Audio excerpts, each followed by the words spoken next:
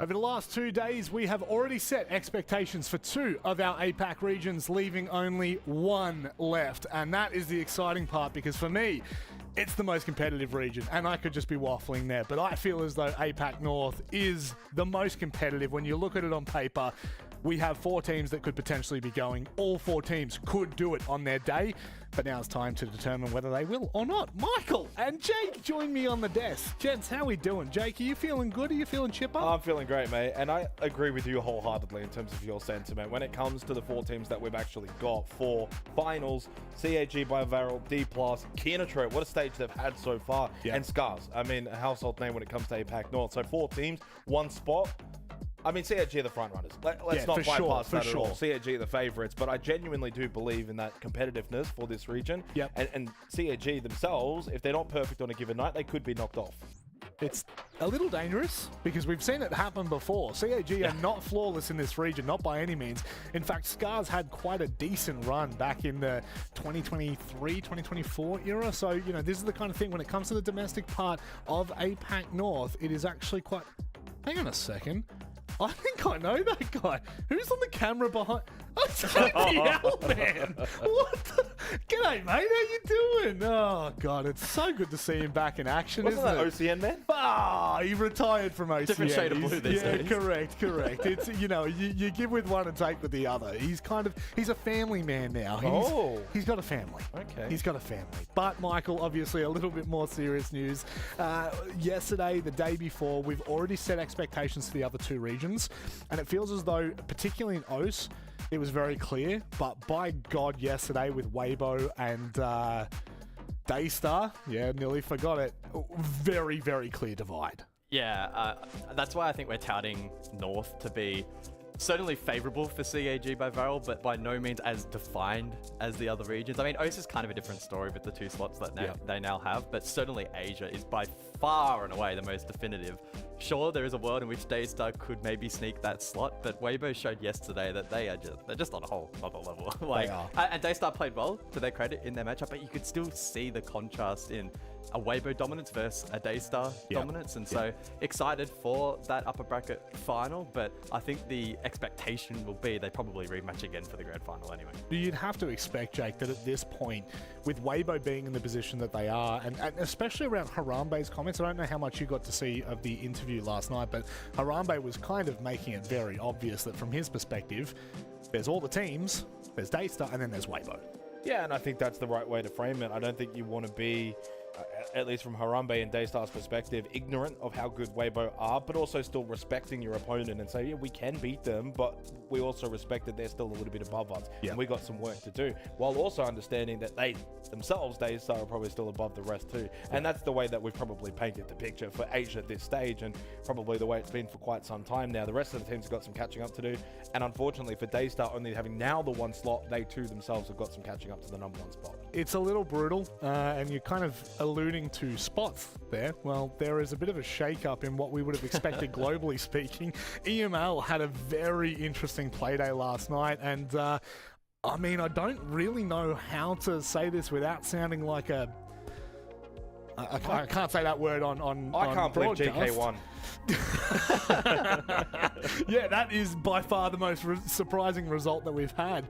I mean, let's just dive into it. I don't want to beat around the bush here, guys. Yeah. G2, we expected so much more from them. I kid you not, I rolled out of bed after midday today, looked at Wikipedia, and I had to take a second, a third, a fourth look just to make sure that it was actually correct. Fnatic walking away with the win against G2, and given that it's a 4-slot region, that matchup for the spot at EWC, there's no third chance for G2 in this particular bracket. And look, it was a close series, 6-8 Lair, then 7-5, 8-7 in favor of Fnatic. It went right down to the 15th and final round on that 3rd map. And even that, I believe it was like a 2 versus 2. Stompin got caught out on the blitz. Like, there were so many massive moments in this match when I had to look back at the highlights. And look, big news for Fnatic, right? The storyline for them over what feels like, 24, 36 months has been Fnatic this, Sathus that, this squad sucks, this one's no better. Like, it was super negative for such a long period of time.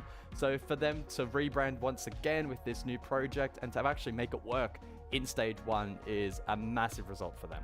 I looked at some of the numbers as well for this series. Of course, we didn't get to watch it live. I don't know. No, it's a little difficult. I don't even know what time it started or finished. But you know, what's interesting is how well-rounded actually the entire series was. I mean, you essentially had the core 4 of Fnatic and core 4 of G2 all performing at the same level, and then Smith and Alamau at the same level underperforming, I guess. So it's very even. You don't really look to this game and say, I mean, I'm sure there's probably going to be some people that might look at Alamau's numbers, but Smith's for Fnatic was around the same level anyway, so they kind of cancel each other out, and no one overly dominated in the series either. So it's not a case of, you know, a Deepek or a Deadshot or a Citizen dropping 40 plus and being a difference maker, and you can look to that and say, well, they were just off.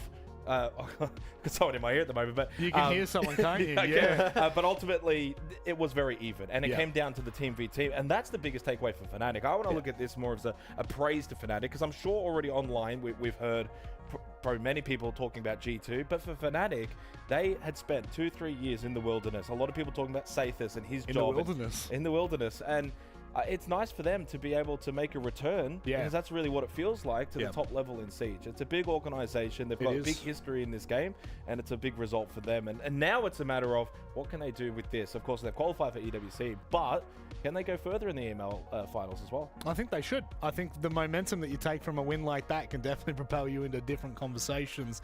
And speaking of different conversations, it's time for everyone's favorite bit here at the APL. It's time for Xenox Goes Pro. Now, if you were smart, I don't know if the audience heard. It might have just been us that heard who was talking then. I have a feeling. Do you have a feeling? I have a feeling, and it's not a good one. No, it's an awful feeling. I'll be honest. Do I have to go?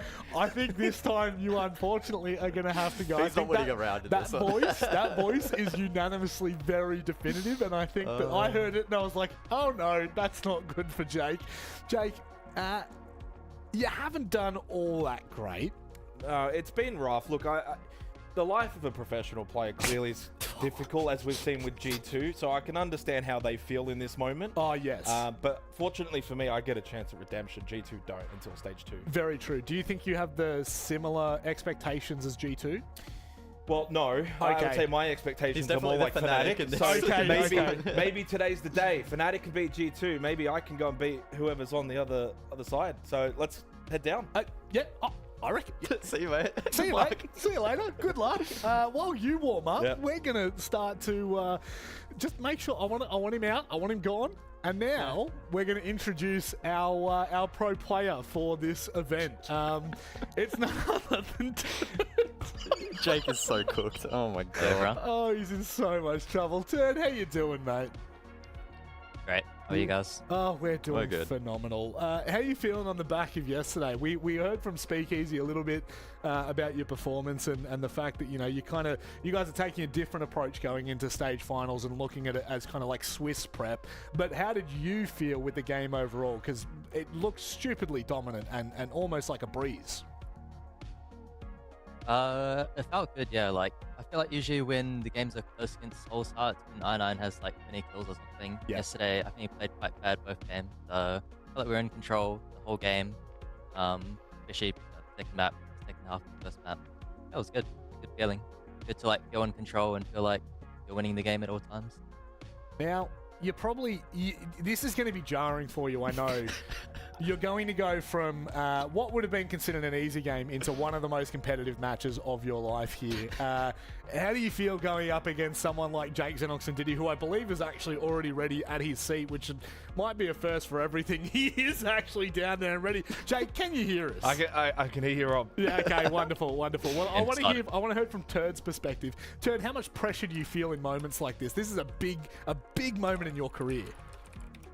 I feel a lot of pressure, and I'm not very good with pressure. I usually crumble under pressure. I don't have Reaps to carry me either. Just me by my lonesome. So. Yep. I love that. Now, if I don't see you yapping in the chat after every round, then it cannot be an official match. Does that make sense? This is going to be terrible. Well, he's actually gone to basement first here, Jake, just as a bit of a spoiler for you, so you don't think it's top. Well, why is it not top?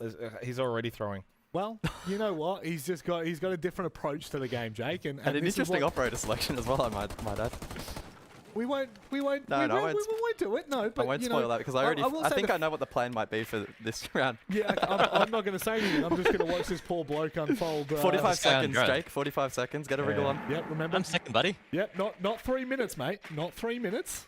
Turd, how you feel? Do you feel the pressure right now? A little bit. I'm shaking. Bro's watching cams. Like, come on, what is this? I'm surprised you know what watching cams looks like, Jake. Oh, no. Oh, he's got so much information. Jake, just so you know, I know this might be hard for you to believe. 20 seconds left. Yeah. 15 seconds. droning. You're still droning! Droning.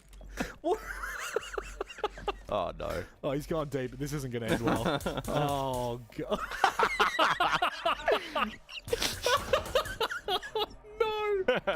Oh, no! He's Jake. No, you're gonna die.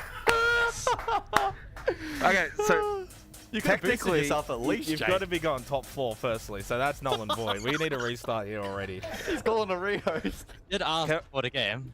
Are there any rules? No That is rules. true. There are no rules. There's no There actually are no rules, Jake. any side, any up. Yep, it's Oh, it's all complete right. He freedom. needs to cheat to win. That's fine. I get it. Now, Jake, I was worded up. Do you have a better operator selection this time around? Not really, no. Okay, fantastic. say Love so. that. Do you have your solid snake? Well, I mean, not for this round. Oh, okay, so they're trolling Come you. on, Rob. Well, I'm just asking in general. Did you I even saw pay? your Amos plays yesterday. Yeah, it went well, didn't it, Turd? Interesting.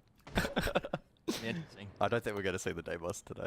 No, I think he's learnt his lesson. I Yeah. think he's learnt his lesson. I think my favourite part was watching him try to shoot through the wall. Yeah. That was probably the more entertaining part. You've got to make a decision here, Jake. I like the intel. He's up here. Like the nuance that Jake brings to a game like this, Interesting position. it's hard for you to understand. I mean, I probably wouldn't do that, but you know, I don't think Turd would do that. Well, he's either. leaving himself very vulnerable if Turd goes for what he's posturing for at the moment. Yeah. Oh no. Jakey. Oh, he doesn't get baited in. I love this. I want to kill Turd so bad. He just wants one. I just want one. Well, you're not even going to get one. You can't even hear it going off. Oh, you're so lucky. Oh, he's locked in. Is he already back? Oh, Jake. Oh, you're in a bit of trouble, Jake. No, he's doing well. Oh, Jake, please. Oh, Oh, no. pros don't fake. Oh, no. Turd, run! No! That was close. Oh. He had to stick. He had to stick. Fair try. Jake, how you feeling after that one, mate? Well, it you was should be asking close. Turd how he's feeling after that one, because I reckon a little bit of sweat was dripping down his forehead. Cool, calm and collected. Cool, calm, and Eric, collected. he's- You know really what? a He's choice. not lying, because he is usually very cool, calm, and collected. And then spams in the. Actually, give me a bit of context, Turd. Where did this shit talk start? You know, you're a yapper. You're a bit of a chirper in the chat. Where did this start from? I feel like someone I look up to in terms of like shit talking is Doki. I feel like Doki is like what I aspire to be like outside of the game, or inside the game, but outside the game too. He's like he's the king of mental warfare. I feel like yeah, definitely one of my inspirations. Well, Talk. I will say I think you've done a pretty good job at that over the last little bit. And for everyone at home, if you are like Jake and you're looking to make your start into pro, you can of course join the Challenger Circuit for the APL. It's live on the 25th of July, and maybe, just maybe, you might verse Turd one day. I hope you don't have to. I pray that you never find yourself across the table from Turd. Oh no, Jake. Uh-oh. Oh no, Jake. Uh-oh. Da-da, da-da. He's like a shark. Come on, Jake. You've got this one, mate. Right. This might actually be good. Oh, here we go. Oh no, Jake! Oh! Oh, he dodged it. He's on here. Oh no. Oh. It's got out. Oh no. Oh no.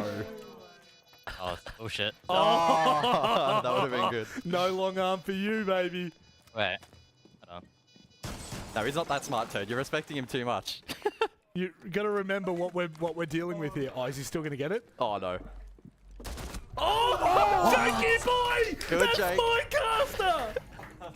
That was good. Is that not a good one? I bet you've never seen that run out in your life. I've never seen anyone successfully hit it, no.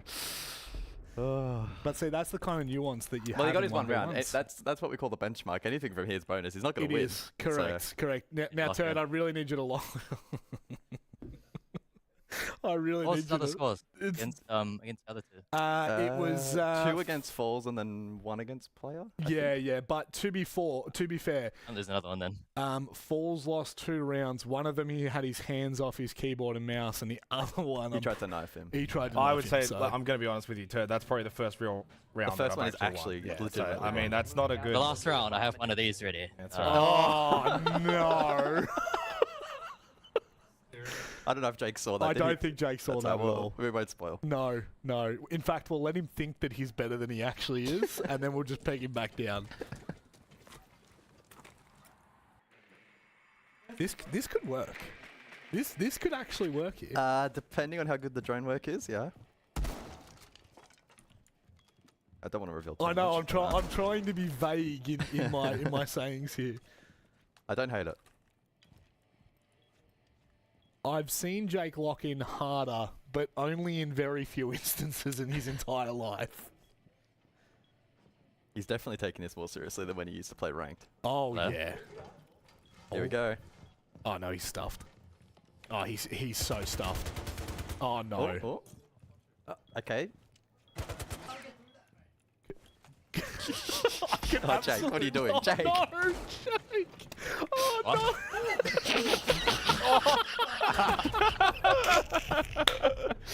What? Turd, on a scale of like 1 to 10. Well, my knife key wasn't bound the way that it is at home, so it kind Oh, of cost me. yeah, I'm not of going to course, lie. of course. You got to check those I things, panicked Jake. a little bit after that. Yeah, that makes a lot of sense. Now, Jake, I don't know if you can see program right now, but Turd is preparing something for you. Okay. Let me just say to you right now, as a fellow colleague and as a real enjoyer of your work, Not as a friend. you absolutely not as a not, friend, no. so far away. As a colleague, I'm telling you, without a doubt, Yep. you need to make sure you don't lose this round. Okay. That's the only context I can give Yeah. you. And Turd's smugness, you've got a program in front of you right now. If Can I you see this?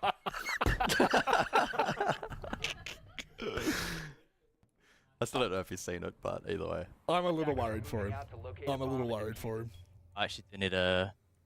I was going to say, controller with that primary is not going to be fun.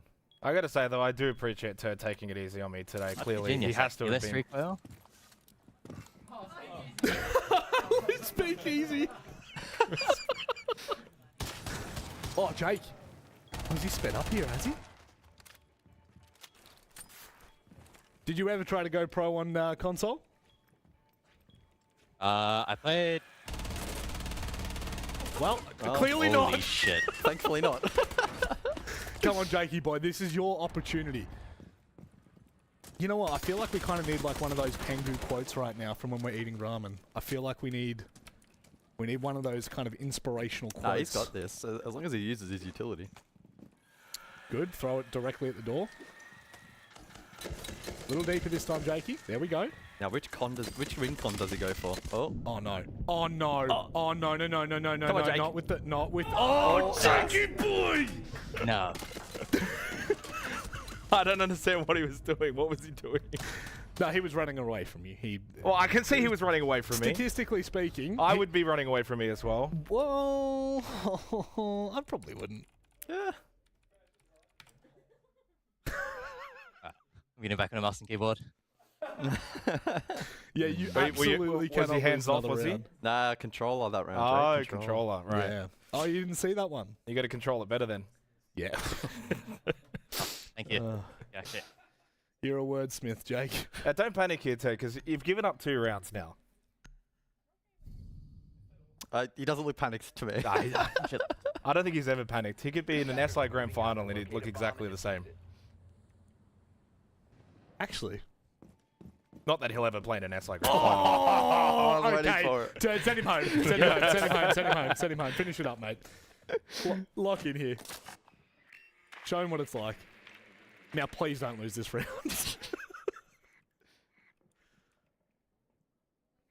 Oh, he has an audio cue. Oh, no. Oh! Jake. See you later. GG. So, Jake, that's what happens when you poke the bear. That's what happens when you poke the bear.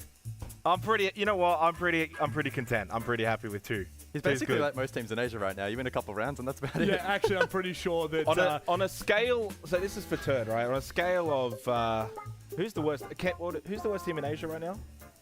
HL Tari, apparently, HL I'm Tari. getting told in the background. You could probably slot me into HL Tari. You wouldn't notice a difference. No, they were good when we versed them. They were good. They actually got around. I got 2 Elevate, rounds. Elevate, if they join. Fury, maybe. They Alright. got 2 rounds. No, I'm content with that. I thought Turd was going to beat me 4-0. Yep. So better than yesterday. Player for me still the best player I've played against. So you got some work to do too. Wow. Wow. Are you going to accept that, Turd? I'll definitely work on my game, and I'll be back. Maybe we We'll can be get back. How about this, Rob? A Turd versus player 1v1. Oh. Ooh. Oh. Are you into it? Yeah, I'm done. Okay, done. Done. We'll Lock it in. organise that. That Don't would worry actually about be it. I'll be up soon. Instead of worrying about Jake playing for the final play day, we'll actually have a decent couple of players entertain us. But look, I think all things considered, mate, you performed exactly how we needed you to. You got the job done. You made it look easy. Your matchup that you've got next week now, I think it's on Wednesday, if I'm not mistaken, is against Daystar. That one should be a little closer than what we've seen so far in the playoffs. I mean, they won 7-3, 7-1. You won 7-2, 7-1. Are you expecting any fight out of them? Not really. Like, they're the second best team in the region, but I feel like stylistically, I feel like we just come to them quite well. And I think the last VO3 we played against them, they won 1 round out of it. So, Copy yeah, that. I actually like versing Daystar more than versing like Pulsar and North. Okay. Copy that. Well, it's nice to know. Mate, we're going to let you go. Thank you very much for joining us and being a good sport. I do feel sorry that you had to verse Xenox. You could have versed someone with far more talent, but alas, we're teaching him how to play the game. Thanks for that, mate. We'll catch up with you next week. Cheers, guys. Good day. Thanks, mate. Shout out, absolute bloody legend of the game. There's no doubt about it as we move forward with APAC North. Again, really, I just want to say, before we move into the schedule here, this is not something that I think we've ever really done in APAC, which is like try to get the players to buy in. And every single player we've gone to has committed fully to the bit. They've got involved. They've enjoyed themselves while doing so. And unfortunately, Jake is back. Can you hear me? I can I'm hear good? you loud and clear, Yep. unfortunately, which I don't want to. I do want to clarify, thanks to the lovely James Dev Marta Stewart, the average rounds that teams got against Weibo this stage, 1.7. Oh, you did better than the average. Just saying, two against Turd's pretty good. But if we round up, you just did like the rest of On Asia. par. No, 2's higher than 1.7. Okay. And in less round opportunities too. Well, That's true. just like the Flash, we're going to go fast here, boys. So let's get away with these matchups because, of course, these are big ones. CAG by Varel versus Scars. And as I contextualize a little in the opening of this show, Scars once had a grip hold on the Japan region. They were beating every team domestically, but since then, they haven't looked as good. Do you feel like they're getting back to form here, Jake? The Scars? Yeah. I genuinely think they've had a good stage. I think they come into this actually with a really good opportunity, but CAG by Varel, of course, are going to be the dead favourites. I think when you go back and look at the stage that we've seen from Scars, they actually had some pretty good opportunities throughout the stage. And this goes all the way back, 7 play days. But 5-7, the Kinetropes, not the worst loss. Kinetropes had a good stage. They destroyed BME, they destroyed FearX, they destroyed RRX as well. And then they obviously played CAG by Varel on play day 5, lost that, okay, 7-3, not great. That was a big test, didn't pass it. And then from there, they went and beat... they lost 5-7 to D+, and ultimately then smashed Triple Main Telecom 7-0. So I think their form line clearly suggests they're a good team, but are they a great team, Rob?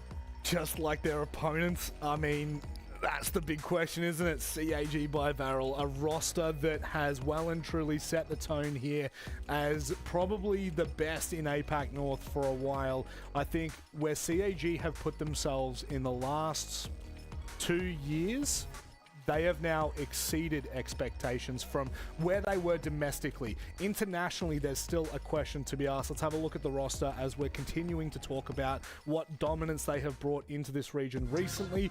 I think it's pretty unanimous on the desk, Guz, and you're welcome to deny this point, but I feel as though if we were to just randomly rank these teams, CAG would be at the top of the region right now.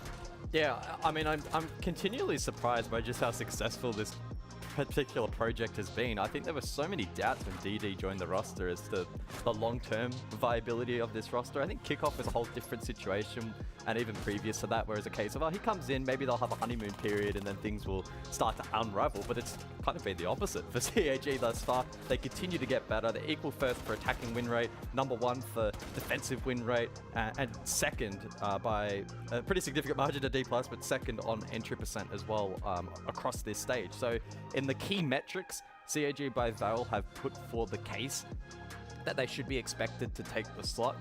But again, the asterisk has to be, it's best of ones, they're into best of threes. We know that CAG historically sometimes, especially in best of 3 formats, get off to hot starts and then aren't able to continue that on. Typically don't have the endurance over 3+ hours to get a result. So we'll see what they can produce today. But at least in this head-to-head, they should be favorites, but it's not by a huge margin considering the head-to-head between these two organizations.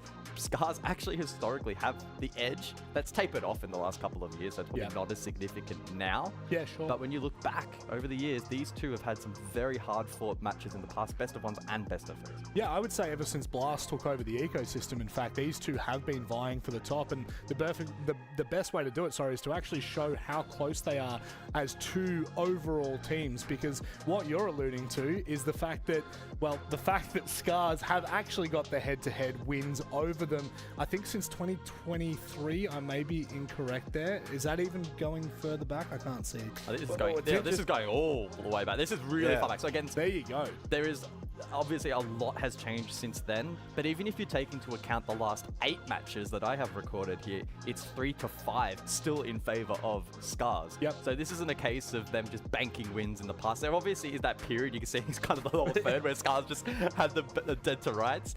But even recently, they have traded on occasions. So this, in theory, could be pretty close. And in fact, even in stage 1 of APN, you can see that most recently Scars actually getting a win. So. I love this graphic, by the way, because naturally esports is not always the kind of sporting ecosystem where you get to go and look over a large range of data. So 8 wins, 13 wins, like that, and the history for many years now, and you can actually see the trends. Clearly, Scars had dominance at one period. CAG a long time ago, but now once again, and that's really where we kind of sit. Ebbs and flows. Well, the ebbs and flows. Will we ebb or will we float? Will we ebb or will we float? Well, let's have a look in comparison to now, because obviously if we kind of scoped in a little more, you would see that CAG by Varel have taken over. And I think that what the really important context here for that win to loss ratio, or 8 wins to CAG and only 13, I say only, to Scars, is there was a dominant period for Scars where it was only the Japan League, and that was throughout 2023 and 2024, and they dominated the region, consistently winning. But if you look to now, if you jump ahead, it is clear that CAG by Varel beat them in nearly every metric. Yeah, they do, and not just on those metrics that are on the screen, but even the other behind ones, the scenes. not to butt in too much, but like multi-kills and clutches, they're also significantly ahead CAG. So again, in the core metrics, they're leading. In some of the fringe metrics that are also pretty indicative, especially in best of threes when those clutch moments are really important, they're also leading. And that's why it's very tough to make a strong case for Scars in this match. It's tough, but we still have to, don't we? Because the thing is, with history being where it is, the fact that Scars still have that opportunity, they still have a good track record against CAG. Are they the best chance that we have to see a team other than CAG go through? Is that bold to say? I think that's a little bit bold to say when we started the show saying all 4 teams are competitive, right? So D+, Keenatrup's stage was really good, and D+ finally got a little bit back to their best. I felt like they were floundering a little bit throughout the stage, so I would agree. I wouldn't count out D+, certainly if it gets to, say, a grand final. But CAG by Varel, yeah, they're the favourites, but I'm sure G2 were favourites over Fnatic. And as we've seen in the history of this game, sometimes the underdogs, they're able to bite. And I think Scars aren't that much of an underdog in this series. I genuinely think that if they play their very best tonight, this is a classic case example. If Scars are 10% on and CAG by Varel are 10% off, you could get an upset. Yeah. The worst part about me saying all of this, in hindsight, if you actually looked at how the groups played out and you were listening to this and you didn't have the context of what we were talking about, CAG did not lose a single game throughout groups, whereas Scars barely managed 12 points. So, you know, like it's really important to understand that the context is not necessarily recency bias. It's actually more when we scope out and we look at it as a holistic view, we still look at Scars as that opportunity to kind of come in and undercut. Well, with that point that you made, they, of course, as you said, scraped in, but they scraped in past Fear X, and they were both tied on 12 points. So we ended up with a Final Four ecosystem, but really in this region, there were 5 teams that were fighting. And it's not just Scars that scraped in. Even Keenatrope were only 2 points above. Even D+, if you think there was a chance they actually could have missed out as well. That's all the way up to second. CAG by Varel were the only team that looked set, comfortable, clearly didn't drop a map. But it's not as if, again, for a team that went 7-0 plus 28 round differential, for a 7-0 is about kind of nice. It's not like they've absolutely smashed everyone, what we've seen from Weibo in the past, or even in the old Bliss days in Oceania. So I think for me it comes down to the map vetoes as to where we actually go, and funnily enough, let's go and find out. Yeah, well, that's a quick one, isn't it? Fortress, Lair, and Bank. Guys, do you have your stats up in front of you, or do you want to talk vaguely? Yeah, Scars have a pretty good record, 2-0 Fortress. It's also a map they've banned 7 times, so they've largely kept it hidden. Lair, on the flip side, 5-1 record for CAG, so again, a comfort map for them. One that they haven't banned frequently though, but it was also banned against them at a pretty high frequency, so again, largely hidden.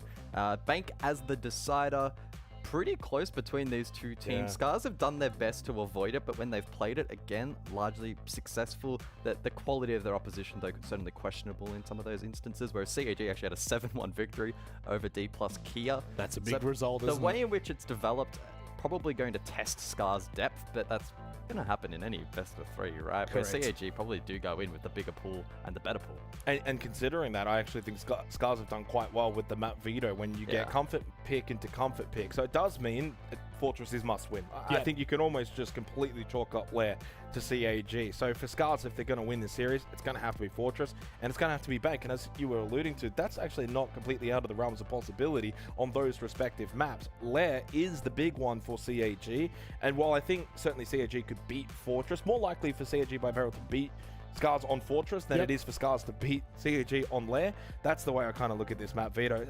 I think this is actually pretty good for Scars. If they win Fortress, they're a real shot at this. I would be really excited to see what Scars could do. And I think that if you catch CAG on a bad day by any chance, or even just a bad map, you can start to gain that momentum. But fortunately, this is not just a 3-person show. We actually have 2 other blokes, one who is potentially thousands of kilometers away. Nick? Sorry. Pengu, you there, mate? Come on. Get over here, buddy. Jesus. Alright. Sorry, you know the Danes. He had another IKEA delivery to get to. He's a busy man. I did, dude. It's busy over here. I was actually watching my other monitor for the highlight reel of one of my favorite up-and-coming players, Synox Jag Venditti. You know, getting round after round against various pro players. Dude, I love this series. I'm invested. I'm a fan. And honestly, today against Tursta, I think you showed your biggest potential so far. Mate. Thank you, mate. I mean, and honestly, pros don't fake. I had to stick it. And how close was that? Could have been a 3rd round, Nick. Could have been. And we're never going to hear that would have been embarrassment. Just got to stick it earlier next time. Yeah, exactly. Genuinely did win 2 rounds fair and square, which is more than I can say. There was one round he was on a controller, but that's more than ball staring at a wall. And you were running Ing shotgun, but then he ran blitz against you. Yeah, so he ran I blitz. think you take all the wins, man. Oh, look at that's filthy. You can see the pain behind the eyes, can't you? Close? Yeah, that was a little close. Oh, no, not that one, sorry. Not that we one. won't. That was close. Yeah, not this one either. I mean, we would need clean. like that was clean. And it's Look at Turd's was a expression good on his reaction. face. Turd was very much surprised. I actually think that might be the biggest reaction I've seen out of Turd dying before. So you've done well, mate. You've extracted something from this series. Do you feel as though you're getting better or worse? Well, you know, as we know, Kind of a question is that? improvement is not linear, right? Oh. You're going to have your ups and downs. It's not a straight path. You know, day one was okay. Yesterday, not great. Player was very good, out of my element there, but improved today. So we take the learnings. We do. We've got till next week, and maybe I'll get Nick to give me some tips. I don't think Nick's going to give you any tips, mate, and I would not want I him would to love to have either. his It's tip. time for One us tip. This one. See you guys. I think Rob's out of it. All Have right. fun. See you guys. We got a Just game to take it. play. It's time to head to Fortress, Pengu. Dispel any doubts about what the hell was happening over on the desk. We have a game on our hands. It's two top teams from do have a Japan. game. But is this a realistic shot for Scars? Now, on paper, you look historically, Pengu, and we talked about it. Yeah. Scars have had CAG's number, but that was back in the day. CAG are looking in peak form. They're undefeated through the entire best-of-1 group stage, but we have seen upsets before. Bottom seeds beating top seeds. It happened in EU, and of course G2, who were undefeated in best-of-1s, ended up failing to qualify. I sure hope for CAG, by Varel's sake, that it's not going to be the same story here. Yeah, I mean, that seems similar, but mind you, Scars, while they did make top 4 and qualify here for stage finals, they did actually have a bit of a question mark as if they were going to be capable, and it came down to some close victories, right? That a 7-5 victory over Fearx in the second final playday, and that gave them a shot at qualifying. Then the very final playday, they had to beat Tribi as one-sided as possible, which was a 7-0, and then hope that other results were going to favor them, with D+ either winning very convincingly against Fearx or the other way around. There was a very real chance here that Scars wouldn't even make it into top 4. Yeah. And now we gotta sit here and go, and they're gonna beat CAG by Varel?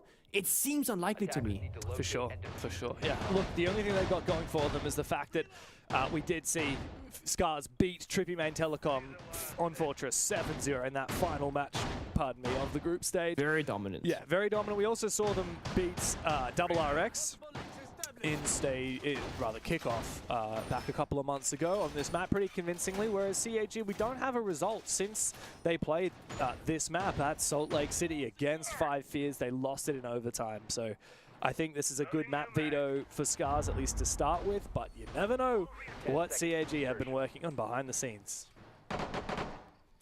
Oh, you really don't.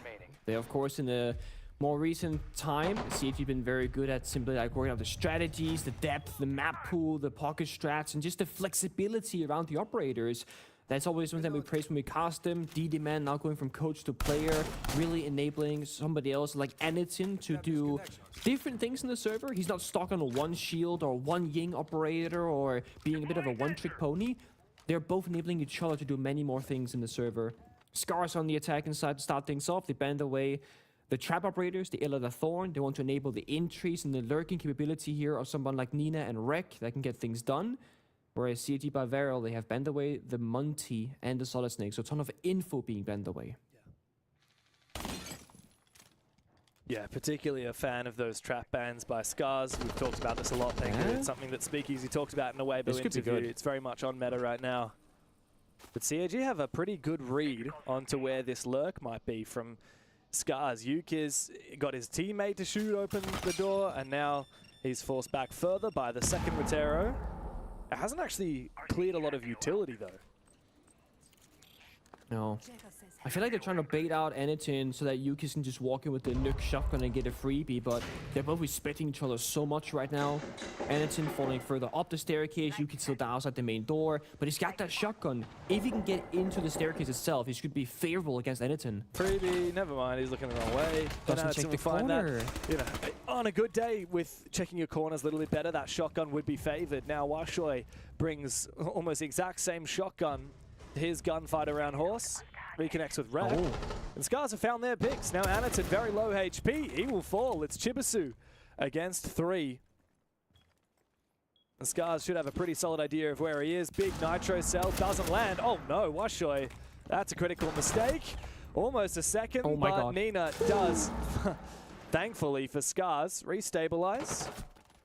First round on the board for the attacking side of Scars. It's a very good kind of like a one-off execute. You know, they're just kind of baiting main door, not really showing much sign of life in the server. And then it's 3, 2, 1, you know, display window, horse door, walk up the main staircase, attack from the tower. And I think the only reason why that works so well is a couple of those flourish drones. We saw them getting shot by Anita in the main lobby, didn't do much. But then later on, he went to the roof and took the drones down the tower staircase, and he opened up the single wall leading into the bomb site. So Scars actually, despite all being outside the building, had a lot of fake pressure inside the building with the use of utility. So CAG Bavaro, they had to worry about maybe like 7 or 8 different angles with, you know, just 5 of those attackers looking for the gaps, and they found them. They got the opening picks. They keep up the momentum and pace. Great first round from Scars. And we've seen in APL a couple of times where a team will try and slow down the pace of the game. We saw it yesterday, actually. Weibo, they would play border, and they were playing operators like your Kaid, Tubarao, and they would just reinforce a bunch of walls. Like, they weren't trying to take the fights like a border typically would. CAG perhaps are now doing a similar thing on Scar, saying, hey, we're gonna slow down the pace, slow down the rounds, just make you work really hard for it. Goyo, Tashanga, the Tubarao, and they got a bunch of reinforcements spare in pocket right now, so CAG can just kind of start offensively, fall back a layer, reinforce a wall in the middle of the round, and keep changing the state for Scars. And if you look at Scars' attack and lineup, there's not a ton of heartbeats, right? In fact, there's no hot reach. So if you start closing those walls, they literally can't open them.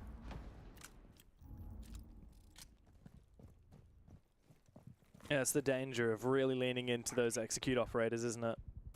The info ops. Oh, wow. Look, I'd really expected this to be a solid game from CAG, but a decisive first round for Scars, and now a decisive opening pick onto Shoe Reap.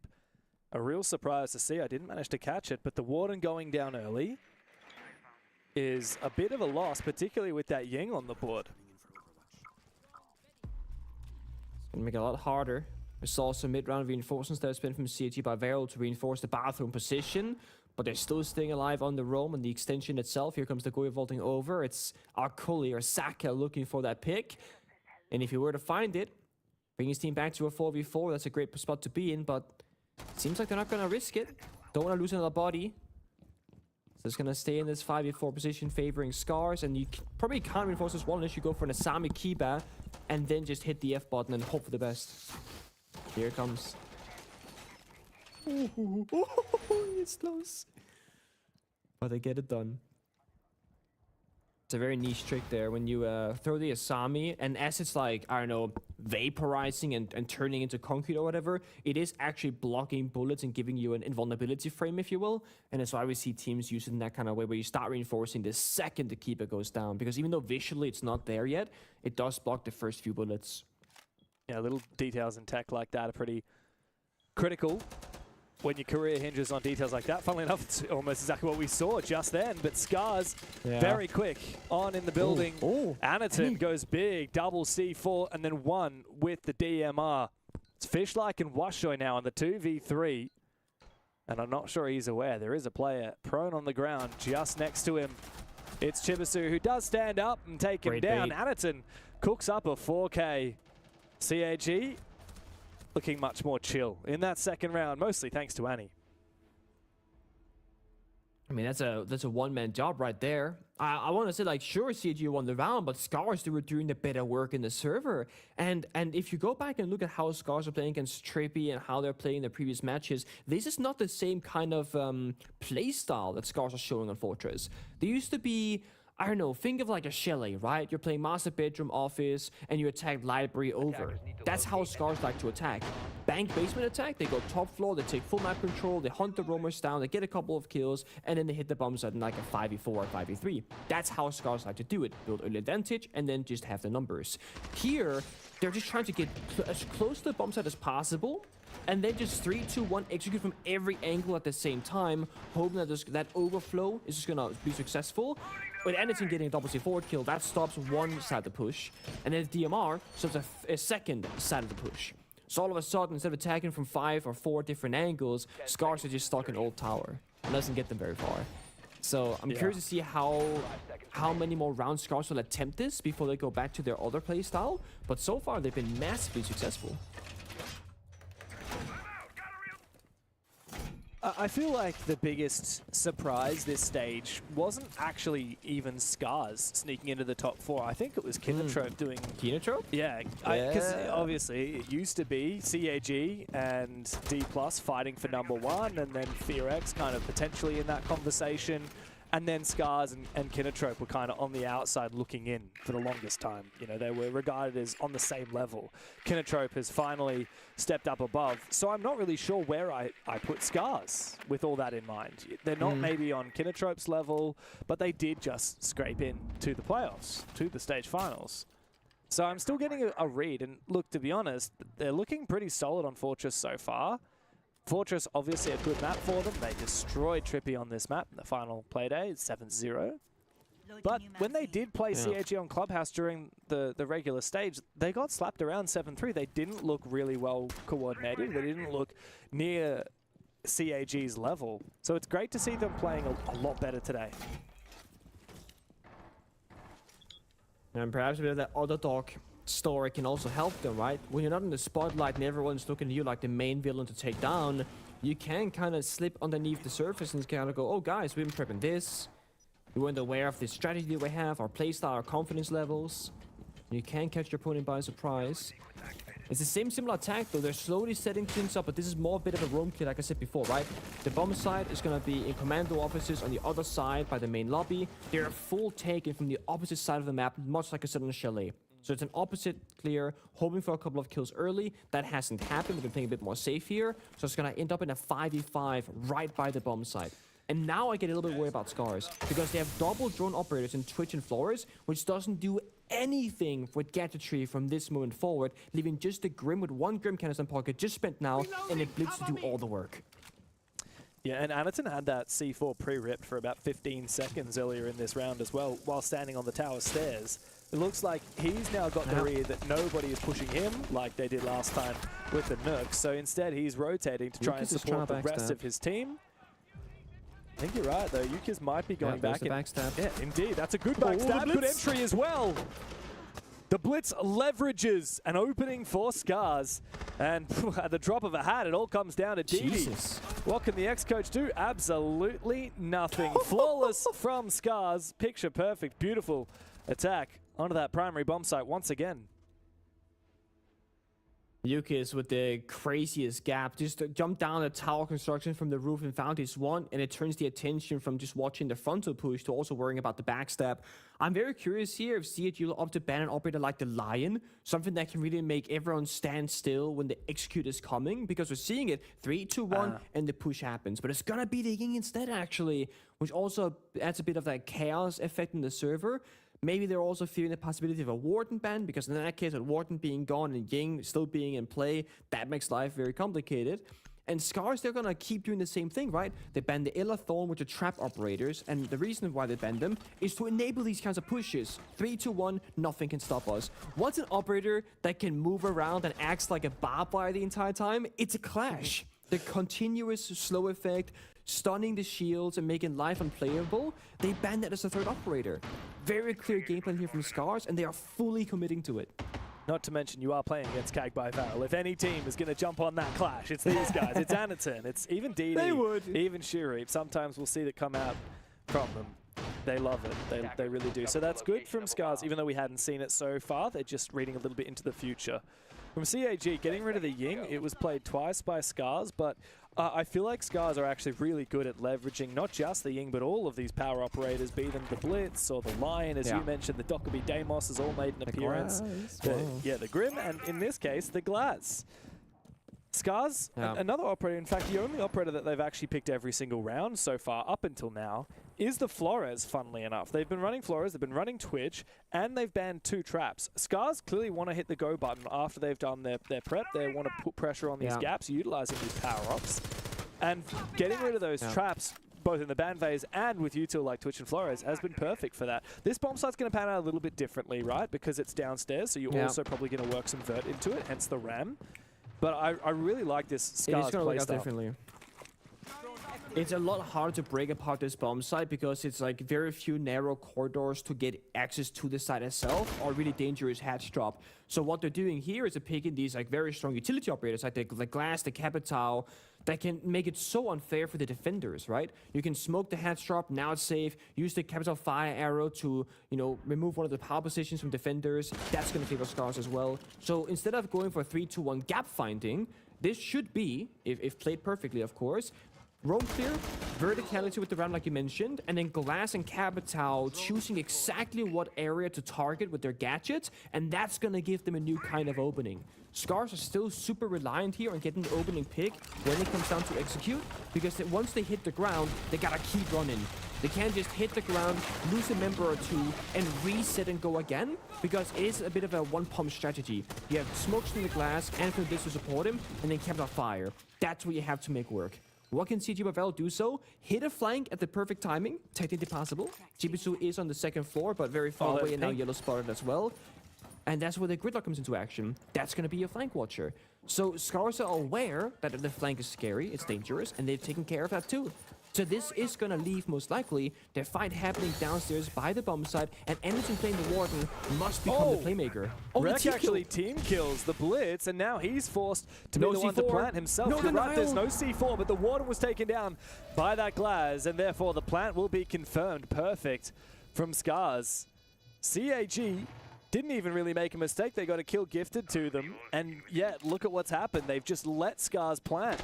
The flank is now going to have to be deadly. Chibisu finds one, but traded back is Shureep on that top floor. Chibisu gets him back again, which means numbers now favor the defense, but Rek polishes off DD Man's head. Chibisu has to flank from upstairs. Zaka has to get active straight through the fire, looking to try and hunt down Rek, and he is successful. Now it comes down to Nina up above, but look at this. He has perfect vision on where that defuse is. Both of his opponents are low on HP, and he can cover his own back, but not from the side.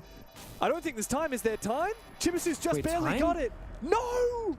Oh, just barely. Scars win the round on time. CAG not fast enough despite having 2 players alive.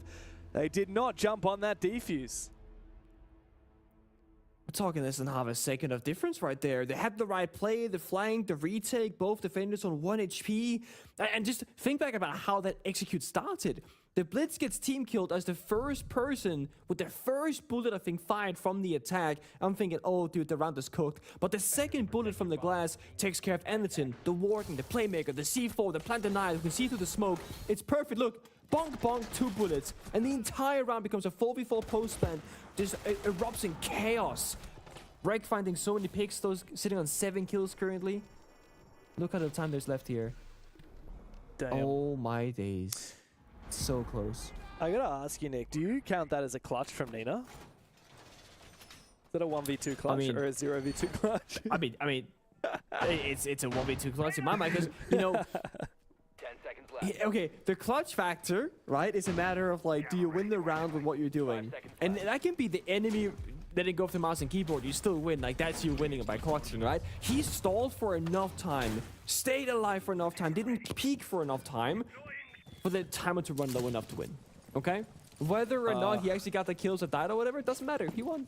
I've just looked at the That's a Nina replay clutch. as well. Chibisu got onto the defuse at 6 seconds and 400 milliseconds.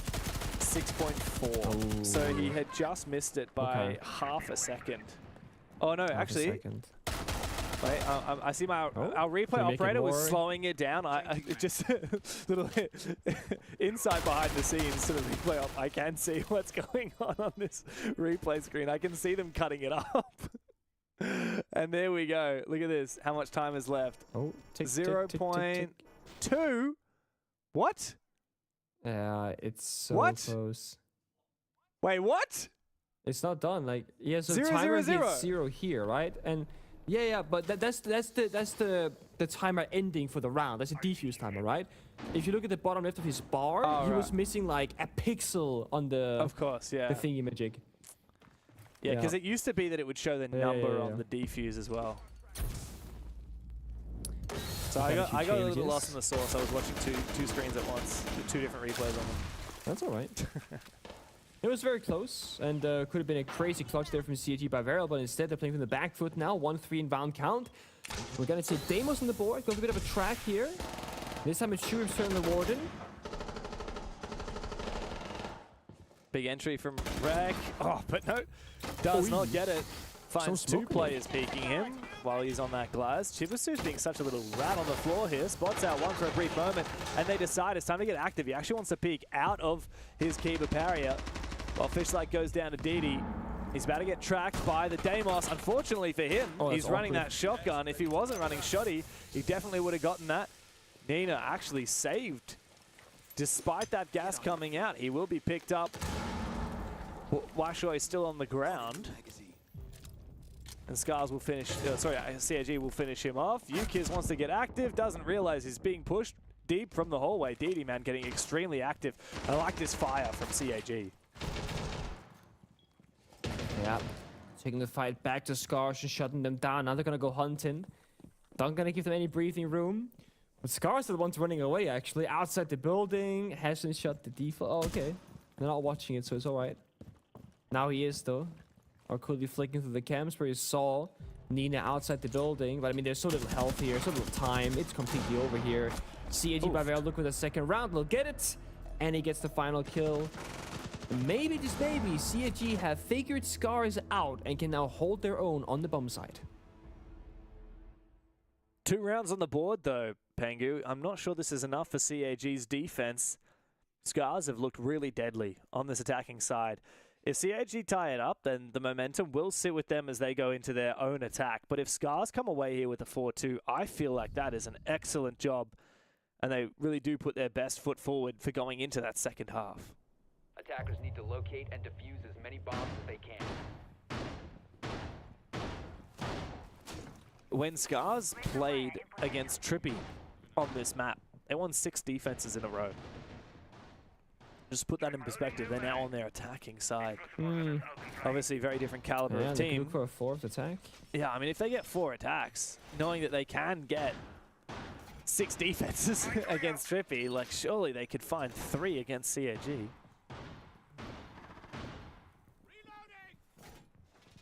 I'm patiently waiting here for the timer to hit 0 in the operator repeat. Ah, it's gone. The fuse shield dream is dead.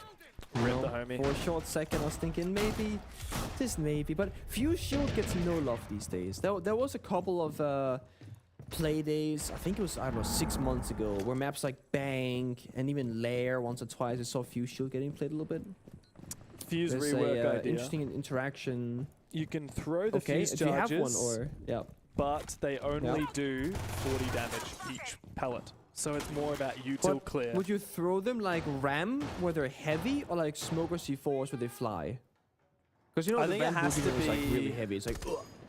True. Well, I think the idea is that you can then throw it onto the ceiling, and it goes out to the floor above you. Oh, that kind. So I feel like, yeah. I don't like the throwable thing. You know, I think of Ace, and I'm just like, this is lazy to me. Like, Thermite's gotta walk up there, he bound and he's like aim it and shoot them, and Ace is like, chuck it, chuck it. It's like, well, my, chuck it, chuck it. I'm not a fan of it.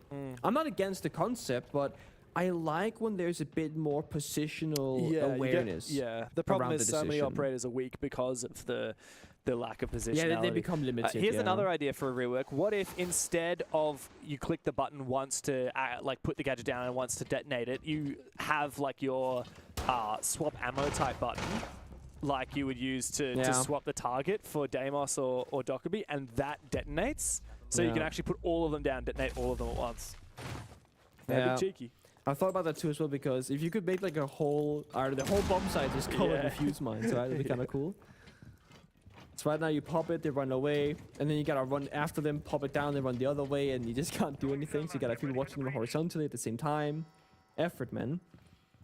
But speaking of effort, CG Bavaria have been putting that in because they're extending out their aggression more. Yeah. They're not playing so much about like the full roam extension. They're playing much closer together. Now they have a guy horse and a guy main stairs, a guy in the middle of that, and they have a player in bathroom also in the middle of that. So they have 2 links kind of chaining the whole team together, meaning that if anybody falls, they can assist that player. Yeah, Kaga made a really good read here, which is that Scars are very good at executing on Fortress. So you have to play disruptively throughout that mid-round. So they find that kill early. However, they're also losing bodies left, right, and center. Great pick onto Anitson. Chibisu also takes a hell of a lot of damage into the 3v3. Scars have A lot of map control surrounding that bomb site, but they are all separate. They have to win their ones, and well, they do not do so whatsoever. It is a tie of the score from CAG as they find a third round in the half. Beautiful. I think that could bode very well for them. They get a bit of momentum back in the server and can feel more comfortable about their opposition. And Fortress could very well be attacker favorite. But James, we have a desk, and I would like to hear what they have to say. You know what, Nick? I think maybe you should become the host. He salvaged that one because he knew that he missed the soft throw, but Yeah. then he actually collected it really Yeah, well. So yeah. credit to Nick there. And Shout then out. he hit us with a hard throw. Oh, was that actually a soft throw? Yeah, oh, that's okay. Don't worry, Pengu. We'll learn next time, mate. We'll get there. But look, this is what we were trying to contextualize going into this match, that Scars are definitely a formidable force. And when they go up against CAG, it does feel like they've got a good opportunity in this. Yeah. And from what we've seen, if I can hear James yelling anymore, I'm going to go over there and rip that headset He's just off his excited head. at how well Scars have played in that first half, and who can really blame him, right? Getting 3 rounds on attack, and they didn't unfortunately cap it off probably in the fashion that they would have liked. Unfortunately and not. there were some very dicey moments across that half, so I think Scars are somewhat fortunate to have walked away with that particular scoreline, but they're in it. They're looking competitive. They are. And it is, at least for now, shaping up to be one of the more compelling best of threes that we've had so far, but I will say that under the prerogative that we have had a collection of best of threes so far, where the underdog starts off well on the first map and then it fizzles out. So we need to ensure now that Scars can actually back up this performance in the second half. And that's the thing, is when we shift the narrative, I think Dev put it quite nicely toward the end there, which is Scars' attack on Fortress looked very succinct. It looked like they had a real plan in every round, Jake. But now that we start to pivot a little bit of the conversation as we turn to defense, can they carry that momentum? And we've said this multiple times. Guys just put it perfectly. So many times the underdog have started strong and then they can't get into that second half. Well, when you look at Fortress within the region, sits at about a 53% defensive win rate. Hasn't been played much, small sample size, but I think Fortress, ever since it came into the pool, has largely been that slight favor to the defense. So a 3-3 half from the attack of Scars, I think you should be pretty content. Yep. I wouldn't be jumped into the hill. If they had made it 4-2, I would have said this is looking really good. Yeah. Sure. They would have had some breathing room. You know, you could maybe drop a round or two. I think for Scars, where the best part of this game would be is the start. To get out to a good lead, builds that momentum, and also builds that feeling of belief that we can actually get the job done in not only this map, but also the series. The job hasn't finished just because you got 3 attacking rounds against CAG on Fortress. Yes, you go defense, and yes, they should feel comfortable. This is their map pick. They've got a good record. I genuinely think if they can win the first 2 rounds, job's done. I think from there they'll go and close the map. Yeah, I think the ban discussion's really interesting in this matchup. Scars, last 2 times they've played this map, haven't taken shields off the board. They'll take the snake off again. And in previous matches, the Ying has been their most frequent ban on both occasions. But against CAG, that's a risk to leave those shield ops up. They opt for the Glaz. Has seen 1 ban so far. It means that full shield play will be available to CAG by Varel.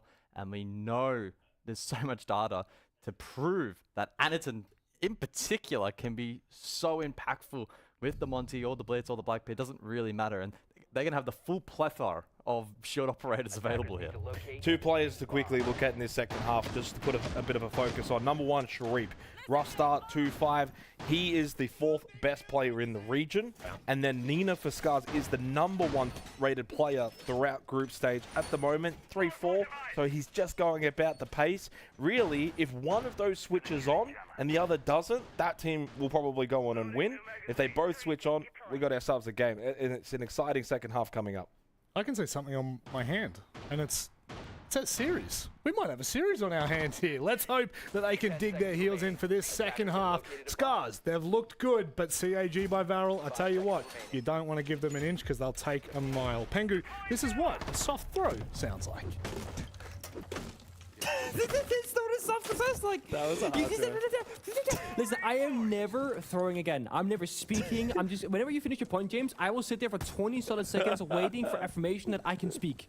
Okay? Bro, you're I need getting permission bullied, now but to exist. you did fine, actually. I think Gus hit the nail on the head. You had this is a backhanded compliment. I think you did just fine. See, everyone knew what was happening except for me. I was kept in the dark. We were all in the studio Everyone knew that looking you were at gonna each make other, your and I'm point, and that looking at was you it. on the TV screen, forgetting that you can't look back. We need a little webcam on the camera so you can actually look at us. Oh man, it's okay. You know, a player is not defined by how well they fare in the moment. It's about how far fair they will at the clutch when things they go wrong. Okay? That's what we base them off of. Wisdom. Wise Pengu has been activated. It looks like Anaton is doing Anaton things. He's on that Monty. Now, oh, this is balls. there's no way this works. Yukis Jesus is so Christ. ballsy. He is bandit juggling in front of Anaton, knowing that his teammate disrespect. will kill Anaton. The thing is, there is actually an angle here. If Anaton peeked into the corner, he would be able to go for an ADS. A lot of damage onto Yukis. He tries to retreat, ends up getting flashed, and will be injured. Scars a little bit too aggressive, and they will pay for it. Not the floor stroke kill. Here it comes. Ding, ding, ding, ding, ding. Kaboom. Beautiful. Don't see that every day, do we? Good opening pick there from CAG, and also get a lot of damage onto Fish-like at the same time, so getting a lot of value. And we were muted when it happened. Gosh was talking about how it's interesting how, you know, the bend phase works out for Scouts here, not bend the shields historically, and not doing it against CAT by Varel could be a mistake. I said off camera, you gotta bend the Monty and look at the value they're getting. Oh my god. Anaton just after kill drives fear into the hearts of his opponents. As soon as that Monty starts walking towards you, you know you are doomed to die. You know you're being yellow pinged. You know everyone is peeking you. Nina finds one. Best player in the group stage for APAC North. Now has to 1v5. Gets ejected by the Grimm's Bees. And now Anaton in a post plant on the Monty. Unlosable. Chibisu locks in the final kill. That's your number 2 player in the league from group stage. And CAG looking fiery to kick off their attack. They're gonna regret not bending the Monty, I'm telling you. Any can run it back 3 rounds in a row, and then Scars will be forced to bend it, and then we'll see what happens after that.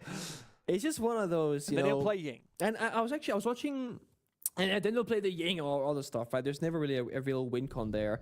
But I was watching EML last night. I was watching the very end of Fnatic versus G2. Attackers need to locate and defuse bombs. And I tuned in, I think right before overtime, like 6-4 or 6-5, like Fnatic making the comeback into OT. And I was looking up and I saw that they had banned Monty against Fnatic, and Smith has been like a really, really good shield player, actually. It's been what Fnatic have been leveraging a lot in the shield meta game, of course.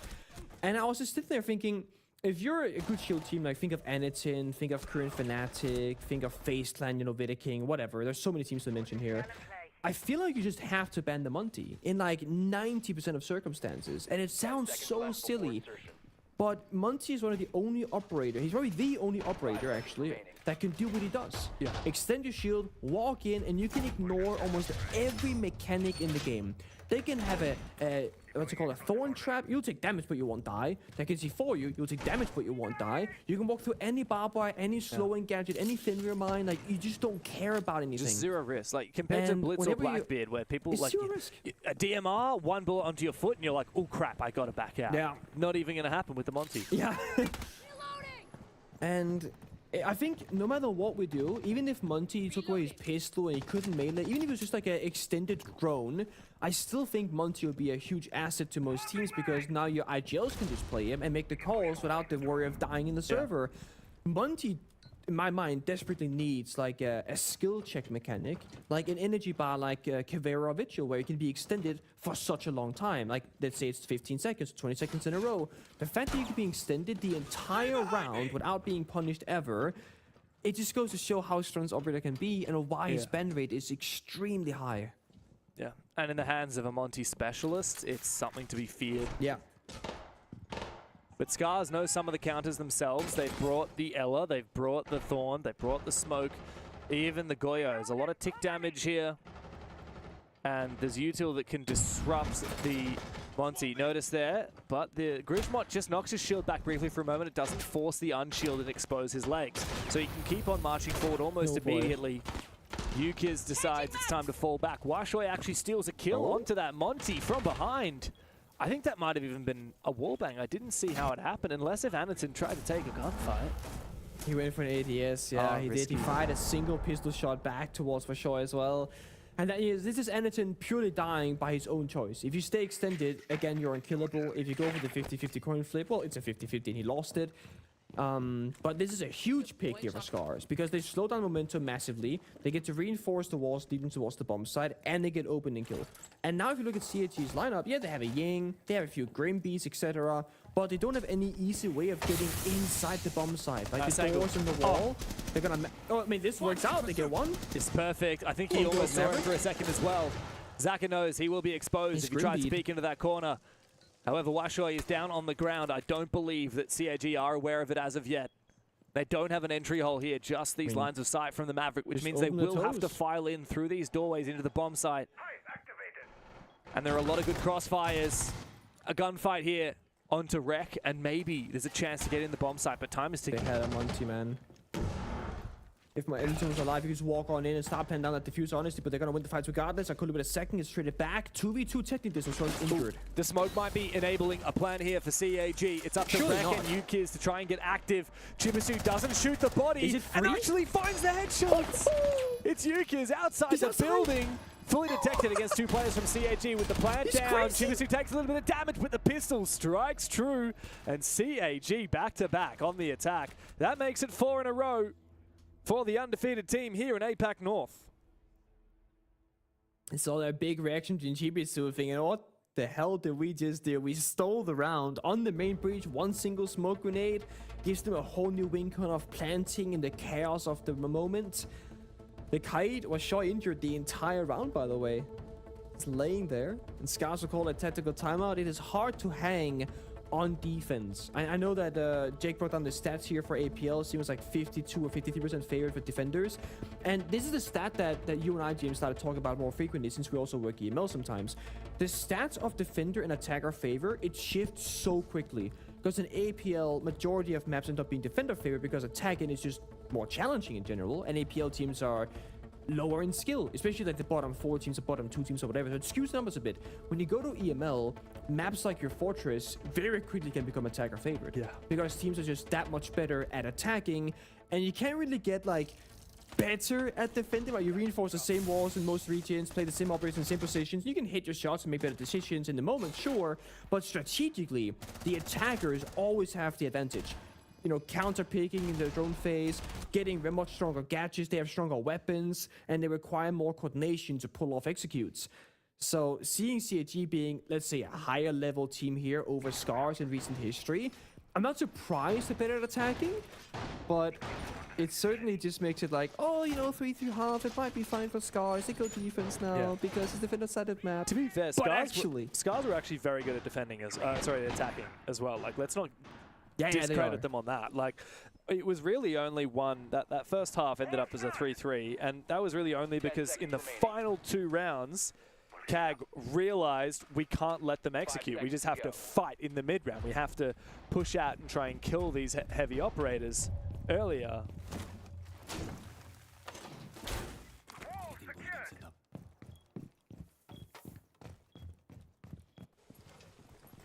I mean, if I'm a Scars fan, I'm saying, guys, let's survive one more round. We ban the next operator, and things get easier from that moment forward. We'll go back to your point, though. You know, you ban the Monty, there's going to be a Ying, there's going to be a Cavatal, there's going to be a Blitz, and a Blackbeard, there's going to be there's going to be so many other strong attackers, and that's the problem. But it's a start, right? It's going to change things around a little bit here. The win conditions from CAG by Varel. Also, like, individually, Fish-like and Washoy both having a hard time on the scoreboard. Like, if they start hitting a shot here and there, that can also create a change to conversation. Sure, taking a lot of damage on the Blitz. What is this? Whip, whip. He's scary. He's poking his head around. He's taking a lot of damage, though, to the feet. And this is the thing. We talked about shield play and CAG, whether it be the Clash or the Monty. In this case, the Blitz. They can share it round. Anderton is sometimes keen to actually play a Ying, get a shotgun instead. And he'll let someone like Shurib play that Blitz. DD, who, by the way, has been fragging out today. I know he's only 5-5, overshadowed a little bit by Chibisu and Zaka and Anderton, but he's had some big kills and some aggressive moments.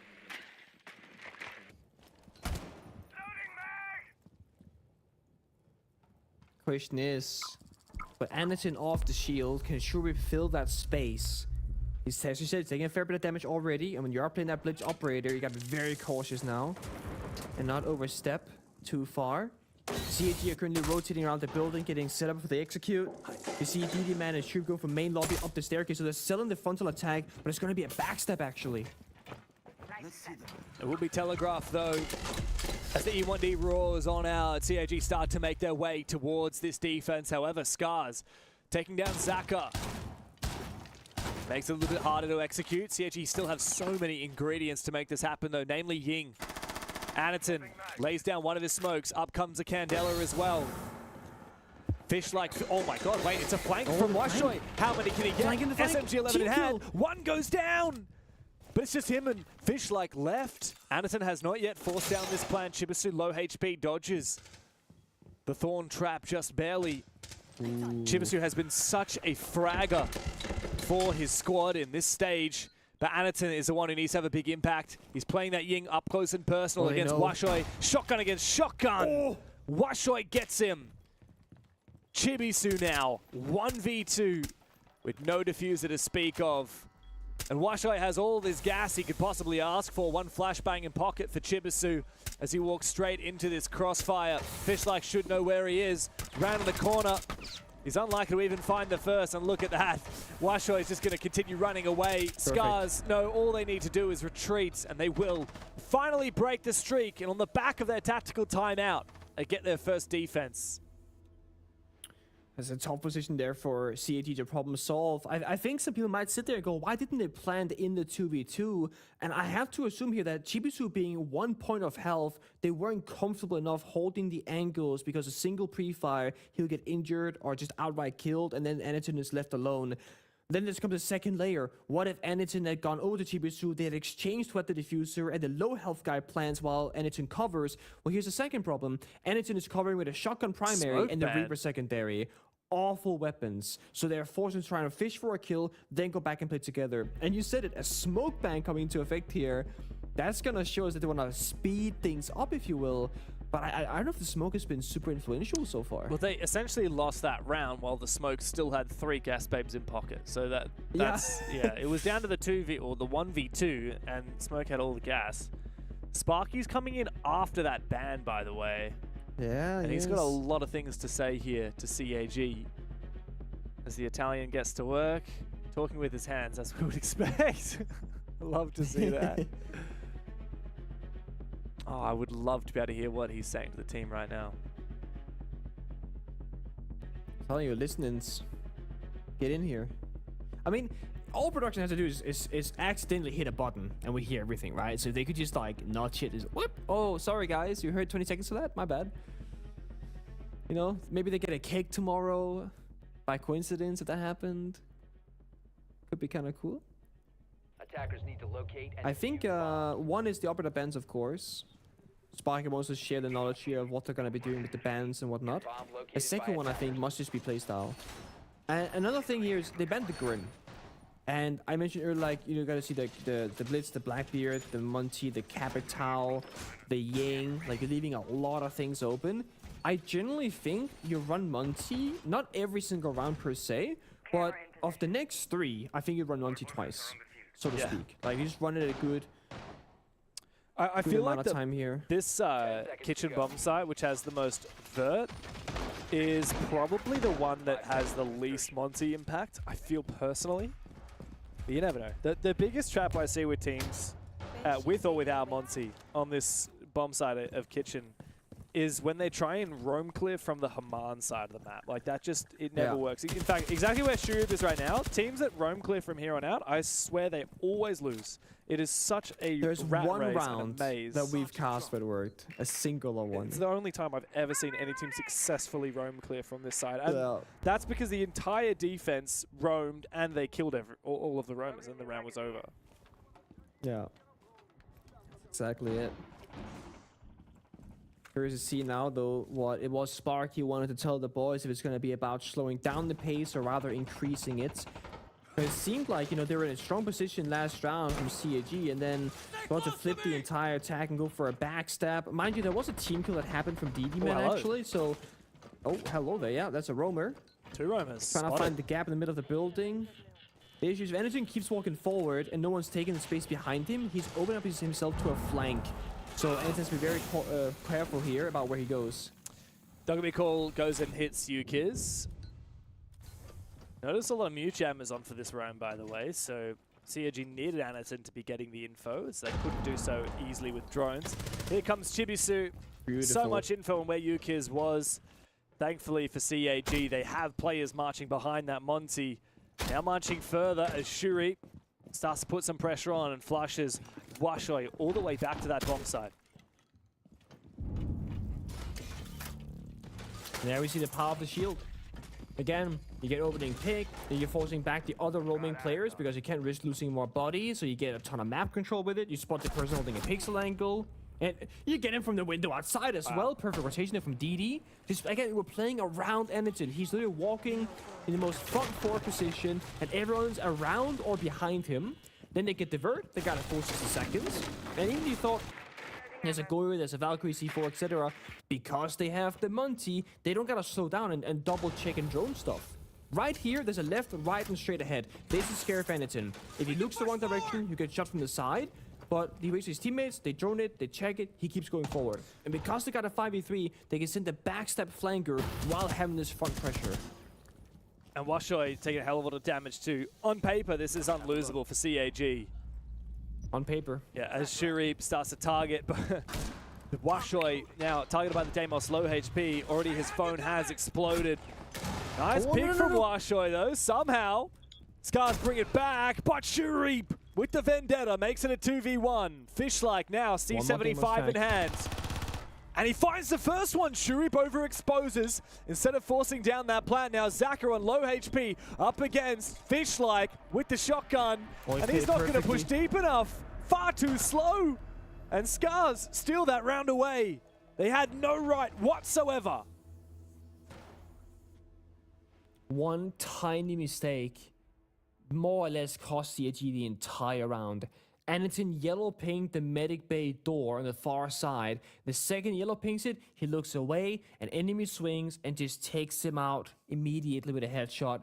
They lose the Monty, the case is in a bad position, the frontal push is dead, the backstep is the successor, but the issue is the backstep doesn't have much ground. The backstep is about creating chaos, getting a kill, and enabling players on the front side to be successful.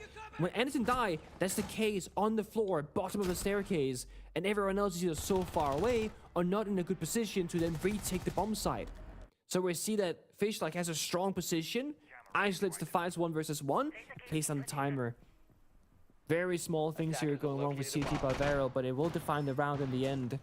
I don't think they have to change anything. Like, you can literally do the exact same thing, same operators, but on a new bomb site here for CAG, and the teeny tiny details, that just has to be better, and they will win the round. It is still, in my mind, Scars that have to figure out the problems and the solutions here and make the counterplay.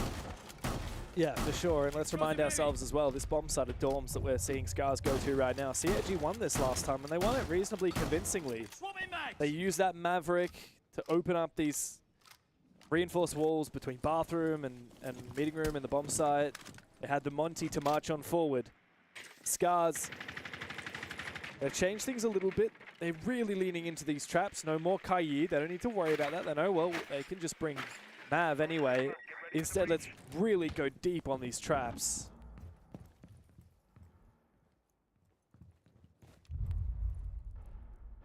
I think they're tempted to fight CAG even more. Yeah, I was gonna say, if you just kind of ignore the Monty and just have 2 defenders fighting him back, you don't care about Anaton anymore. You care about the guns that are behind him, and then Anaton can just watch his teammates die essentially because Monty can't risk taking a gunfight.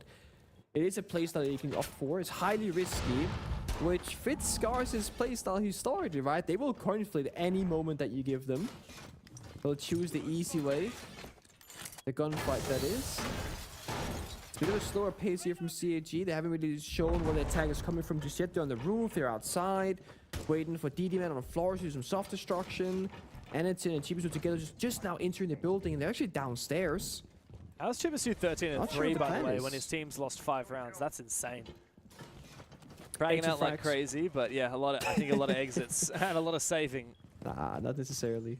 He is the second best player in the region. That's a step that I would like to see. Yeah, I would love to see that too. Wow, that's a lot of damage onto Anaton. No.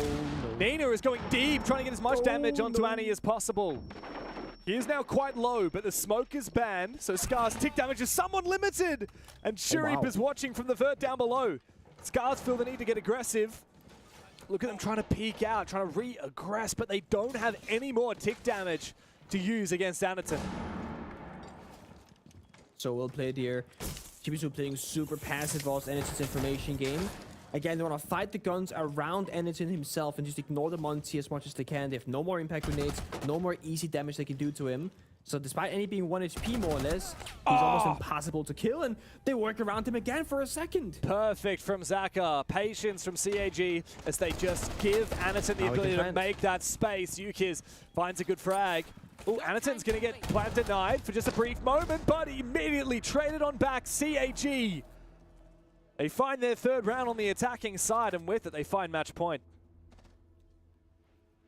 One more round, and Forces will be in the past. Mind you, this is Scars' map pick, I believe, so it's a pretty big deal for CT to take it. And next up is kind Lair, of catapults them. which is such a good it map. sets them up to a nice 2-0. CAG, yeah, that's the scary part. I mean, you look at CAG beating so many good teams like Kinotrope and D+. That's the number 2 and number 3 seed. They beat them both on Lair quite convincingly. Scars themselves, they did play Lair against Kinotrope, they lost it. So on paper, everything points towards next map to be won by CAG. The only universe where Scars make this happen is they dig deep on Fortress and then they play the long game and go to bank. I just don't see them winning the series, Pengu, if they don't win Fortress. I'd have to back you on that.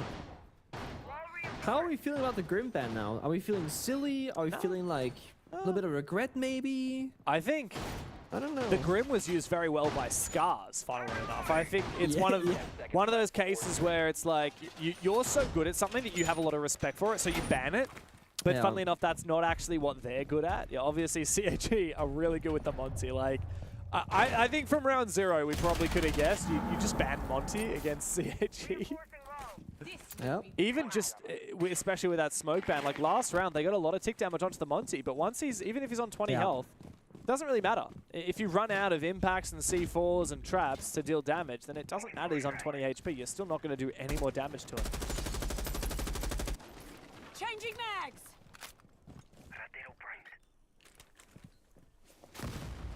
Of course, the Nara can be quite effective, but that's also why we're seeing Twitch and Floors being brought out to just counter the util, open up the pathways for the attackers. Yep. Shield gone. That's weakened the horse position. Horse is almost like clubhouse, gym, bedroom, you play office. It is like the backbone of the bomb site. If you get horse control as an attacker, you can see through the rotations, you can take bathroom, you can enable a plant, like you get everything. So it's very vital that Scars, they fight for horse control as much as possible. And that's why they've invested the mute jammers, the Nari lasers, and the deployable shield for that specific location. The fact that DD can just destroy it all with a few Flourish drones is of course insane value for CAG.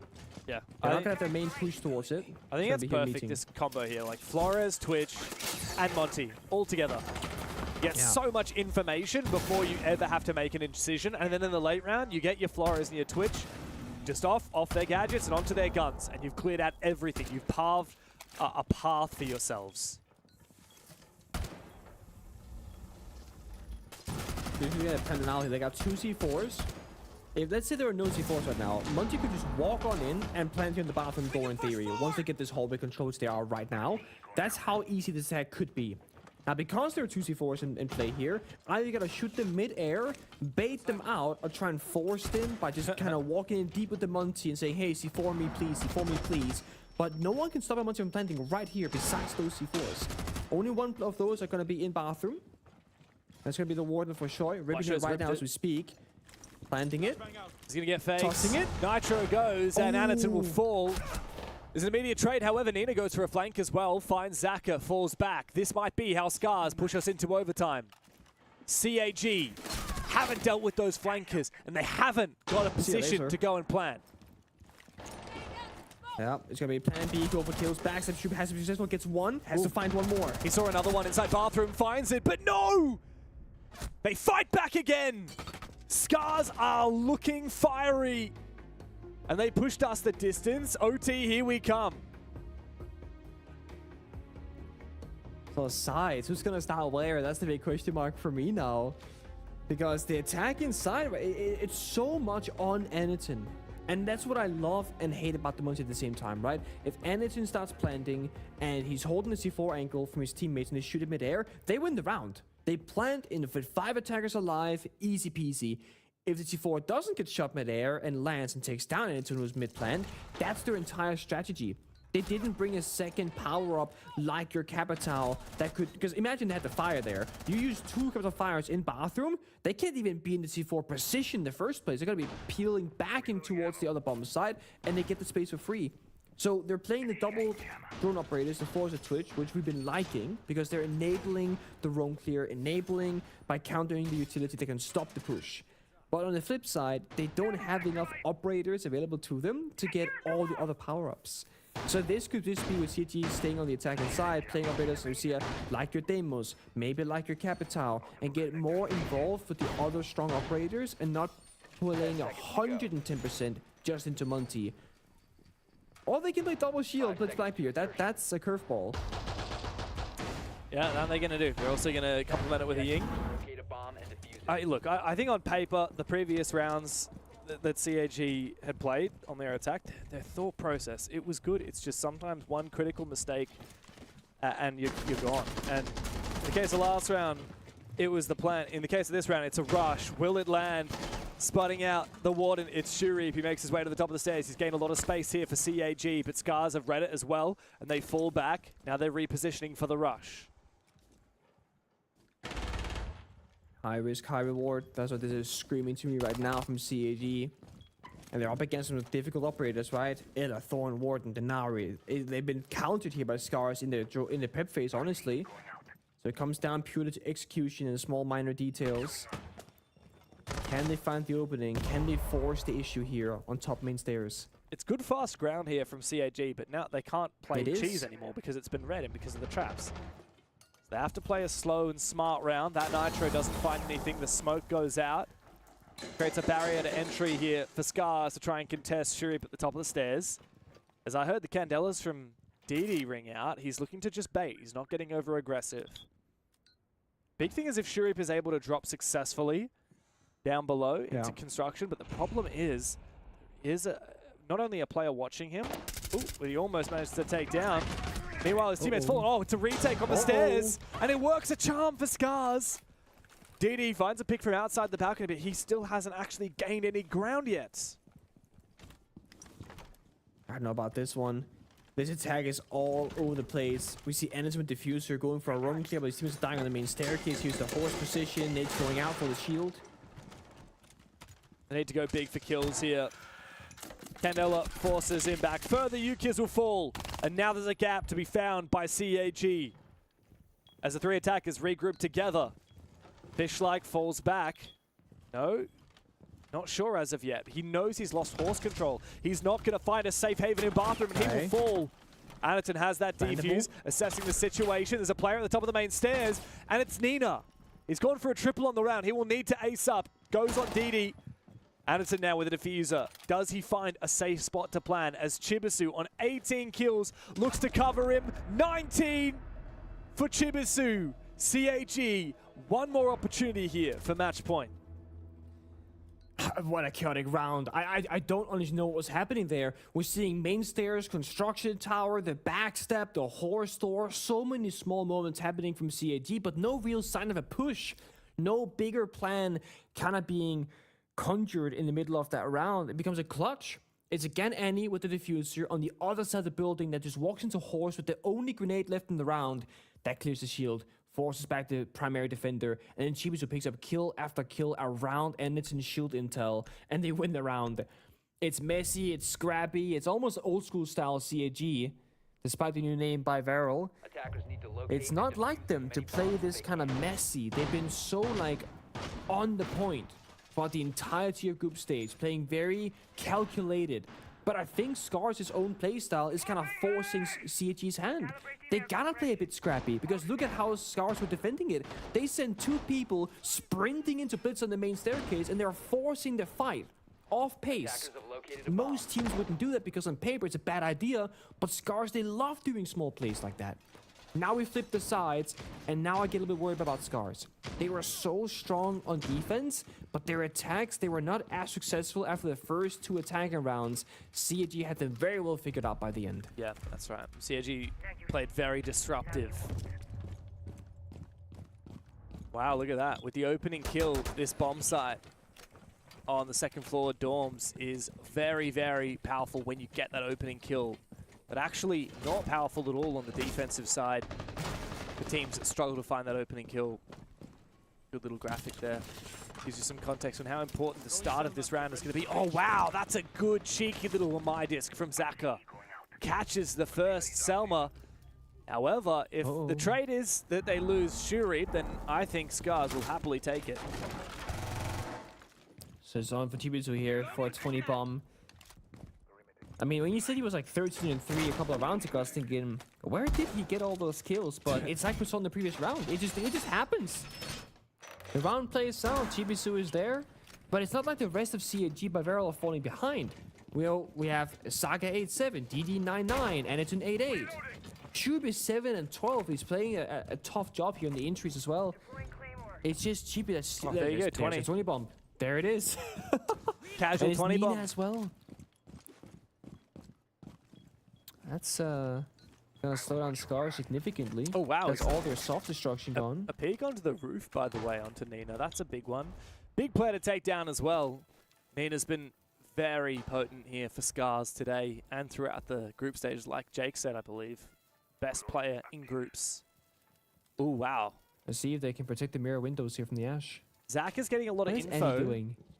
Oh, he's proning. He's waiting to juggle this wall, and he's successfully done so. Yeah. Wow, look at this pivot now from Scars. They have to rotate. Yeah, no EMPs. They literally cannot go for this anymore. There's no EMPs. If they can force a fight in the hallway and shoot the kite claw, then maybe, but there's a mirror window facing them, and Wamite is protecting it, so the push is completely dead. No way. CAG are playing heavy in structure, heavy in neutral here, and it's a huge counterplay. Yeah, Zach is in such a pivotal position now. He opens a rotate, so he can actually run out and peek outside the breach. He's also got Aniton behind him. As he starts to get flashed, Aniton can support with a Nitro Cell as needed, especially if Zaka gets info onto where that blitz is going. That's a good flash. Is a C4 going to come in to assist from Aniton? Instead, he decides to take the gunfight, but so does Fishlike. Finds one, looks for a little bit more, gets the double! It's now Chibizu in a 1v2. Out goes the Nitro Cell, doesn't find anything, but he's going up against the blitz in close range, misses the flash, and takes him down!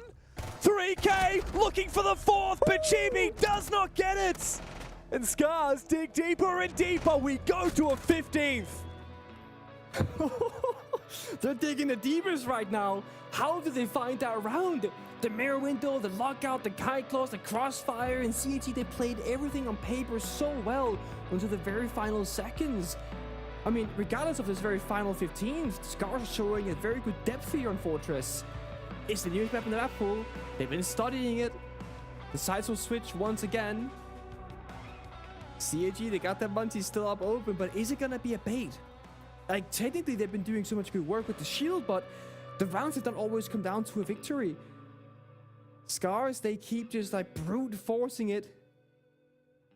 They actually got the Shank in the mix. That's the first time we see like a planted out operator or a shield counter since that smoke ban from CAG.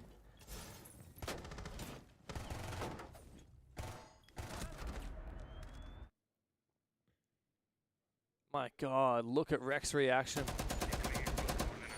I cannot believe that they made that work. 152 EPS for Chibizu. I mean, it's all well and good, right? But lose that 1v1 and it doesn't matter how many kills you get. All the people will remember is that Scars took down CAG on Fortress. Like we had said a few rounds ago, Pengu, if Scars dig deep here, then this series is very much on. Right? It's kind of a given in our minds that CAG are going to win on Lair. It's just such a good map for them. Not so for Scars. But going to Bank, that's winnable. That's possible here for Scars. That's a good Scars map. Oh, man. It would be such an upset, I mean, if Scars beat CAG today. Dropping an ace right now ties him for the best of 1 kill record, by the way. 27. Just saying. There is still hope for that. And he could be on for the best of 3 record if this goes the distance. Oh, true, yeah. And it just goes to show how many kills you get. This is Shanka. Is it a pure shield counter? It's perfect. It stuns the Blitz and stops him from sprinting. His teammate of Wreck is there to support him to get the kill. They literally waited till 15th and final round to bring out the Tashanka for this exact purpose. It makes it feel like the shields are unkillable. There's a bait. Now they play 4 versus 5 in the final round of Fortress. Yeah, that's perfect. Scars are talking up the pressure now onto CAG, but there is a backup shield here in Anaton on that Blackbeard. Scars, their defense looks very rock solid. They're just waiting. There's so much util. They're just going to sit behind it. They've stacked traps everywhere. Oh, big kill as well on a Chibisu. No ace for him. A double up. Last bullet in the magazine for Washoy. And I think Fortress might be put to bed. It's time to GG and go next. But not if Zach has got anything to say about it. He's got to read that there's actually a player on his flank in the renovation tower. Yukiz does fall back down below into lobby. Yeah. Now, this is such a... Can't afford to throw now. I mean, sure, but this is also such an unwinnable position for CAG, right? It's unwinnable right now, but imagine you go for a flank, there's a drone, you get shot down, now you're playing 2 versus 3, then you hit a nasty shot, now you're 2 versus 2. It's why Scars are playing, I don't want to say scared, they're playing disciplined. Yuki is now back near the bomb site, getting more and more bodies in close proximity for a trade game. That's how you gotta play it. Maybe there's a way in here. A pre-fire. Zaka that's finds one. Checks the corner. know. If he gets a second, it could be possible, but no, the Thorn Trap saves him. Zach is on the ground. He might actually be able to res 2v2. Yukiz needs to come in to support. Darts around with Fishlike in the same room. Zaka forcing that plant down. He fakes it. I think it's been heard. Needed to find that kill, didn't you, DD? Into the 1v1! And Yukiz comes out on top. Scars steal the map. And with that, there is very much a chance in this series. The final moment, Proning on the ground, holding the ankle. They're both trading back and forth. I told you, you gotta fall back and play that crosser because you never know when CAG will find some crazy kills out of nowhere and get back to even numbers advantage, or back to even numbers rather. But it will be Scars causing the upset on map number 1. Wow. With that map being won in overtime, 8-7 by the way, CAG had 3 match point opportunities. Scars denied every single one of them to finally claim their own and take the map. With that done, I just cannot see that CAG will be able to go through this bracket unscathed. No, Scars have already shown that they are indeed beatable. Can they get it done though? We'll find out after the break.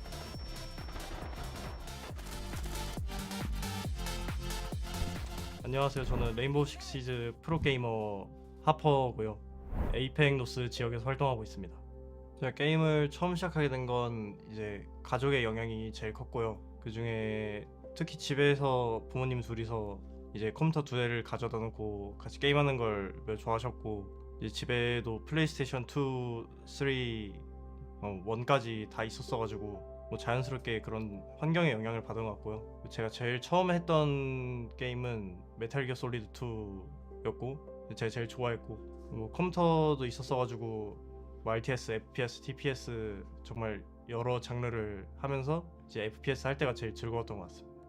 근데 저한테는 8살 아래 남동생이 있고, 남동생한테도 레인보우 식스를 추천을 해서 같이 해봤었는데 한 중학교인가 초등학교 6학년 때 생각보다 잘하고, 제가 게임 지식만 알려주고 뭐 에임은 저보다 반응 속도나 이런 건 좋더라고요. 피가 이어져 있는지 모르겠는데 그래가지고 생각보다 즐겁게 했었어요. 스트레스도 안 받고 좀 못해도 귀여우니까.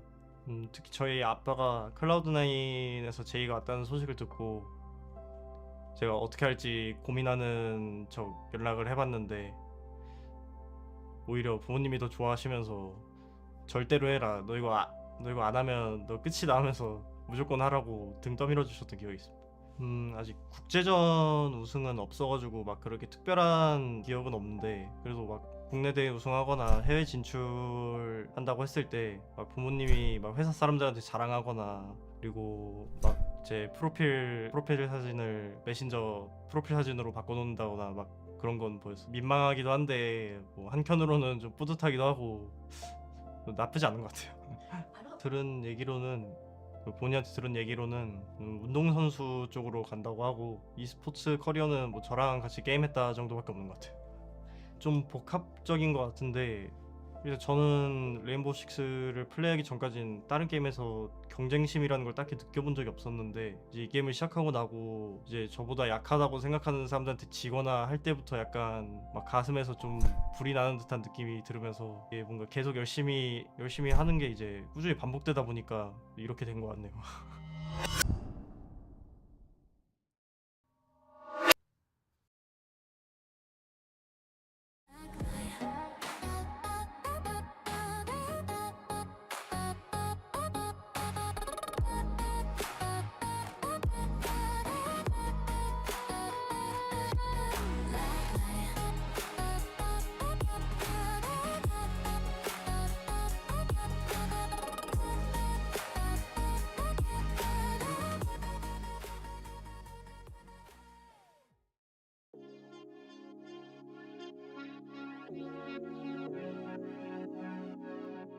You only in my mind.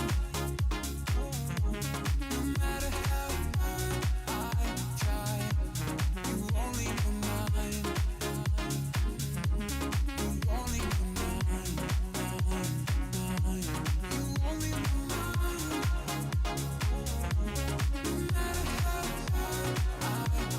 matter how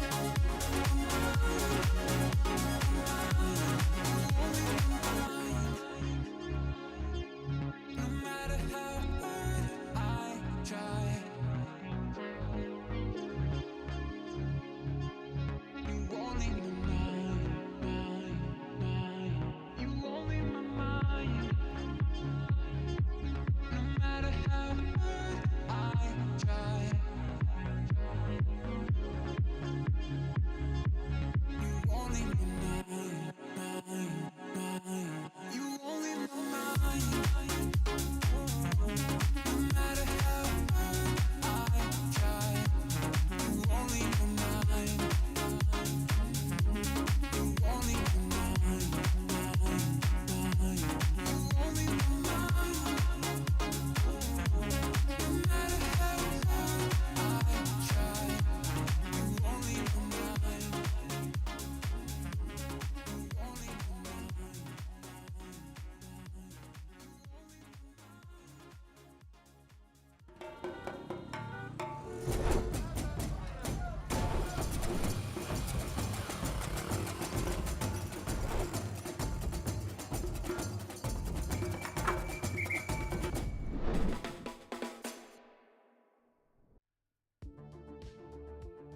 Sometimes you can set a match up with all of your gusto to hope that it will fulfill the idea of what it could be. And this time it did. We hoped that Scars was going to do what we've seen them do in the past, and we were a little worried. There was a little moment of shakiness at the start of the second half, but Guz, I think it's fair to say that they've solidified themselves nicely in this, and now this series is truly on our hands. Yeah, as I was saying during the match, a broken clock is still right twice today. The broken clock being us on the desk, because it feels like we've tried to pump up the tires of the underdog in basically every match that we've had so far for the APL finals, and finally one is delivering thus far. And I really want to talk about the clutch factor for Scars across this matchup. There were 4 clutches total across this map, 2 of which were actually in OT. All of them went the way of Scars in those really fine moments. And I mean, a couple of them were like immediate 1v1 trades right at the end, so you wouldn't maybe classify them in the traditional sense of being a clutch, but technically speaking they were. So the late round play from them was really tidy, and it kept them in the match. If they go the other way, we would have had a very different outcome. Yeah, I would totally agree with that. And Jake, looking back at, I guess, what we were talking about at the halftime break, which funnily enough actually continued to be an issue, and even Dev brought it up as we were getting closer to the penultimate round. Nina and Shurip really just did not have the impact we'd hoped for. Yeah, and in the end, that's probably the difference either way. I mean, obviously, Scars would go and get the win 8-7 without really Nina firing, and he's been their star man all stage long, but Shurip 7-13. I mean, if you just get Shurip on a normal day, top 4 rated player typically averages around 119 EPS. In this series, like, what was it, like 70 something? So that's probably a difference, is it not? In an 8-7 kind of game, they really missed their star man. He struggled in the entry battles, 2-3. Anaton as well, 1-4 in the entry. So he's a player that you're going to get a lot of high impact out of. He's going to make good plays, typically on the shields, all of the good stuff. So when he's 1-4, that's quite a lot of rounds where he's dead very early on in the round. And Nina as well, 0-3, that doesn't help. But the ones who did stand up, of course, Chibitsu, even in the loss, 22 kills. That's insane. Only the 6 deaths, 3-0 entry, 87% cost. He did a lot right. And we're speaking to James very briefly in terms of what was the impact in a lot of those kills. And certainly there were impact moments in impact rounds by Chibitsu, but I think a lot of them too probably didn't have as much of an impact as he and maybe for CHE would have liked. And then the rest of the lineups, everyone else. If you take Chibitsu out of this, I know he's on our screen right now, but Zaka to Anaton, 11 to 9 kills. And then on the Scar side of things, everyone was between 11 and 8 kills. This was a very close game. And Chibitsu was probably the standout, but clearly didn't stand out enough to make the difference. It is tough, but ultimately this is when you are slicing between hairs, when the margin for error is so small in matches like this, where Scars are a phenomenal team on their day, it does come down to either players doing very well or underperforming. And at the end of the day, for me, where Scars are at now, it does start to solidify what we were talking about in the pre-show, which I'm so glad. Sometimes it does just come to fruition. And look, we're not experts. We may claim to be, but we're truly not. I think that history has shown that when Scars can find momentum against good teams, they can do a lot of damage. So as we turn to Lair, Guz, this is the interesting conversation, because we were kind of going into this saying Fortress is an absolute must-win. Does that now change in your mind? I don't think so. They've kept it competitive enough, CAG. They have Chibitsu firing as well. I'm not too concerned about Lair, which is a map historically, and the numbers suggesting is very one-sided in their favor. I think we very much stand by the assessment that this is a win in 3 situation for Scars. I'm not really changing my outlook too much based on that first map in particular, but it's still obviously positive for Scars. They get a bit of a free punch here. That's how I view this second map. There's a world in which they can look competitive here, but to envision an outright map win and series win is still really tough in this position. Well, we're not going to change our tune pre-match. If we're saying that they need to win Fortress so that they can potentially get to the third and final map off Bank, it doesn't change now. I agree with Gaz. I think you get the free swing, you get the free hit on Lair. Ultimately now the pressure actually goes the other way on to CAG because they didn't steal Fortress. Otherwise they would have been far more comfortable coming into their map of Lair. There's a good chance Scars could really cause an upset here. I mean, clearly they started really hot. Yep. CAG then obviously brought their best, got the game back underway, and they went all the way to 8-7. Scars edged it out. And with that, they should take a lot of confidence in the free hit, as we say, going into Lair. The last time Scars won on this map, over 3 months ago, and it was against B&K Furex, who honestly were a bit of a wounded beast this year. 7-2 was the one. And I think that if we were to contextualize this right now, Scars are in the greatest position they could possibly be. The boys have said it on the desk. I'll reiterate it. This is a free stab. This is an opportunity here for Scars to really push CAG into an uncomfortable position. Remembering again that there is only one spot for APAC North, and right now CAG came into this the best team in APAC North. They did not lose a single map in group stages. Well, they've already faltered here in the finals. Let's hope that they can back up as we head to Lair.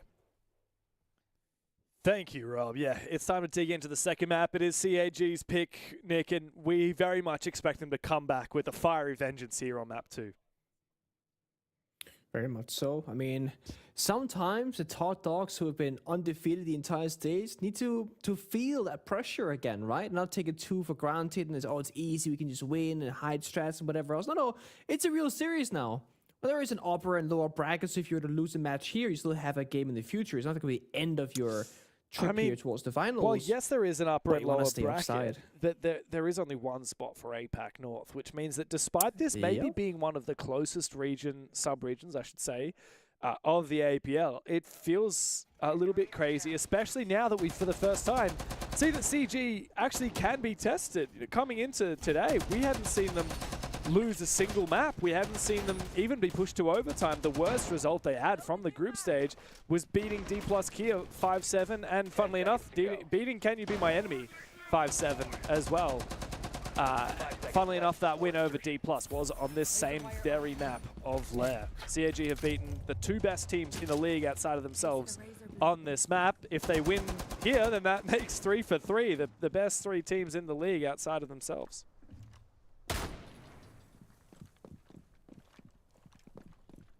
Now, as everyone's kind of saying, right, the desk and us, you know, Fortress, that was going to be the question mark about will this be a 3-mapper?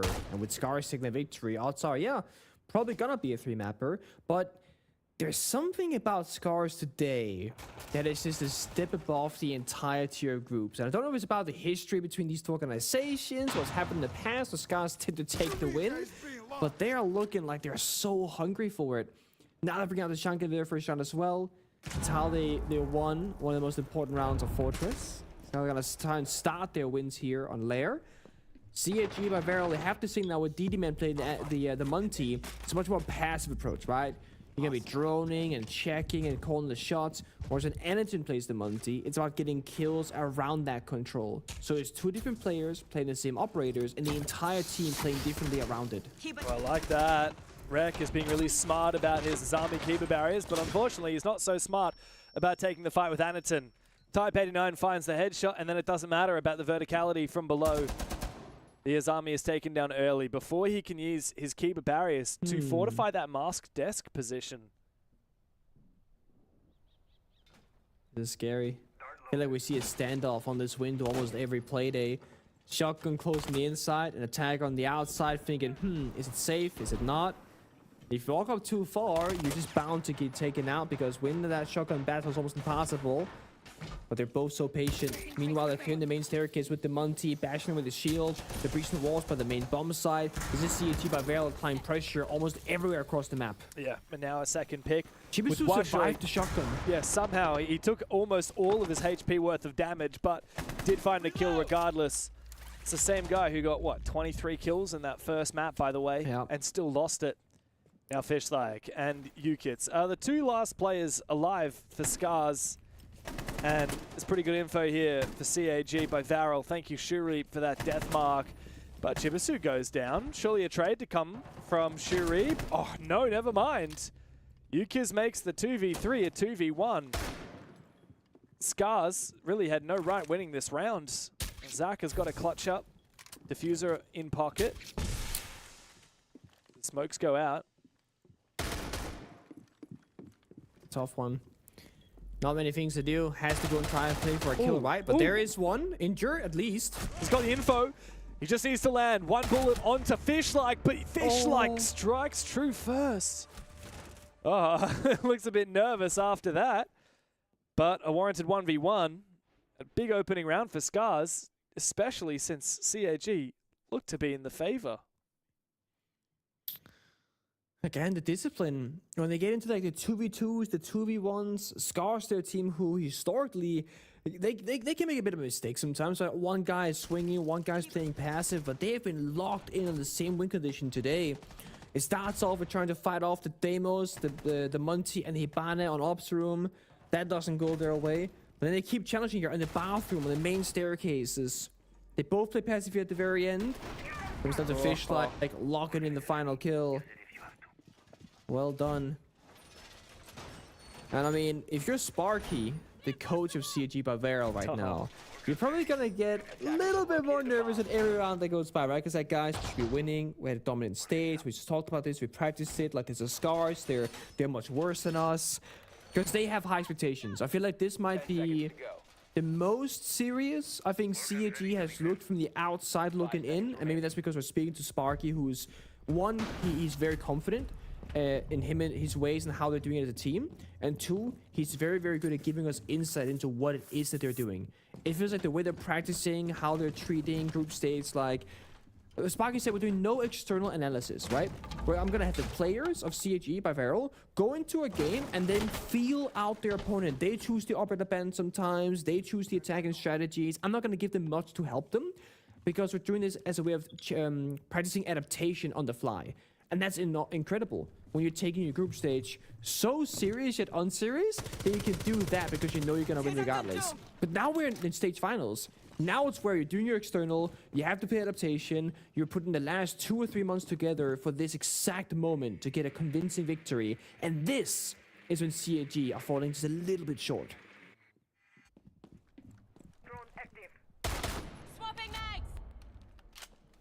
Playing very slowly this round as well. Down into the basement they go. Yeah. They've got to deal with roamers. A lot of roamers, by the way. Every single player on the Scars side is on that first floor, not in the basement. Scars are a team often looking for a gap, but that's not to be this round. Pengu, they're pretty much looking for a map clear.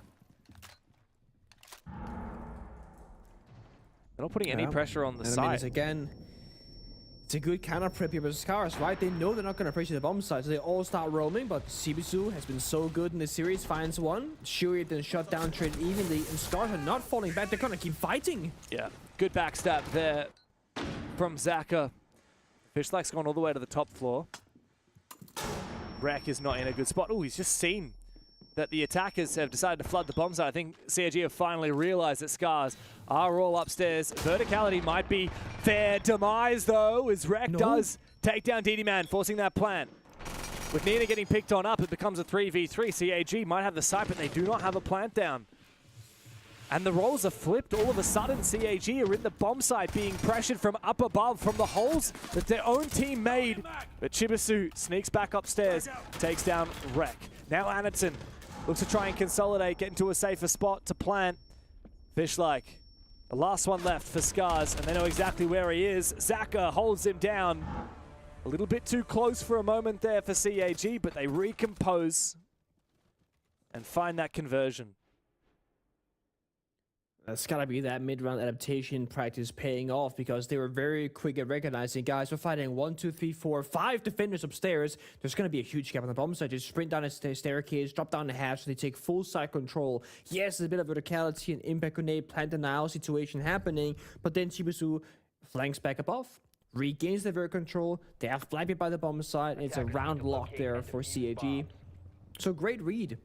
It does feel like Scars, they have the better beginning of the round prep, right? Basing bombs at 5 roamers. They know CAG don't look for gaps. Perfect read.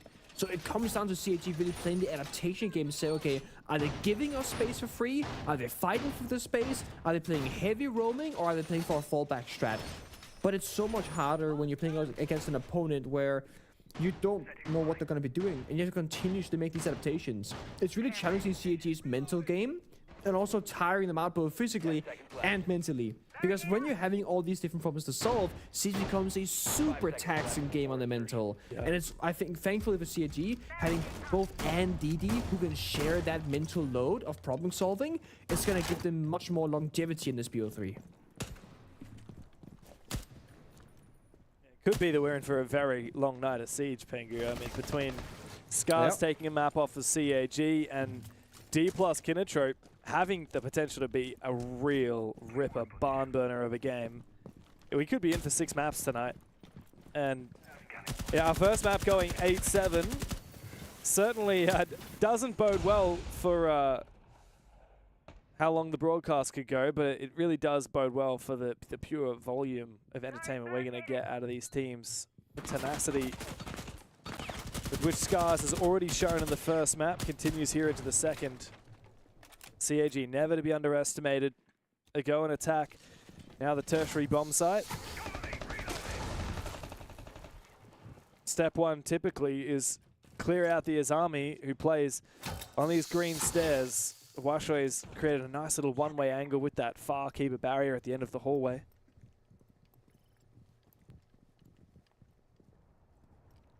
It's not an easy task, though, to clear the assignment, but with the Cavatar and Blackbeard on the board, it should definitely be doable. We're seeing any now approach in the hallway. C4, though, takes down. This is Cavatar done as well.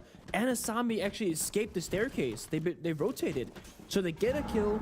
They don't have a player in like a play-to-die position now from Mashoi. There's a big win here from Scars. Again, good adaptation, good read early on, and CAG back to problem solving, losing that Cavatar. Yeah. What's my Washoi escaped, but he also escaped with 2 impacts in pocket, which is going to be very useful against Anderson in the late round. Scar's still maintaining control upstairs as well with 3 players roaming. Plenty of info on a potential plant. We've got a bulletproof in bunks. We've got 3 vault cams. We've got the warden to peer through the smokes. And we've got Yuki's on the solos, but the plant seems to be going down regardless. That's a big run out from Nina. DD fakes a plant, then reattempts, then looks to go again. Being watched by Yukiz, but I think he's realized CAG were going for a plant. He's overclocked his device so that he can check whether it is actually a plant, and he hasn't been faked out here. What is happening right now? Slow down. CG is completely frozen the round. DD-Man is still in there. Could go for a plant, could go back up off of this. 30 seconds left to play here. They gotta make a decision fast. He's actually outside the bomb site now, and they've lost all their smokes. Ooh, that's a big kill though. Yukiz finding 2, including Anaton. Now Washoy joins the fray. A backstab from Zaka was desperate and ineffective. DD-Man 1v3. Impact from Washoy as he goes running outside. Shotgun might find the kill, but it's not going to find him anything else. You can try and plan all you like, but Yukiz is going to deny it from up above. There's no point in even trying. And Scars take that round on defense, largely in part to that vertical game from those roamers like Yukiz up above. Great use of Solus, right? Just maintaining that bomb site intel if the plant is or is not going down. CAG, they only had 2 smoke grenades on the Thermite to work with because they lost the Capital early. So, I mean, if Scars can get that one important pick and just play safe for the rest of the round, that can just net them some of those victories. Operator ban-wise, I'm not sure what you go for here. Deimos, Monty, Capital, Blackbeard. It's going to be Deimos. And then Kaiden responds, so CG playing around the walls, very common for Lair, the Bandit, Kaid, and the Mirror. It's purely about enabling the heart-breaching capabilities and not getting stuck on the outside of the building for too long. The thing is, despite these operator bans, CG is still kind of stuck outside the building, right? Yeah, well, I was about to say, I mean, you've just struggled for 2 of those attacks and you didn't come up against the Kaid once. Now you banned Kaid. It just feels like a bit of a mistake to me. I would have much rather to see, a Warden ban. Maybe not the Azami. I feel like Azami is doable, but look, they're running a lot of traps. They're obviously running the Solus. They're running the Warden. I guess the problem here going up against Scars is just the pure depth of that operator pool. Like, I'm counting. We've got Azami, Tachanka, Thorn, Warden, Castle, Goyo, Ella, Skopos, Fenris, Smoke, Solus. Is what, 11 different operators, if I'm not wrong, that Scars have played so far in just 3 rounds of defense. You ban an operator that they haven't even touched once. I don't know if I agree with it. Devil's Advocate is, they haven't played it yet, right? But what if they start to? But I see what you mean. Then you can counter it with 10,000 other operators. Yeah, Maverick's there. Yeah, Maverick's there. Even Thatcher is there, man. Like, run a Thatcher. And they played Thatcher earlier, last round. They played it last round. It's, yeah, it's the whole, like, double heart breach, which, that's not for this game, but, like, double heart breach or double water knife breach, they've been a big conversation. People, they banded the Kaid, and you go, okay, but there are so many other defenders that are open now, is it worth it? But then sometimes we see teams struggle against the Bandit and or Kaid 2 Brow, and we're thinking, yeah, it's so worth banding them because it sucks to get stuck outside the building. That one I've still not fully cleared in my own head, like what's worth it, what's not. I see the vision. CAT clearly just don't want to deal with the heart breaching, so they have to be successful at dealing with everything else, and that's where they've been falling short because they've not done so. Now Scars are playing both the Smoke and the Changa. They can cover a shield push in 2 different sides, plant denial, 2 different sides. They got the Warden because in case of the glass, in case of those smoke grenades being effective, I think Scars are doing a great job at the auto selection round and round. Nice idea there. Scary. With the Tachanka and the Thorn and the Goyo stacking up so much, not Goyo, the Tachanka and the barbed wire, so much damage. I really like the way that Fishlike is using this Tachanka early because he knows even if he runs out of Shamika pellets, he's still got the smoke for Plantar in the late round, even a Nitro cell from Washoy. So much util. DD's done a great job though. Hasn't taken any damage. Big. But timer is ticking. There's a swing in. Chibisu through the fire gets the kill. That's a worthy trade. Scars now peel back the layers. They do technically have spare reinforcements if they want to. They could close some of those angles and play close towards the bomb site itself. When you're losing a body early, it can be smart to just play in a smaller area. It's less things to cover, less angles to worry about, but it gets worse. Shuri also takes away Nina, playing that important smoke operator. And Washo is lashed out for a kill. The big thing here is Rex position inside office. Wow, that's a big nitro. The fact that DD survived is a miracle for CAG, who's low on HP, and there's still tick damage here with Fish-like. Oh. The Monty starts to make his way forward. DD is not the best operator plant any longer as he's low HP, and Rex actually stabbed him in the back. Thankfully for Zaka, there is a trade. Rex just got re-aggressive inside of Master Office. Inside a mask, and the breach also didn't fully go off as well, so now they're going to have to fix that. With the tin can opener, Washo now on for a big flank as Fish-like on the bomb side just sits back. It's up to Zaka now to force the plant down. Chibi and Shuri, hang on a second, plant was denied! Shut down! Washo from down below! Denies the plant, and that is all that Scars need to steal the third round.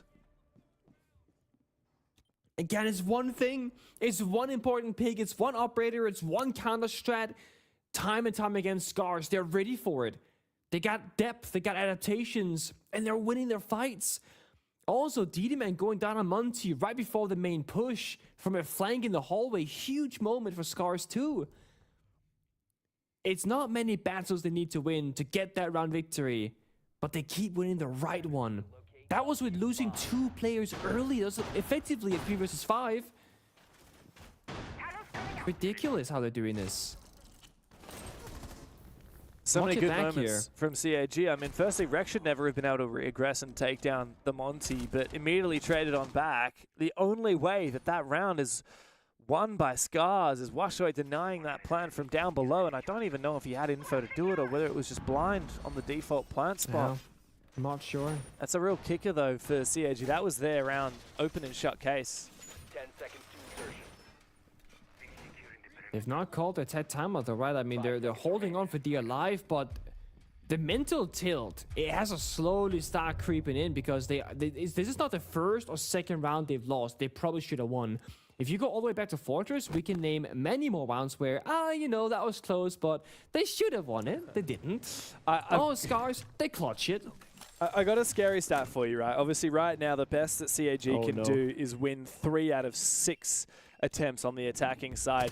Against Kinnetrope, CAG won 3 out of 5 attempts on the attacking side. Against D+, they won 4 out of 6 attempts.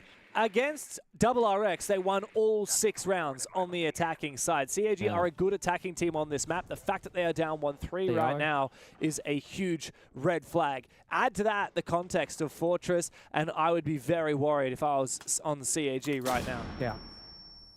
That's exactly it. We look at Fortress and how Lara is currently playing out in this Scream. Scars is bound to go for a victory run.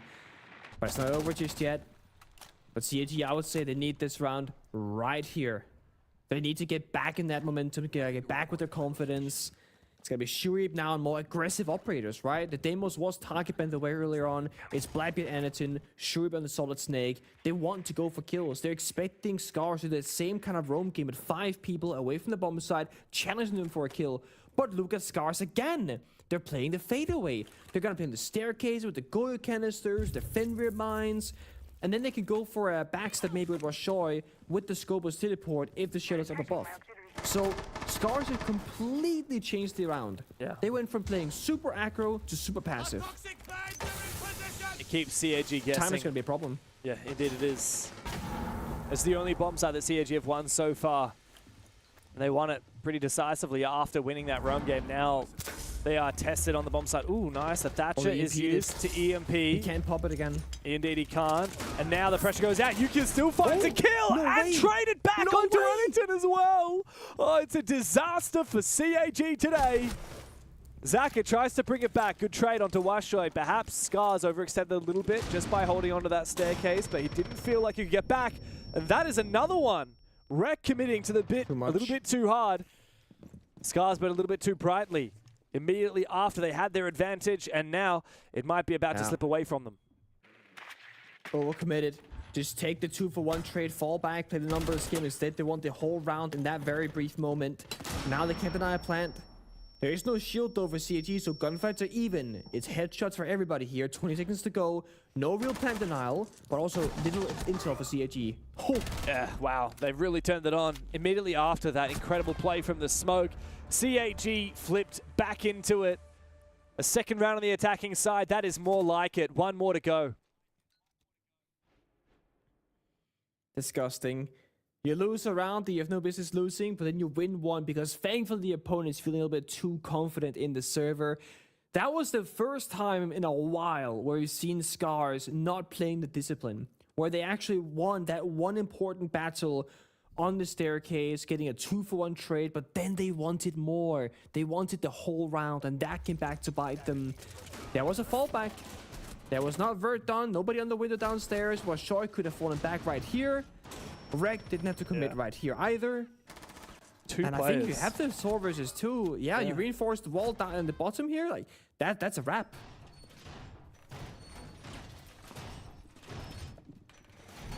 Shurip's having Could a be bit of on a for a shocker 3-3. of a game as well. I mean, they certainly could go for a 3-3. Bomb located by attackers. I'm just looking at Shurip. He was 7-13 on map 1. He's now 1-4 on map 2. That's 8-17. Not a very high KD for the player that is meant to be kind of that unpredictable fragger on CAG. You've got your tried and true, your very like point and shoot Chibisu, and same with Zaka. And then you've got Anaton, who's always doing Anaton things. You've got DD, who's that hard support. Shurip is the one that's meant to be that unpredictable.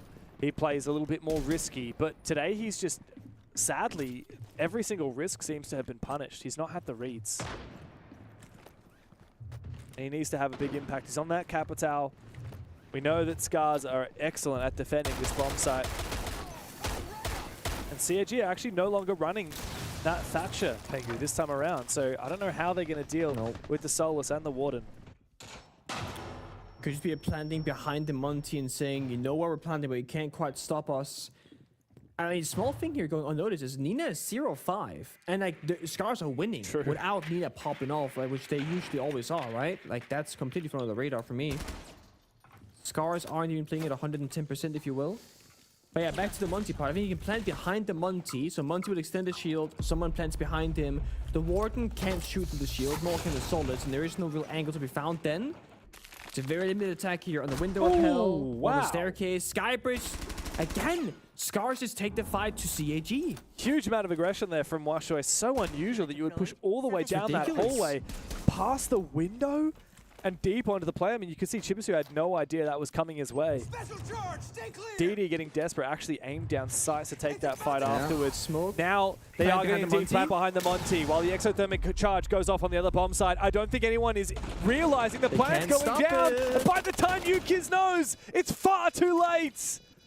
Scars have let this one slip between their fingers, but they still have the numbers advantage. And CAG are one rifle down with that Monty up. How do they hold this in the post? It's up to Scars to make the first move. A run out. Washoy is punished for it. However, Rek gets an angle onto DD, and suddenly CAG under a little bit of extra pressure. They don't have that free information from that Monty. Zaka misses his chance. And maybe Fishlight can commit to this. Yukiz has to cover. Fishlight fakes it, but hang on a second! Out of nowhere! Scars retake, they find every single player. The defuse is free, and they lock in the half as a 4-2 split. CAG are getting a run for their money today. Just like that. Just like that, James Devmarter Stewart. That's how you do a soft throw, Pengu. That one's going to be sticking for the rest of time, don't you? Are you going limp, are you? The best part is for everyone at home. I mean, that is... I think we have set this up as well as we could have, and the thing is, it's not about how we set it up, it's about how they deliver. And right now, Scars are delivering, and that's the thing that I can't understand, is how well they're delivering. And you know what's interesting? We were just sitting here as that last round was playing out, talking about the throw, really what it was in round 5, and what Scars could have done, which would have been a 4-1 lead. Ultimately, as we kind of look back here to close out this final half, we also then probably thought with that plant being successful, Scars said it was going to be 3-3, and then Scars go and win it anyway. They've kind of made up for that fifth round in a sense, right? Scars could have been in a slightly better position had that have played out in a different fashion, but a credit to their resilience and their strength on this map so far, and a good example of how we can set up a match being correct, and it's kind of even better in a sense because I had at least basically written off Scars in this map. I didn't expect them to look this competitive. Here is round 5. So the over-peaking in this round from Scars when they had the opportunity to consolidate was insane. The double stack here events proved so costly. Rek gave a freebie away, and then of course the rest of the team under so much pressure for the remainder of the round. CAG, you know, dotted their I's, crossed their T's, etc., and got that round across the line. If this round played out differently, Scars would be up 5-1. Yeah, I mean, the last 2 deaths here, we were kind of saying it back in the green room, Rob, is at this point, because of what the first 2 did in swinging towards the stairs, the last 2 are now in this really awkward situation, lacking information.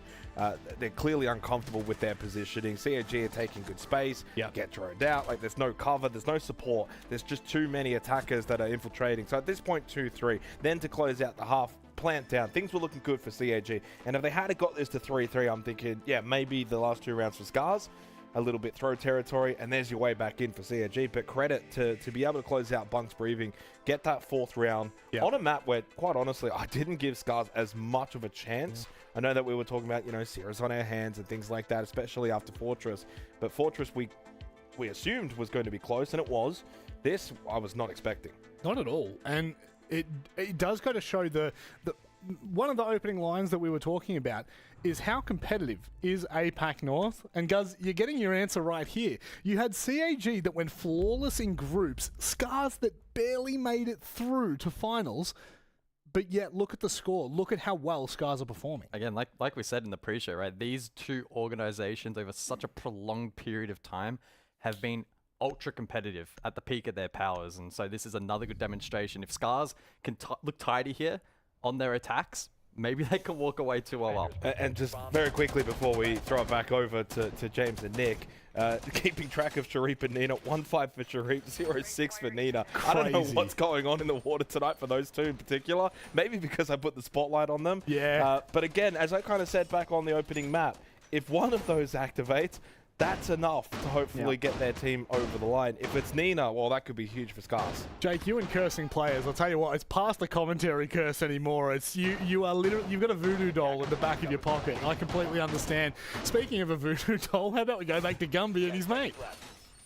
Thanks, man. I don't really know what you're getting at there, but I'll leave you to it. Just to bring things back to the very serious note which we find ourselves. As a reminder, Pengu, CAG got 3 rounds of attack against Kinatrope. They got 4 rounds of attack against D+, and they got all 6 against RX. Against Scars, they've only found 2 in the whole half.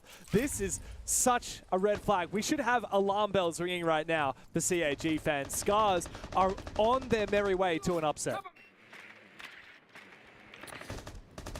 On the right track, but, you know, when you're up against a big team like CAG, there is always a world where you just choke it, right? The pressure becomes too much for you. It hasn't happened yet, but I'm worried about Nina a little bit, right? The further you get in like the 0, 4, 5, 6, 7, 8, 9, like the further and further you get in that 0 tally, the worse or the less confidence you'll have in the server usually. I think Nina just needs that 1 kill. Just to start off that track of like, okay, I'm on the board now. Gotta go for the James Bond first. But not yet. Oh, right. Gotta go all the way. Sure thing. Oh, with opening kill. Interesting. So opening kill for defense doesn't actually change that much statistically. Who would have thought? 10% change, yeah. It's a little fun Oh, here we go. Yeah. Come on, Annie. This is disgusting, It by the way. is. How on earth do you win this? You Oh don't. That's my the answer. God. Yukis goes down. Everyone seemingly for Scars goes Nina, get a down. kill. Nina finds his first kill. No 007 today. It's just Nina and Rek now to pick up the pieces, but this round has gone well and truly down the toilet. They tried to rush into the bomb site. We can see Fishlike's body with that diffuser as well, right in the middle of it. Now Shuri and DD Man can lock that up with fire and smoke, and I don't expect Scars will be able to get that defuse back, especially with Anderton waiting with the clash. That's a classic, right? You want to an attack, the clash on defense, it stops the pushes, gives you a ton of intel, and it's forcing Scars to a tough position. Rek finds one of the DD man. Nina shot in the back, now confirmed leaving just for Rek on the glass, no smokes in pocket, all alone. Again being stared at by the clash. Anderton will swing and finish him off. It's a good start to the defensive half by CAG, but of course it is just step one. One round at a time. Nice and steady. That's all you really need. And Scars always have that little backup of, okay, the one operator, that'll be a huge issue for them. They can ban it after the third round, right? That could be the Clash, could be a Mira. Probably going to be one of those two operators, honestly. Is that also going to be Smoker Tashanga? It's going to be about the pushing power. Curiously, Scars went for 2 bans, which were the same as CAG's bans, the Kaid and Bandit. They're just anti-hard breach bans, not going for anything that's about the area denial like the Smoke or Tachanka, nothing about power positions like Clash and Azami, all of which are very powerful on this map. It's funny though, I do feel like, you know, the thing that classically happens with metas, Pengu, is that teams get so used to doing something and playing in a certain way or without certain operators that we kind of forget how powerful they are. So right now, I'm saying, oh, why don't we ban the Smoke or the Tachanka or whatever? But then you let Bandit and Kaid in for a bit, and you're like, oh crap, I forgot how good these guys were. But then some teams also get out of practice with countering them. So if you are getting used to, if you figure out a good system against Bandit Kaid, you don't care that they've brought it. You just say, well, they've wasted 2 operator picks, I've nabbed the wall. Bang.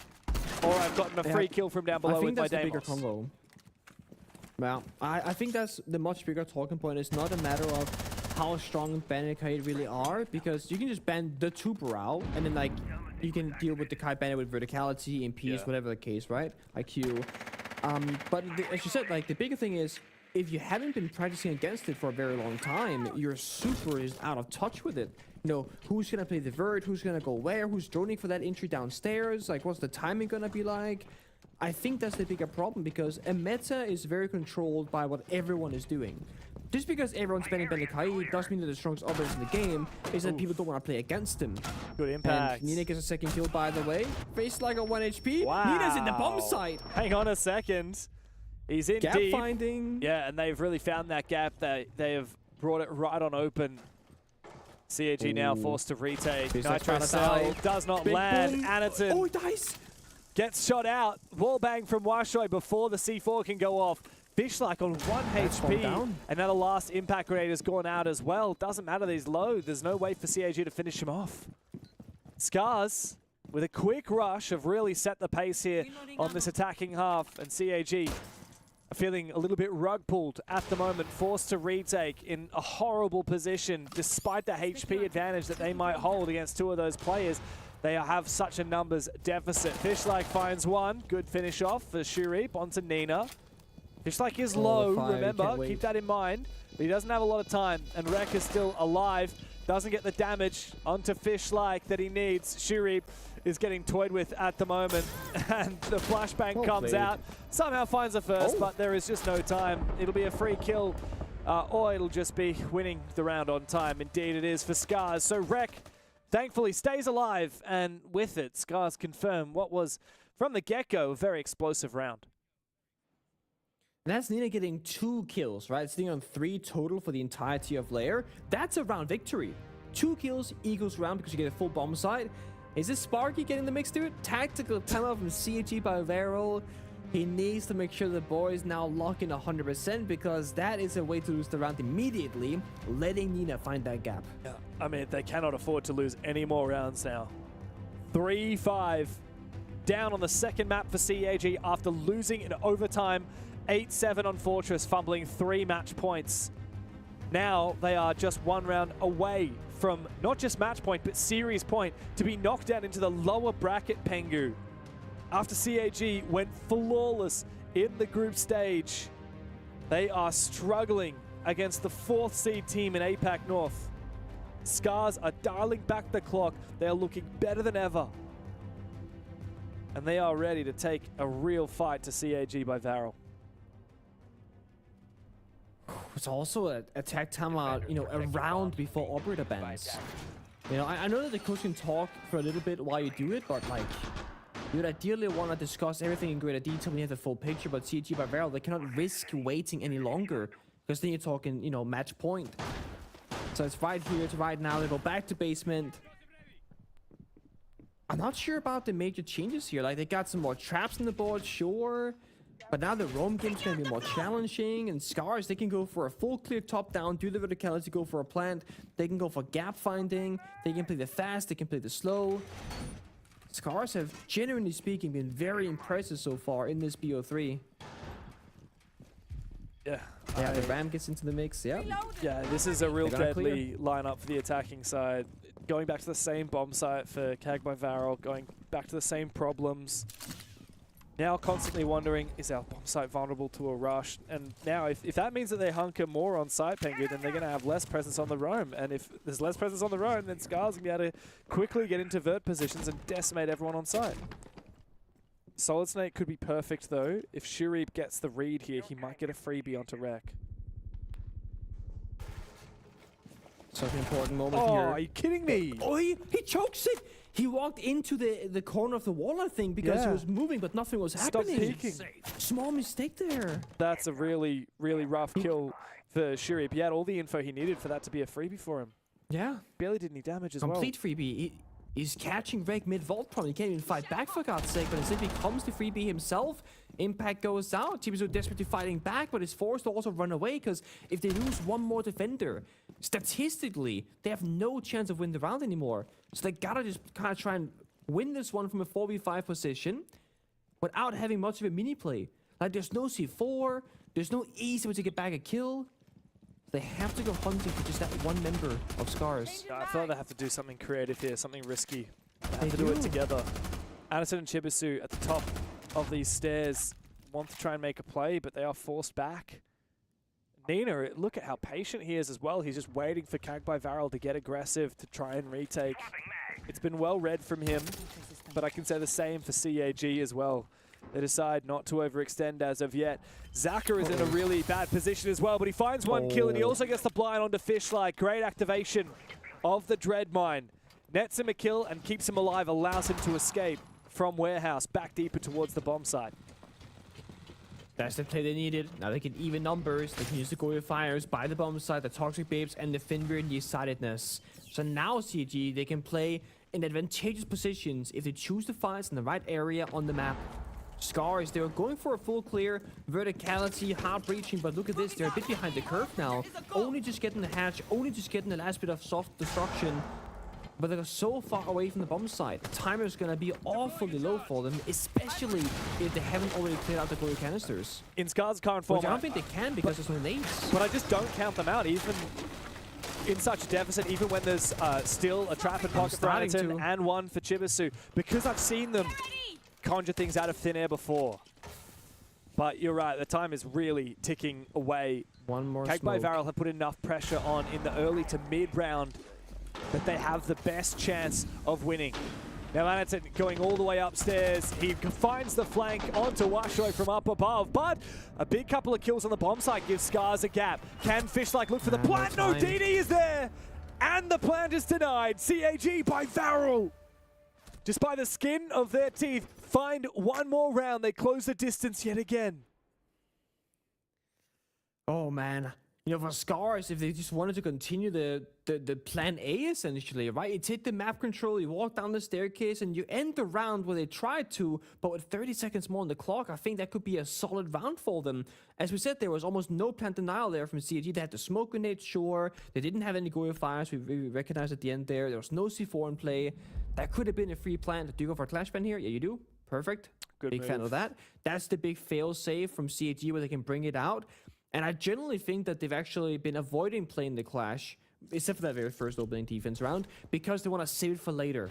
Because it is such a stable pick here for CG and by Anderton. Now that's been read into. And the glass ban not in response has not been playing like at all here from Scars. They can play it, we know it, but it hasn't been their primary style of action so far. They did run it in that first round. It didn't work out. I think he died. Oh, no, Yeah, sorry, it was the- the last one alive. Very The- one-sided. Scars looked for gaps and, Yeah. and rushed the first two rounds. It didn't work at first, but funnily enough, it did work, and they tried it the second time on the basement instead. Now we go back to the bomb site that we saw in that very first round from CAG on the defensive side, and it's a top floor. And we didn't really get to see a lot of this round, really, Pengu, because Scars finished it so quickly just by rushing into the site, and their rush, unfortunately, not working for them. Now we get to see what their attack looks like in a more full sense. CAG also have to change their defense because, as you said, the Clash got banned out. So what do? They bring the mirror for the first time in this game. I didn't think the reinforcement would ruin it.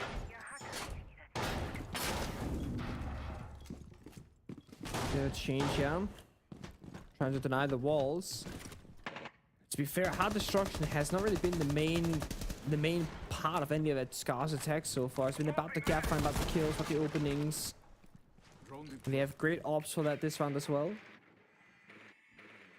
Let's see where they want to attack from. There's a bit of a sit-up there in ops room. Tashanka behind the Asami as well. I said Tashanka, but there's not Tashanka. Yeah, true. It looked like a Tashanka from the skin, but it wasn't. I guess it was the mute with the skin on? I guess I don't know what I'm witnessing here. Bro's crashing out. I guess the question is there enough plant denial without the Tachenka? You got smokes, you got 2 nitro cells. You've also got 3 thorn traps in pocket plus 2 impact. There's a lot of tick damage here. Good control. That Grim is really there gonna is help enough.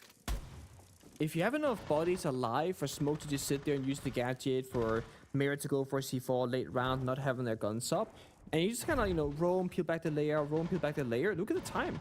It's like slowly ticking away here. And if Scars can start speeding up, it will be enough plant now with just a Smoke and a single C4. Oh, but that changes things. Yeah, that is a rough play to lose. So much util in pocket dies with him as well. I tell you what, Washo's had some really impactful moments in this series, that's for sure. Shuri on the smoke cannot afford to die without an impact like we've seen from him a few times before. He cannot afford to make a mistake with the placement of his gas babes either. As here come the breaches on the bomb site, default plant will be available. The fish like Zaka though, impact tricking. He'll only be able to do that once. The second one goes off. I don't think he's going to use his second impact for it. I think he should keep it in pocket in case he comes across Yukiz on that Blackbeard. 1 Keyber as well to work with, but a whole minute on the clock for Scars. C4 prep there from Annie, just waiting for the sound cue.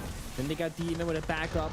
One more smoke in pocket now, but the kills are going out. C4, Zaka, they find 2 apiece. Oh, but that's a good kill onto Zaka. Refragging. Anderton stands up, puts away his nitro cell, and finds the pick. There is a rat on the floor, but he gets traded back, and the round taken by CAG. They continue battling. They are digging deep, and they have brought us back to breakpoint. Hold on. Again, just covering each other on the crosses. It's so well done.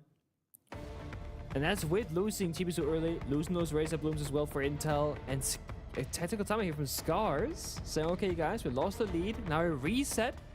We go again. And time for Leo to get in on the ears of his team, to get in on the action.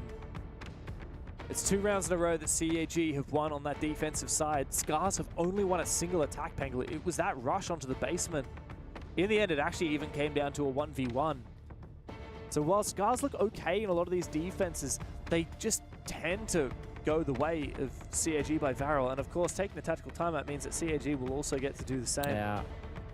Sparky now can say, guys, I'm sure Spark has a lot to say. Yeah, and I'm sure he's confident that they can win this 7-5. 2 more rounds of defense in a row, just continue the round the world tour. Now, the thing is, for the first time, CAG are going to have to change bomb sites, right? Because they lost the second round, lab support, which means that they ended up just re-attempting it. So they've only played top floor and basement. This is the first time they've had to play the tertiary site, and that means that Sparky has just had an entire tactical timeout to talk specifically about this bomb site.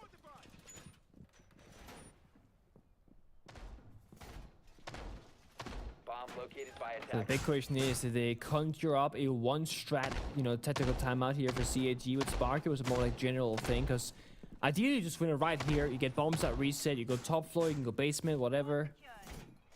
Later on, I guess it goes to duels. I mean, lose 1 round actually. Never mind. I'll take it back. But they get 2 attempts at least. Yeah, well, Let's next round it'll see. be a choice, like win or like if they lose this, for example, they'll have a choice going back to it or going down to the basement. Top. Yeah, exactly. The top floor will still be locked for the rest They of won't this get half. the full reset because they'll hit overtime. Yeah, exactly. On the edge of I mean, my everyone's seat in the this action game. now, right? Fury was there, 6-6 now. Nina found those 5 kills, still 10 deaths.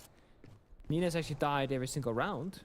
That's the Oh, I hate games only like that, player in man. the server. It always gets in my. I think I hate Yeah, that more than having a donut. When you're just like, even if I've got like a bunch of kills, I'm like, dude, why am I dying every damn round? Oh, reinforcing that hatch there from Chibisu. Sensor on.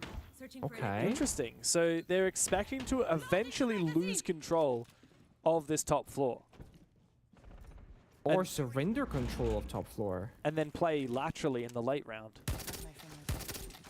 That's rare. Don't see that a lot. It's a bit of a gamble. Means that those defenders cannot easily fall back if Scars take a lot of control.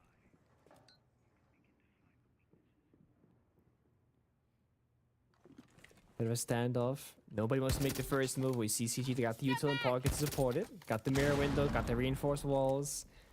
And those goddamn impacts as well going out every single round of the minute. They got 6 impacts in this one. Just waiting to be tossed on out. And because they reinforced the heads, like you said earlier, James, they could just fall back in the hallways and actually play the numbers, but instead they get caught off guard, injured from a faraway angle, reinforce the wall, Wow. try and go for the revive, but now they've surrendered the mirror window control. This could leave a gap. Yeah, it has left a gap, but it's the perfect operator they needed to keep alive. It's Chibisu, and now he has fallen even after the revive.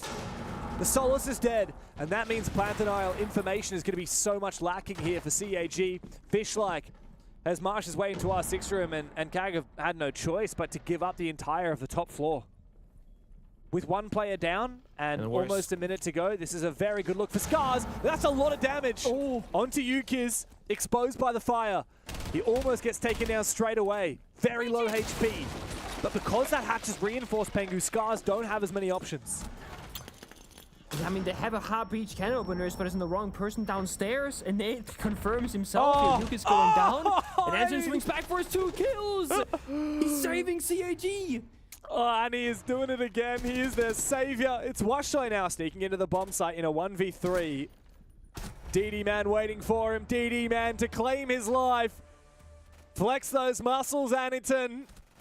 The game is going the distance, and 3 in a row means that they are just 1 away from sending us to bank. So Washoi actually had Harpy's destruction on the Grim the entirety of the round, but he was the last alive. He was the backstabber in security, so he couldn't get back upstairs in time to do any of that hard destruction, and it made the round extremely awkward for Scars. A small play like reinforcing the hash in the middle of the round that almost ends up winning them the whole thing. Of course, Annington going for a big swing, getting a kills. Yuki starting to an impact grenade and fire combination. That helps too. But when you don't have enough hard destruction, you can't get that hatch. It means that the players by the bomb side, DD Man, he feels very safe and isn't calling for backup, enabling the other players to be much more aggressive up above. One more round.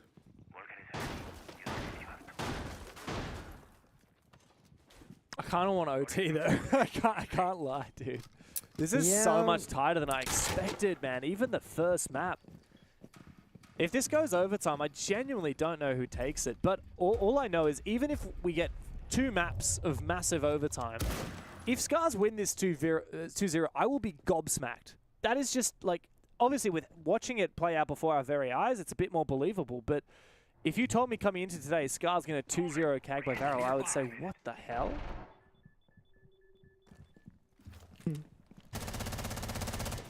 No, I'm with you there. I mean, the fact that they're staying this competitive all just bodes well for, you know, worst case scenario, lower bracket run. It is 4 very capable teams here. Kinotrope, D+, CAT Bavarel, and Scars. All fighting for 1 spot, by the way, at the EWC. That's crazy. It's funny because I really felt like for a minute it was a battle of like, you know, Kag's probably going to get it, but maybe D+ or Kinotrope could get it. And like, hang on, Scars has entered the chat. They are making a big statement. But if CAG win this 4 rounds in a row to take it 7-5, that feels like a big statement. And with Scars dropping Nina very early on in this round, it will be a massive detriment to them. They need this to push OT. Otherwise, we go up to bank.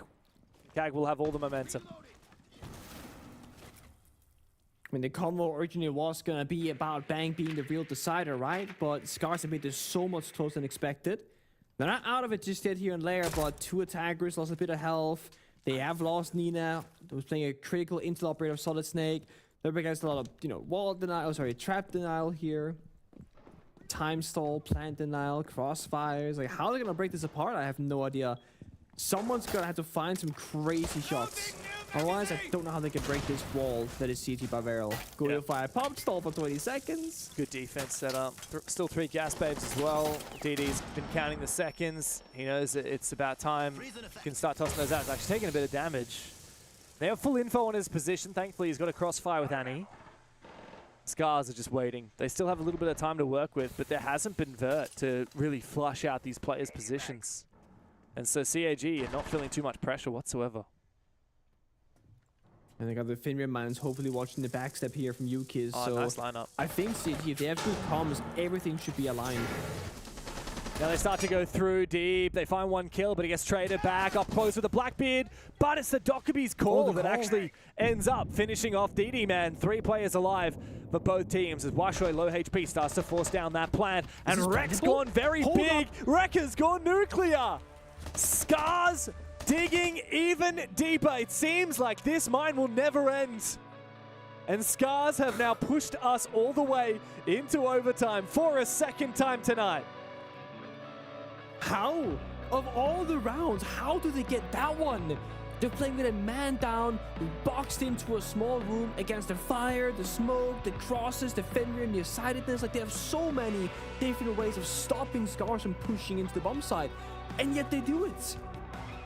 They stay on the attack, feeling very comfortable now, I imagine.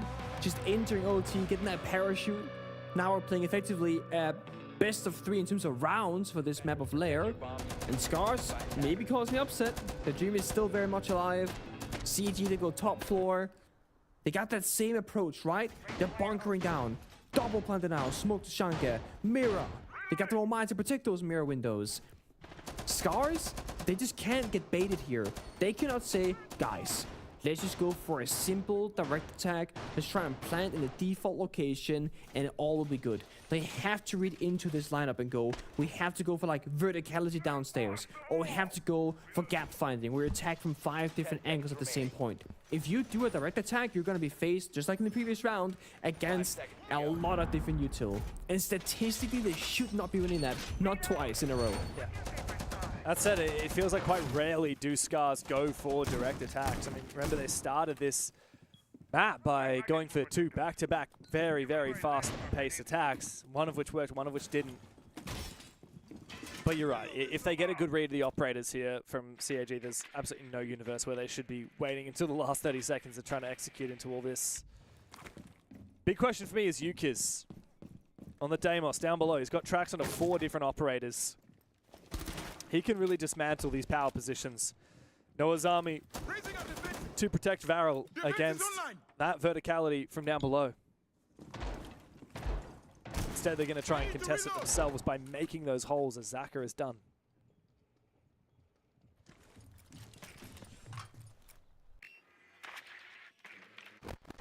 Nice and slow here. We see the magnets. They see the setup. Not a ton of counter potential, though. Is he just in there? Oh, well, I'll tell you what. Rek is just out of here. Good pick from Zaka. Capital going down is going to make it much harder to gain control of the mezzanine. However, there's still that Grim, which can fulfill that role. As Nina starts to make his way forward. He's woken up a little bit, still struggling. He's still died every single round and only got 5 kills, but at least he's well off that donut now. But if Nina finds a big 2k or 3k here, it feels like that's the only thing stopping Scars from just taking control, dominating.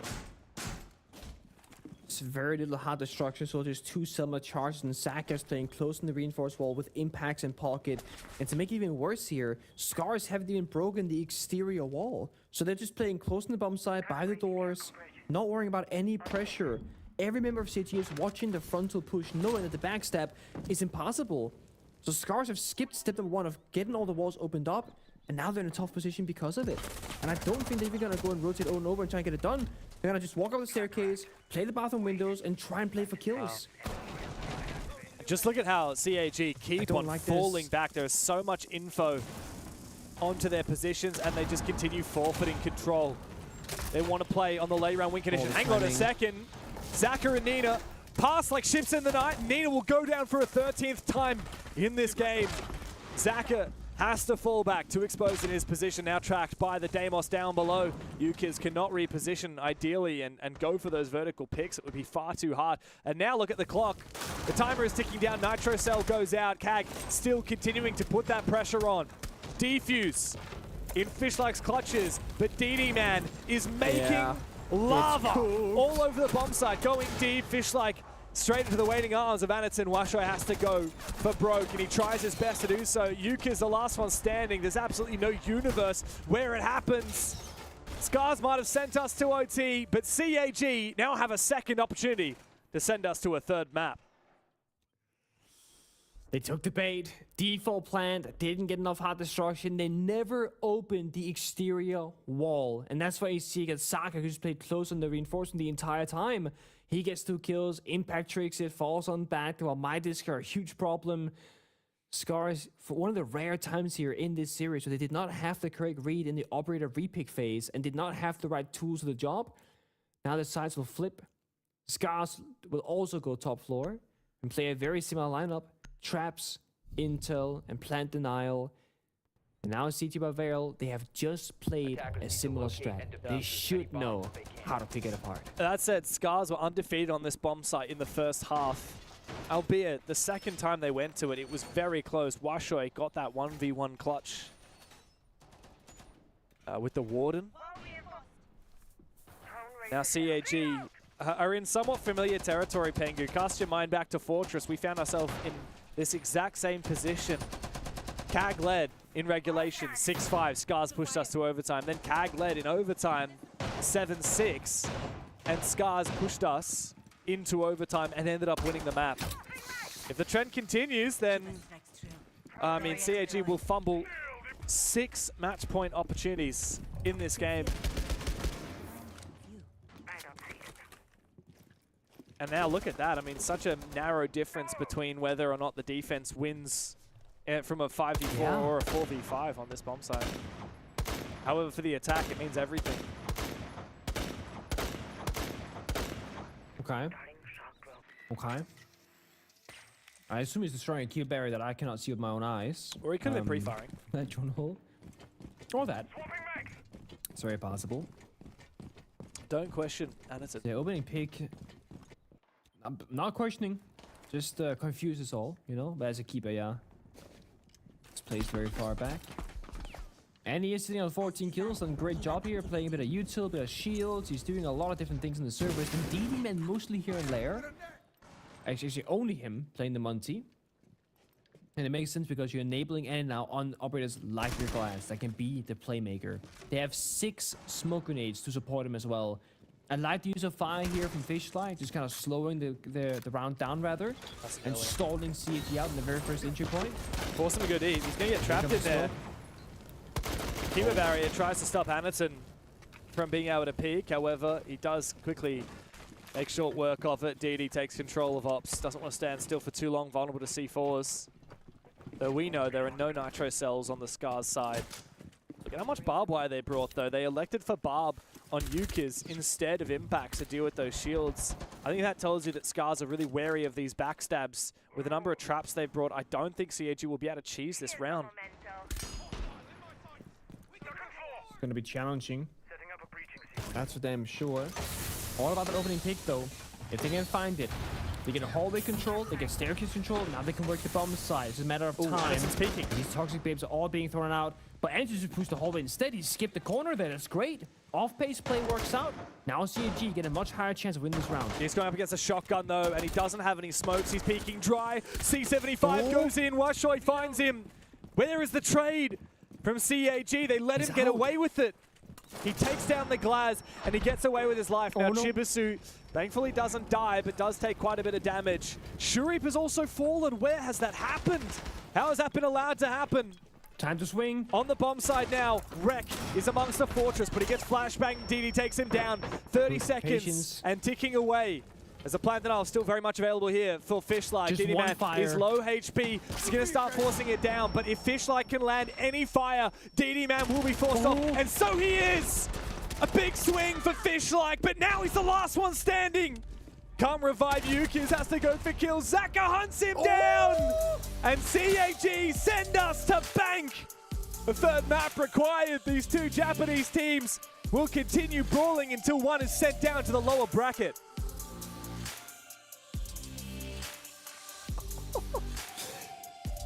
Goes down to the fire. One tick, James. One single tick of fire, and DD with dead on the Monty. One gunfight at the very final moment. They're on the wall, and they go to a 15th round again. Not to be. Two maps of OT for Cag by Varel and Scars tells you all that you need to know. This has been so much more than it was promised to be. The first seed versus the 4th seed in APAC North, sending us to a third map. We'll be up for bank in just a few moments. Don't go anywhere.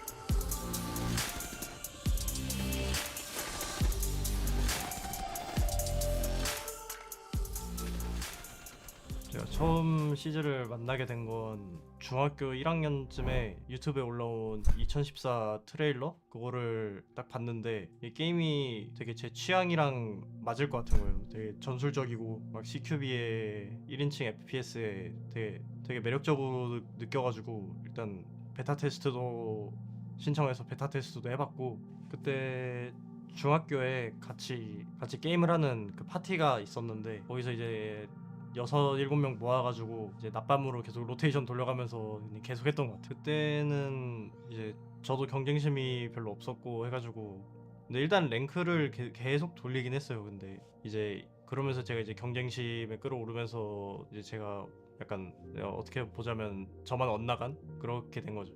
이게 대회가 있던 건 2015-16년에도 그 패드 대회가 있어가지고 알고는 있었는데, 이제 관심을 가지기 시작하게 된 건 파리 메이저에 진출한 멘티스 FPS를 딱 봤을 때 한국에서도 프로가 가능하구나, 해외 나가서 활약하는 게 좀 멋지다를 느끼면서 이제 프로 플레이어도 염두에 두게 된 것 같아요. 그때부터. 그때 페이커도 알고 있고 막 유명한 e스포츠 선수들 되게 많이 알고 있었는데 이게 되게 남의 얘기 같고 그렇게 느껴졌는데, 이게 제가 하는 게임에서 그 멘티스 FPS 같이 그런 팀이 나오니까 확실히 좀 와닿은 게 있는 것 같아요. 가장 인상 깊었던 팀은 예전에 퓨리아 그 5명이 제일 인상 깊었던 것 같아요. 제일 잘하는 팀이라고도 생각하고, 한 2017년부터 이제 제가 랭크를 진짜 열심히 하던 시절인데, 그때 상위권에 있다 보니까 막 지금 막 선수하고 있는 막 예전에 노라랭거나 멘티스 FPS 선수들을 실제로 매칭이 된 적이 있어가지고, 그래서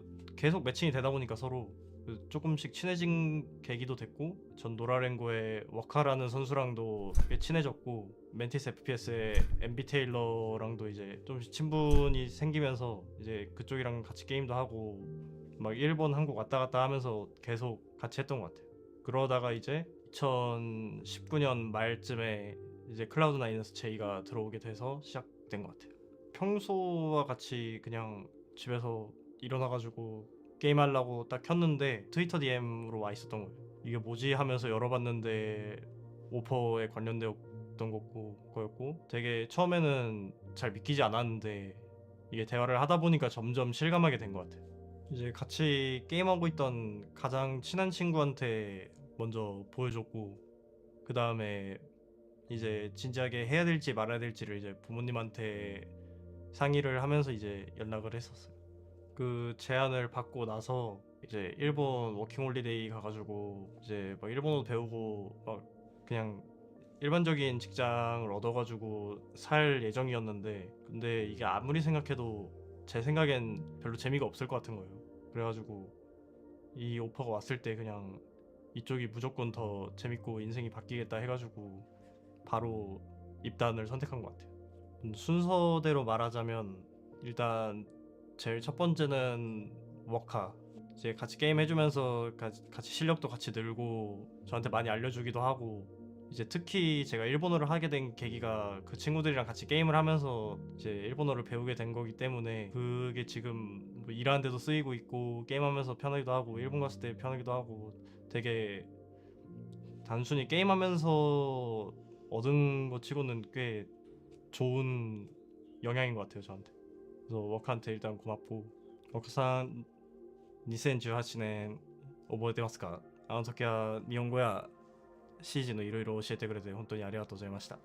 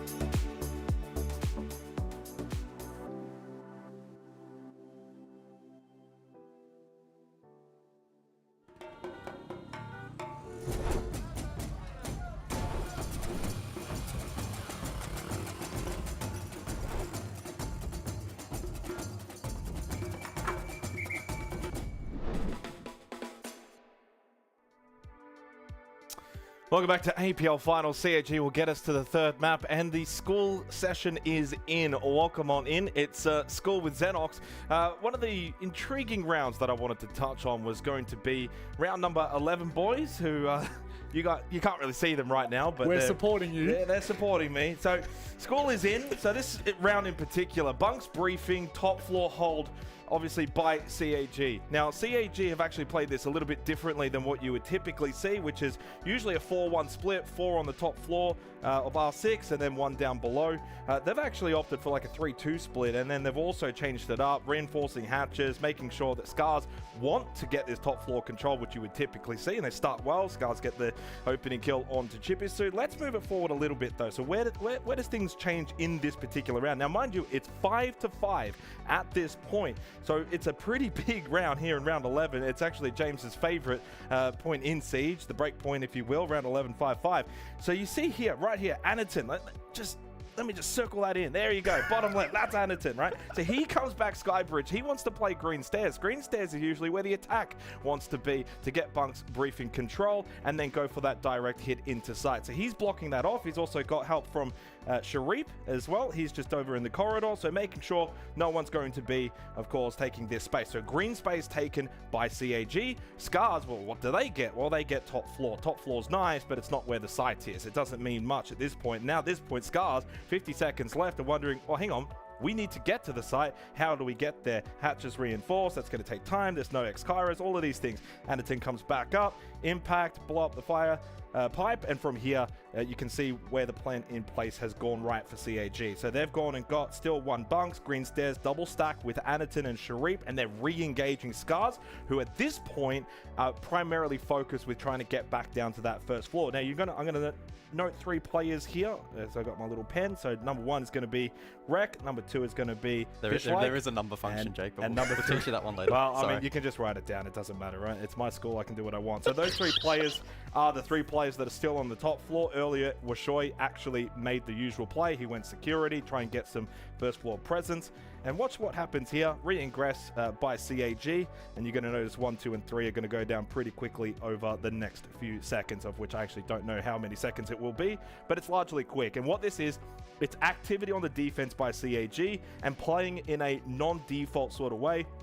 As you can see, all 3 are gone. Only Washoy left. Nina also decided to vacate, but he was not really in the server anyway this series. And at this point, it's now 4v1. So really, really good strategy from CAG. Although, funnily enough, guys, you actually said it was quite janky because it's not the usual default setup that you would typically see on a bunk briefing site, but it did get CAG the round. That is the site in this APL region that attackers tend to do quite well on.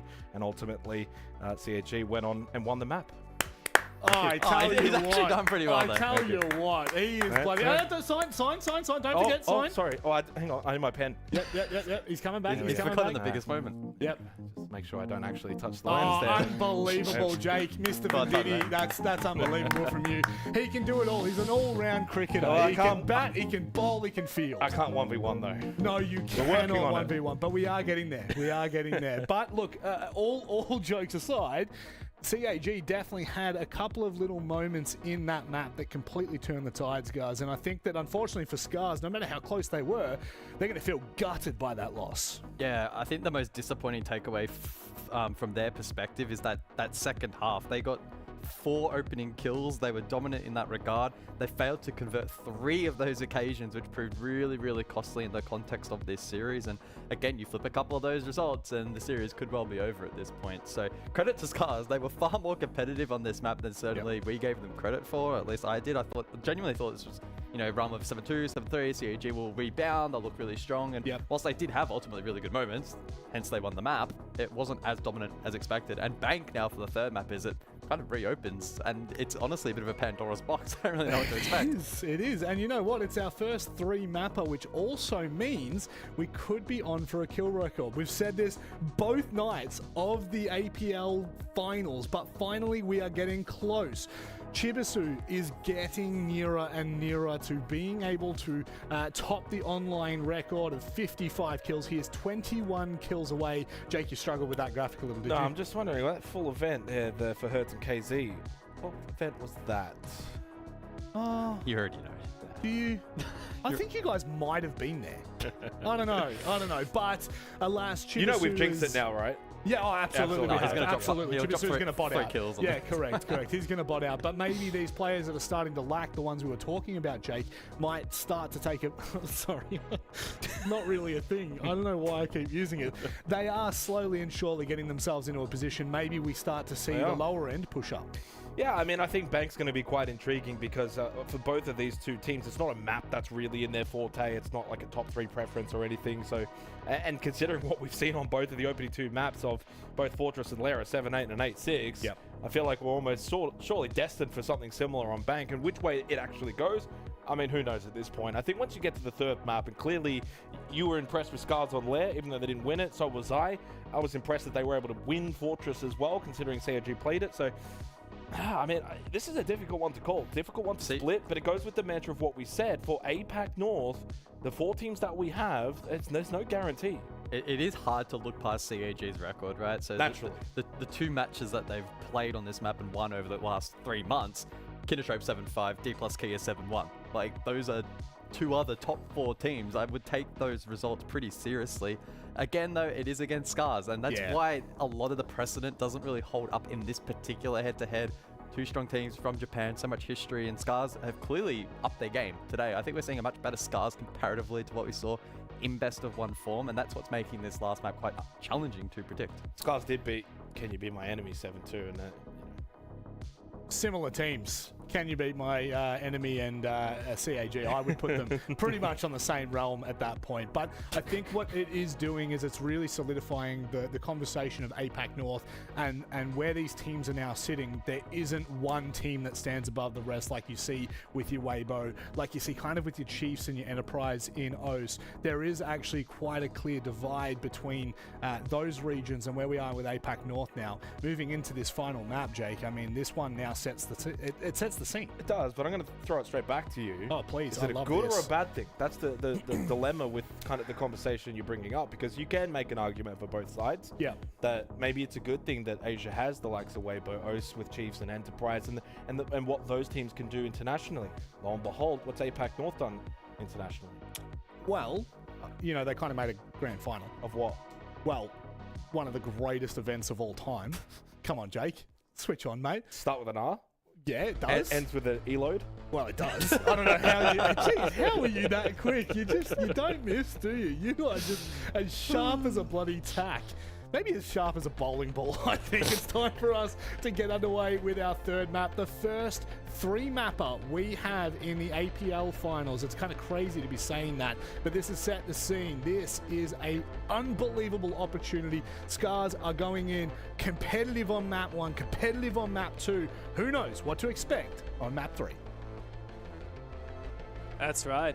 We've had 29 out of a possible 30 rounds of Siege so far in the first 2 maps, and now we're deep into the third.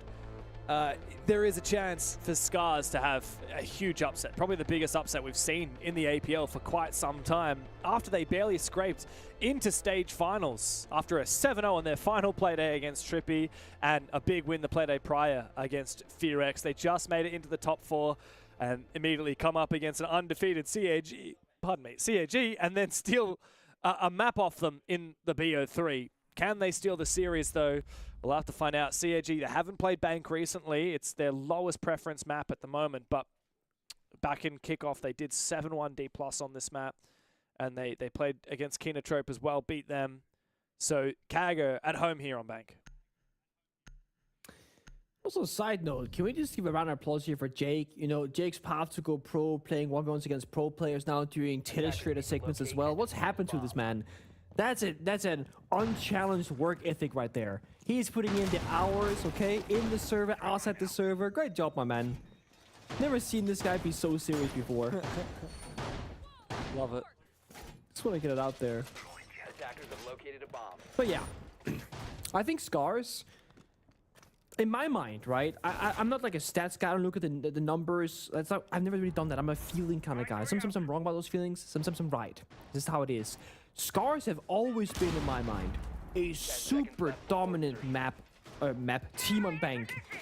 Because when we cast, I think it was last year actually, Kinotrope took Scars to Bank, and I was like, what are they doing? Scars, they terrorize teams here. I know this is CAG Bavaro, they're a formidable foe, but I would say that I would actually back Scars on Bank. I would. So I think that Scars will cause the upset. I think they're in the most prime position to take this in a 2-1 fashion, and I think Nina's been low-key missing most of the series. And if Nina shows up here on prime territory, it's over. Yeah. Well, if we look over the last year, Scars are 6-3, 6 wins, 3 losses on this map. And they're particularly good on defense, which is quite rare these days. They win 58% of their defense rounds. Of course, they did smash Can You Be My Enemy on this map not too long ago, as was mentioned on the desk, but not a very good barometer of a level of team when you're going up against someone like CAG, comparing the top and bottom teams from APAC North. Scars do find themselves on defense to start, which is statistically where they want to be. Funnily enough, it's not typically where you'd want to be on Bank. It tends to skew attacker-sided, but they will be going up against Monty with Anaton. Going for the double hard breach instead to protect some of those Kanto walls. The ranged hard breach not going to be a factor. The CAG have a lot of execute heavy ups here. Yeah, they do, and they love that. Little step 1, step 2, step 3 kind of action. But before you can do that, you gotta do that roam clear, get the map control, peel back the layers. Fishlight falls down the hatch, will tank that 40 damage from the Dokkaebi phone call exploding. But look at the timer. This is pretty decent from Scars. They're stalling for a fair bit of time. Now the server hatch I just noticed is actually soft, so they can pop that immediately and start attacking server. So Washoy is going to be in a bit of trouble. It's going to be kind of all eyes on him if CG were to go for a default server attack, because Washoy is playing on the server stairs with the smoke operator. Now he's got 3 torch in pocket with 60 seconds to go. If he can min-max his individual position and stall for 30 seconds, that can literally win Scars the round, or at the very least, set them up for success. Washoy has been a very impactful player today. He's in the most important position right now. Anderton wants to take the gunfight and does so! Okay. Beautiful work. He already pre-aims and just goes for a pre-fire with the pistol, the shield covering most of his body so that he would win the gunfight if Washoy had the shotgun out. I don't know how Anderton didn't see the Valkyrie camera that was right in front of him. Oh my god, Nina, are you kidding me? Oh, Nina! No. What is happening to the best player on APAC North? He farmed in the group stage. He misses his C4, immediately gives up his life. That is a devastating mistake from Nina on Scars. And now they are forced to retake. 3v3. They've got the numbers to make it happen, but going up against a Monty, it ain't easy. And Shuri could be anywhere. DD Man has it locked down before he gets traded back. Yuki's on the floor. It's Rek at a 1v2. Firstly, going up against the Monty of Anderton. It's just not going to happen. This has been a rough start for Scars. They had smokes. Oh, actually might get. No, not going to get any. Very close, though. Insane that they even managed to get it with a plan down for CAG. After we saw all of the smokes that were available, after we saw the Nitro Cell come out, I thought Scars had it dead to rights. The very small things, right? If you stall with the smoke canister a bit longer on server stairs, or have a guy hiding in the corner beneath him, or if you just have that C4 land, like you generally win that round if you're Scars. That was CAG having to speed up the pace of the round because they were forced to, not because they wanted it. And also, small side note here, Valkyrie Impacts was being played in that round. Imagine that Nina C4, who can afford to mess it up. Not that you should, but you can afford to. And then you have a backup C4 as well. But no, they had Valkyrie Impacts, which started one in pocket the entire round. It's an awful look. Tough round start there for Scars. Now they go top 4 instead. Big switch up. Get a DMR 2 bar on the action. Get actually Reg hiding right now on the Clash, hiding that particular power up. Operator bands, I haven't really talked about it. I haven't really seen them actually. Double ranged Heartbeat band with the Ban and the Ace, enabling his top 4 bombs to be much higher in success rate. And CAG Bavaria banning of the Kaid and the Mira. That's actually very smart because they're both making, basement weaker by getting the Kai that can close the hatches, and then Mira that's commonly played on the other bomb sites actually. So it's almost like banning an Asami where Asami's playing every single bomb site. By removing it, you make everything weaker. They've done a similar thing here with 2 separate operators. Loading new mag. We get to see the Clash played by Rek. Kali actually. Great counter to the Clash. You don't have to expend any utility, just shots from the sniper rifle to knock that shield back. Well timed. You could get a lot of damage on the Rek if someone is already pre-aiming at his feet when that Kali blast goes onto him.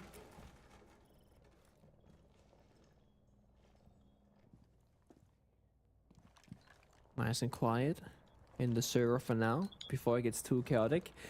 The thing about Bank is that the pace is very different from Fortress and Lair. We don't often see a lot of early action. It's going to be a bit like what we see right here. Nice. First 60 seconds, Oh, attackers on repels, they're droning, they're checking.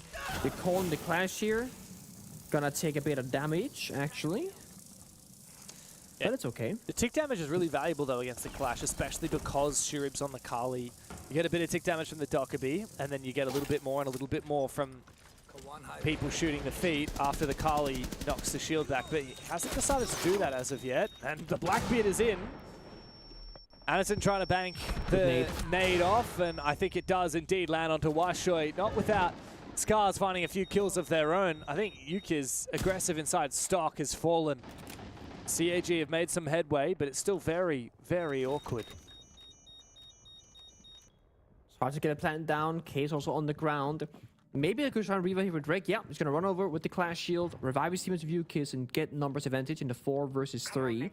Now, Rek has to do some of the heavy lifting. He can lock down one particular hallway and get a little bit of info to help his teammates about where that push is coming from. Good angle fish like. Surely he wins this fight. Never mind. Zaka gets inactive. No. Low HP, but it doesn't matter. And Chibisu's taking out Yukiz. So now it is a 3v2 for CAG. Nina's in a great position. He's the warden, and yet he gets flashed. Oh, Another boy. critical mistake, but he also gets stunned by the air jab. It's Rek now. Ooh. Little bit of damage onto Annie, but Chibisu trades him back. CAG, a very good attack. Using that black beard perfectly, Anaton knew exactly when to make his move and when not to overextend. It feels a little bit like Scars are overthinking these rounds and making it a little bit too complicated. Also, a lot of solo gunfights being taken in that 4 versus 3. Not a ton of crossfires. Rek on the Clash, last alive is never a good look because, as I said, he could help his teammates. Instead, he doesn't help anybody. And on that basic bombs that we saw, missed C4s, missed lack of utility, etc. I will say, if Scars can get on the attack inside, they're going to be flying. They just got to get 2 rounds here in defense, or 3 in a perfect world, to get a big enough of a lead or equalization that they can't just like lose 1 round and then it's over.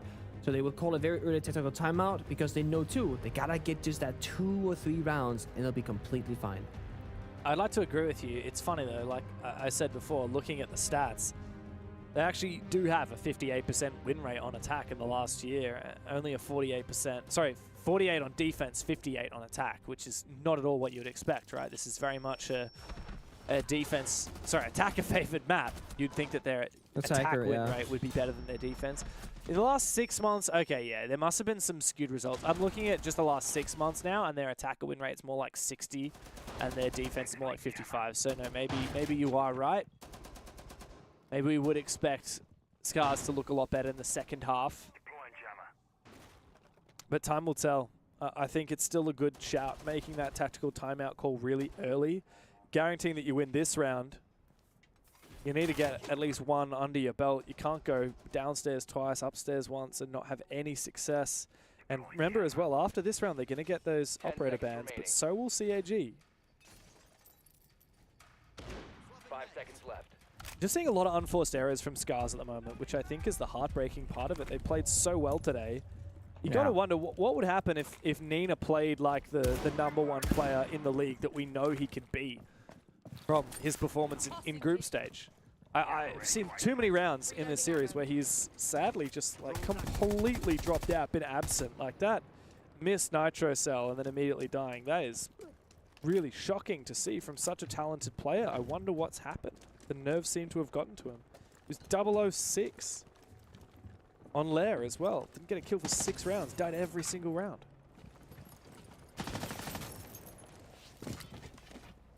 Now, one thing is the first one, right? Exhaustion, maybe going from best of 1s into a deep best of 3 series. CT by Vera a bit more experienced when it comes to international play and longer series, etc. Higher stakes matches.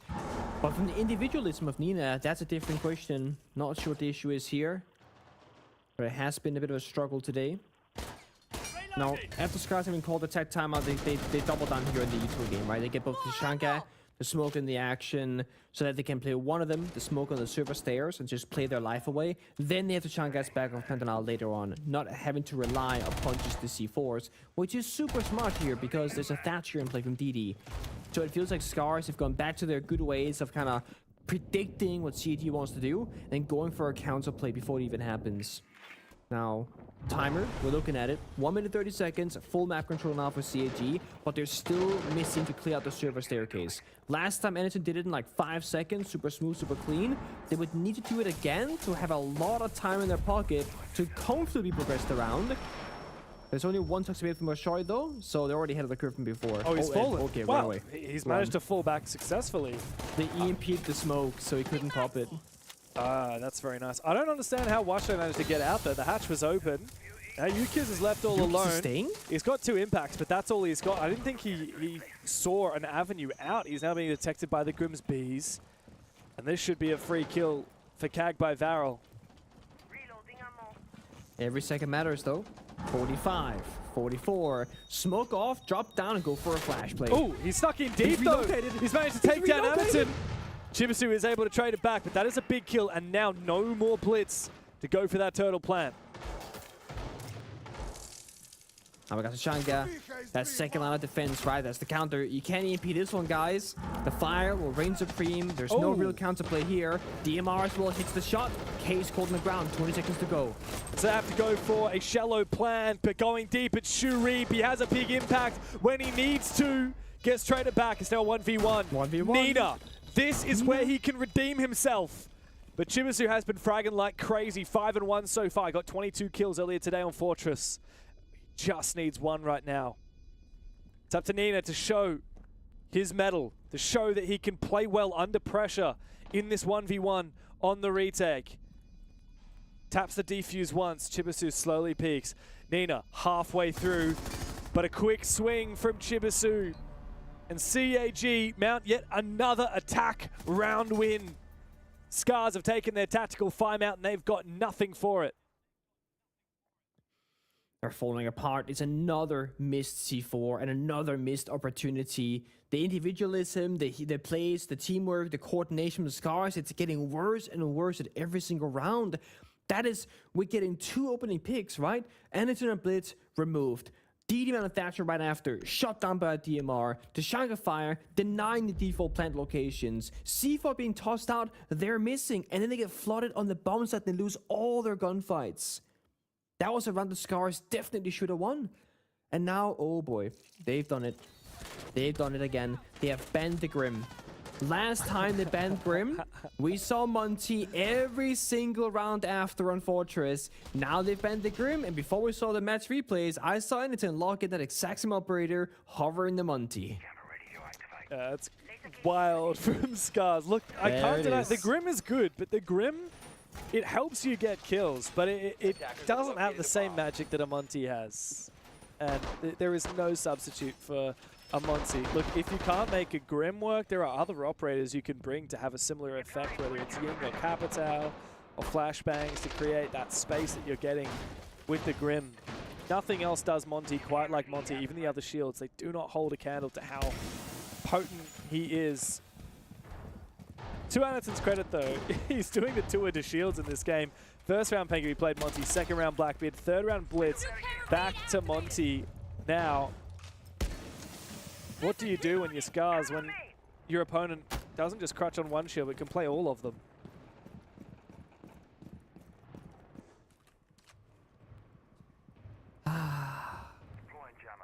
You know, my favorite saying is making a return now. It's not easy when it's hard. That's where we're at right now, if you're Scars. It is simply just not easy when it is hard. And it's only gonna get harder from here on out, because look at this lineup they got. Power-ups, the sniper of Kali. One of the few bombs is actually where Kali is not a troll pick. Well, troll is a bit exaggerated. I still think Kali's actually the sleep operator for soft destructions. Okay, that's too far. The SMG is really good. The secondary. I think it's one of the best SMGs, like secondary SMGs. And then the main rifle, like, it's not the best, but it's all right.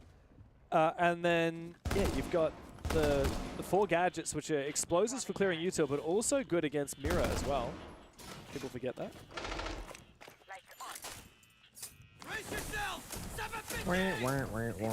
Kaboom! That phone call sound, man. Explosion downstairs. Heart destruction, flourish drones. What is happening here, man? Scars are not willing to fight back right now, and I get it. How do you fight back against this current attack? It's either long angles, which you're unfavorable in. It's a shield that you can't destroy. It's Ying Candelas, Dokkaebi calls. They're looking to get active with Nina playing a play downstairs with Solus, but right now Solus is on the wrong side of the lobby, or the downstairs. He's in lobby, looking for the repels. He's gonna fall back. I think they know about it. Yeah, they have a feeling. There's a player in Electrical who's just watching. It's Zaka. He's waiting for the re-peek. Look how much ground they're giving those flankers. Oh no, the timing could not be worse! Oh my Zaka god. has just missed it! Oh my god, he's missed it! Nina has just walked on past, however, the Scars, they've fallen so many players on the bomb side, so it might not matter. Nina has been let to slip through. It's now a 2v4 for Scars. I cannot believe that. How laughable is that from Zaka? The most unlucky I've ever seen. But Nina, unfortunately, is not having the best game of his life. Now he's in a 1v4, and they know exactly where he is. He's being stared at by Anaton on the Muncie, and he is being shot from the window rappel. He will take the fight with the player on the window, and Anaton will hunt him down. 4 rounds straight for CAG on the attacking side, and they show no signs of slowing down. 4 rounds straight. Scars can still get their 2 rounds perhaps, but it's not looking very likely. This has been a bloodbath of a match here on Bank. And CAG, it's every step of the way. It's the right operators, it's the XQs, the open and kill engagements, it's flooding the bomb side, it's stopping the utility. Like, they're just not missing right now. And I'm still kind of at the point in my mind where, is this just a matter of exhaustion? Playing 7-8-8-6? Entering a third map, because Scars, they're not fighting back even like 50% of what they were on Fortress. It's a different look for them, and of course every map plays out differently, but historically this has been a very comfortable playing ground for Scars. Yeah, I don't know whether it's just to do with the flow of the series so far, where Scars really put so much energy into Fortress, eventually fell off on Lair. And now they've just run out of steam, and CAG have really read into them. If you look at how Lair ended Pengu, 5 of the last 6 rounds in that map were won by CAG. Like, they very much had the momentum. Which means if you look back over the last 10 rounds of Siege we played in this series, Scars have only won a single round. At what point does that tilt start to set in? At what point do you start to believe? You know that feeling when you're playing a game and you just cannot believe that you're going to win it? You cannot believe, you cannot have optimism. You just can't seem to conjure it. That mental warfare, that weight that hangs on you when you just cannot get a kill, you just cannot get around, when nothing seems to be going right, where you keep getting unlucky. Every time you die, it feels like you're getting timed. It's got to be where Scars are at right now. And if one individual has a pop-off moment, right, and they start inspiring the others, like, guys, it's winnable, look what I just did, you can do it too, that kind of momentum shift, that can change everything. But there's no one that's, like, outstandingly good right now for Scars. They're struggling as a team, every single member. I do think that all they need is that one big moment, but it has not happened. CG just choking them out, not giving them anything for free. It's not likely to happen when you're playing against a Monty. Again, you could have banned it, but they banned the Grim, James. Bit of a troll. A fish like is in a world of pain. He's used 3 gas babes a minute and 20 into the round. Very fast here from Shurip as well. Oh, hello, good read. He hears the vault over from Fish like, takes him down immediately. 5v4 now. CAG opening kill, attacking side. Monty's still up. Scars are looking desperate. Washo wants to try and make a play, but they know exactly where he is, and Nina gets punished. It has been the worst day of Siege I've seen out of Nina in the longest time. Scars capitulate right when it seems like they've done everything right. And they're waiting. Again, they're not looking to make a play, not going for a push. I just hear the Monty creeping on up. There it is. And he gets the intel. Yukis fall back. Washo dies. One by one, they will fall. One by one, CT get closer to their 5th round. Man, at this point, you just got to start calling the GG. It's flawless. Jesus. A 5th in a row on Bank. And for Scars, it feels like any sense of self they used to have on Fortress has evaporated. CAG have taken control. They have materialized throughout this series. While we saw them bleed at the start, they just have not shown any chinks in their armor, any weaknesses whatsoever in the last 10 rounds. It feels like almost a formality at this point.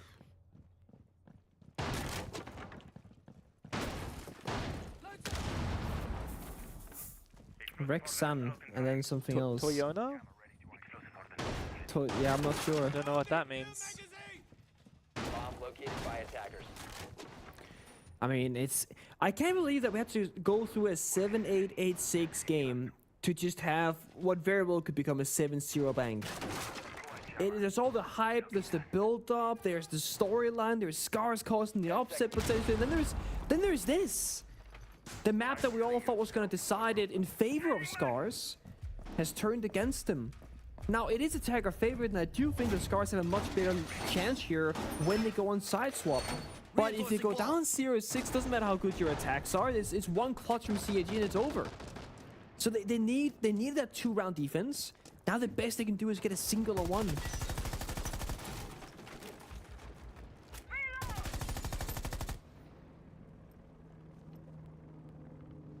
I feel like CAG are in their heads right now. They can do no wrong. What do Scars do now? In the basement they go, and they've got quite a bit of a roam. We've got Yukiz and Tellers. He's got a pre-placed C4, and he's on top of a mute jammer, so he won't be able to be tracked by the Dockerby. Might be droned in a minute. Straight into the mute jammer. The drone is for CAG. It's got a read.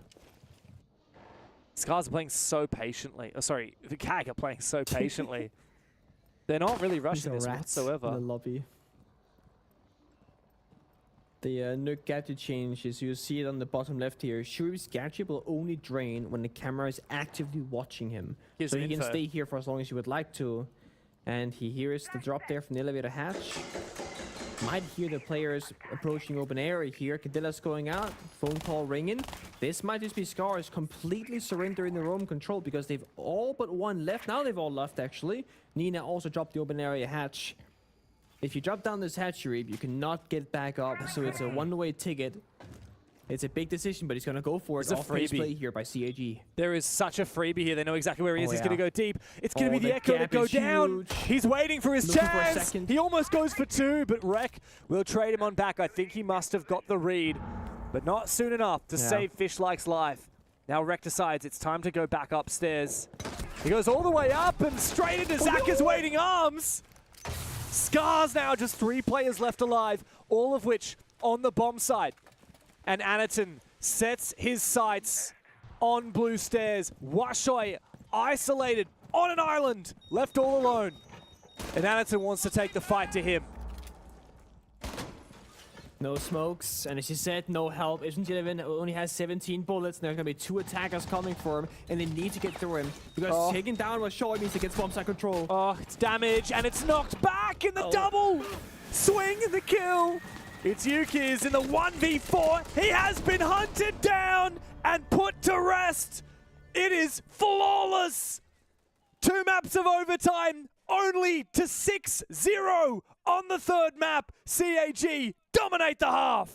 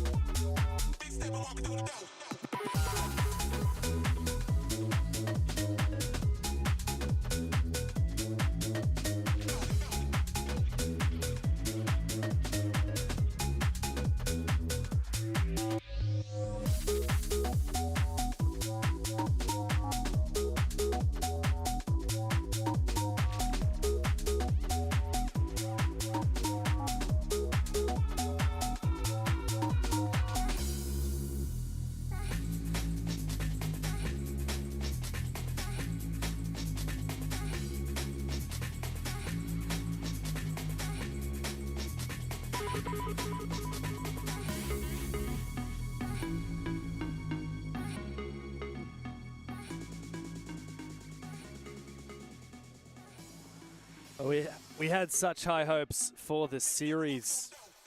After that first map went the distance, 15 rounds. We thought, Scars, if you're the first ones that can take a map off of CAG, can you maybe take a series off them? And on the second map, we thought just maybe there's a chance that Scars can come back again. They pushed overtime for a second time. And come map 3, it's been such a disappointment.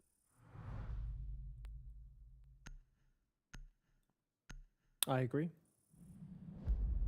I feel so validated when you agree with me. No, there isn't much more to say, man. It's been disappointing. It's been... I would love to build up the comeback story, right? Scars down 0-6, they're going to the attack inside. They're gonna do it, James. They're gonna do it, but look at how these ones have played out, like the small nitty-gritty details. It hasn't even been close. One thing is to lose 0-6, another way is to get a flawless, like, 4 of the rounds. Like, look at this. The Shurb is dead, but, like, it's basically a flawless round. It doesn't matter.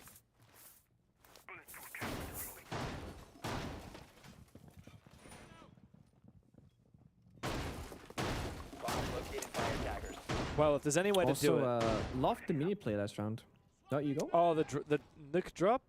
I love it. It's just so beautiful when you catch an Echo with his pants down on his drone. Especially because he couldn't knife And the way they do it, right, it's like you're rushing into a bomb site where all 5 enemies are on the basement floor. Like, there should never really be a gap there, but you found the perfect timing for it, because if Echo wasn't on the drone, he would hear the drop. Yeah. But the timing was perfect. Yeah. Super well played. Well, Scars failed to ban out that Monty. I know you really hammered them for it, Pengu, as did Jack by Varel. But they are going to bring the Monty for themselves this round. Really locked down is this CAG defense, though. Every single operator is some form of a trap, some form of entry denial.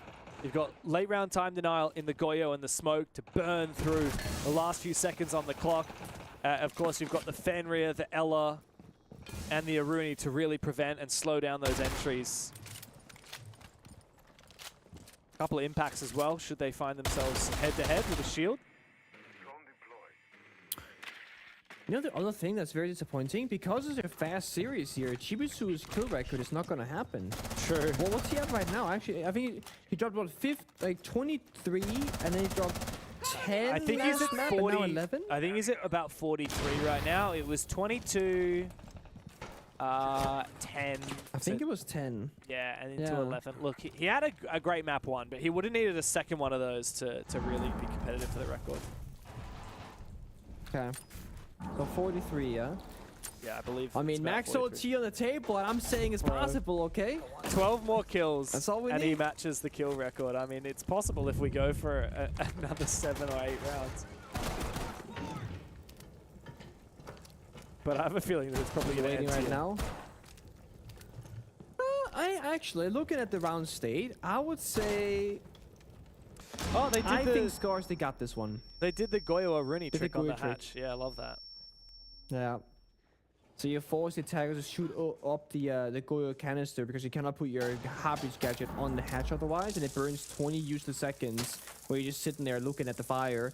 Because you gotta breach first, then go for the attack. Oh, so you're that's super limited. Also, really nice play from Anaton. He uses his bridge mop really aggressively so that he's already going to have an angle onto Fish-like once that shield gets knocked back. But doesn't matter because Scars actually play off of it really well. They managed to confirm that kill onto Anaton before he does any real damage.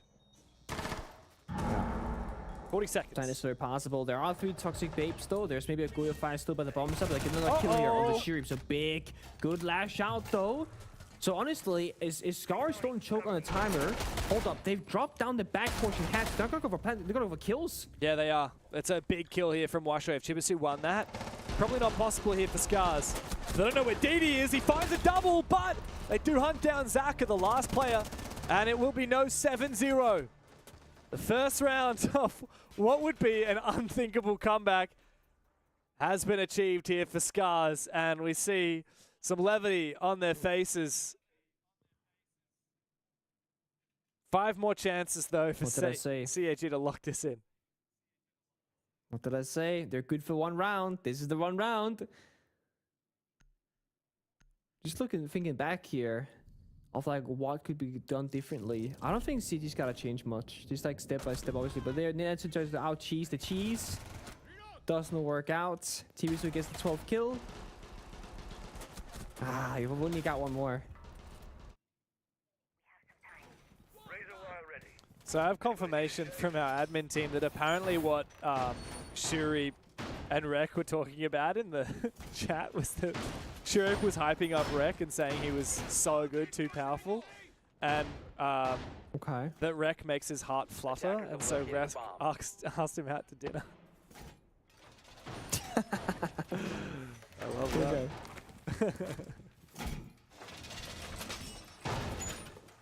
Nice to see Shuri Should I say too powerful? Huh? feeling a little bit brighter. It's also the first time that he's gone positive, I think, today. Oh yeah, he's had a bit of a hard one himself. Yeah. Stay close to me. That's very sweet. I mean, that's been the big story early on. Was like Shuri and Nina were both struggling individually on their respective teams, and while Shuri is kind of, you know, caught up, if you will, Nina is still falling a bit behind, and now actually playing the Monty. Nina on a shield, playing the passive role of the intel gatherer of Monty. I'm not against it. It could be what scars they need.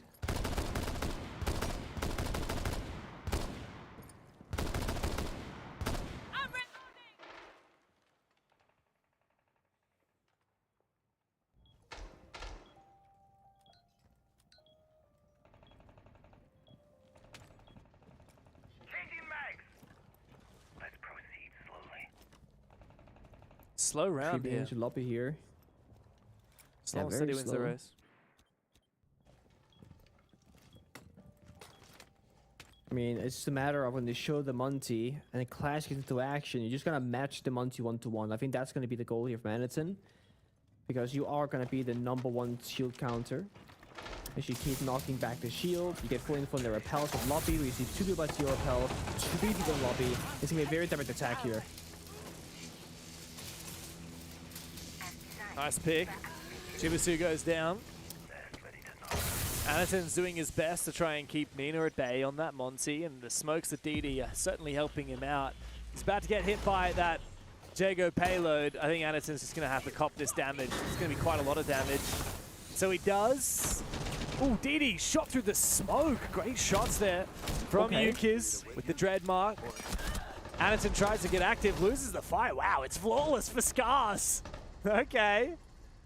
1 round, we had a little bit of a chuckle. 2 rounds.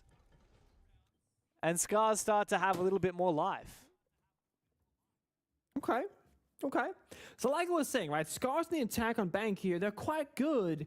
The issue is their defenses, they didn't get a single round. Because as I said, they have no parachute. If they just have 1 round go the wrong way, 1 clutch by CAG, they will lose. Surprisingly enough, actually. Hold up. Sparky on my screen. CAG called a tactical timeout despite getting a 6-0 lead. Is this Sparky saying, guys, finish it. Close it out right now. We need 1 round. He said 1 finger. 1 more round, guys. Come on.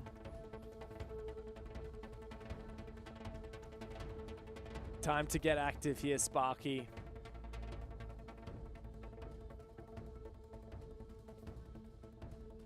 What's he gonna say? Tell the boys to lock the hell in. Man, he really does talk with his hands. Lock I in. wish I could lip read. Oh, here's a smile from Leo. Love to see that. Big You got 4 more smile. match points.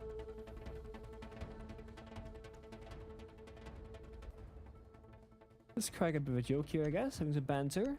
I mean, I think a high spirits and good vibes goes a long way now of your Scars, because you need to actually, you know, be so delusional that you actually believe you can make the comeback happen. You have to believe in it.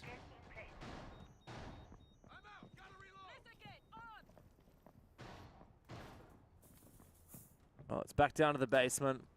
CAG running more plant denial. The Echo makes an appearance. Scars surely aren't going to lock in this fuse, are they? They actually tease No, it they out. always, Nina always hovers fuse. He's such a troll. Every round he hovers it. It's just, I think I figured out the theory there, right? That you pick one of the least consistent operators, so everyone else can do their attacker repicks, and then like now at the very end you can choose your operator. Yeah, It's gotta be that. very troll. Hate it. Hate it, man. Always gets me going. We do have the Monty back again from Fishlike. It's funny how both these teams tend to have the same... Ooh, I like the little sound cover there. for Rek. Yuka's helping him out a little bit. Ooh, Shiri gets the audio cue from the Dreadmine, decides to fall back, doesn't take the fight. Reloading. And mind you, every early battle that Scars they're taking, it's like they have to win it in the back of their head. Losing opening pick, and it's gonna slowly make the round so much more challenging.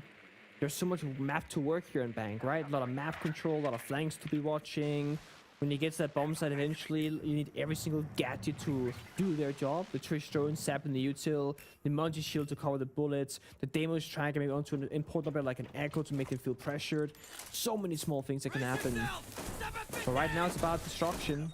They have no primary heart-breaching operator, yet they have 6 can openers spread across Deimos, Grim, and the Muncie. This is what you do, right, by the way. You put the Goya canister in the middle of the hatch, and you cannot open them, I believe, with both Thermite or can openers, or just the can opener. I'm not entirely certain. But Thermite's pick on this map is extremely low, despite having 3 exothermic charges these days. Yeah, technically, you can open more hatches than you can with a set of 10 can openers, right? That's true. But that's also like secondary versus primary gadget, Exactly, right? You can play Grim and get 2 hatches, Deimos and get 2 hatches. Thermite's whole thing, he can get 3, but that's all he can do. Yeah, very true. Oh, it's a good lineup here for Scars, because you're right, all the hard breaches bring something else that's very valuable, whether it's the Deimos, the Grim, or the Monty, all of which are now battling here against Anaton, supported by DD. As the Echo helps him out, but Washoy drops down and stabs him in the back. Unfortunately, for CAG, they're not able to support Anaton enough to keep him alive. Goes down. There is time on the clock here for Scars to get this attack done.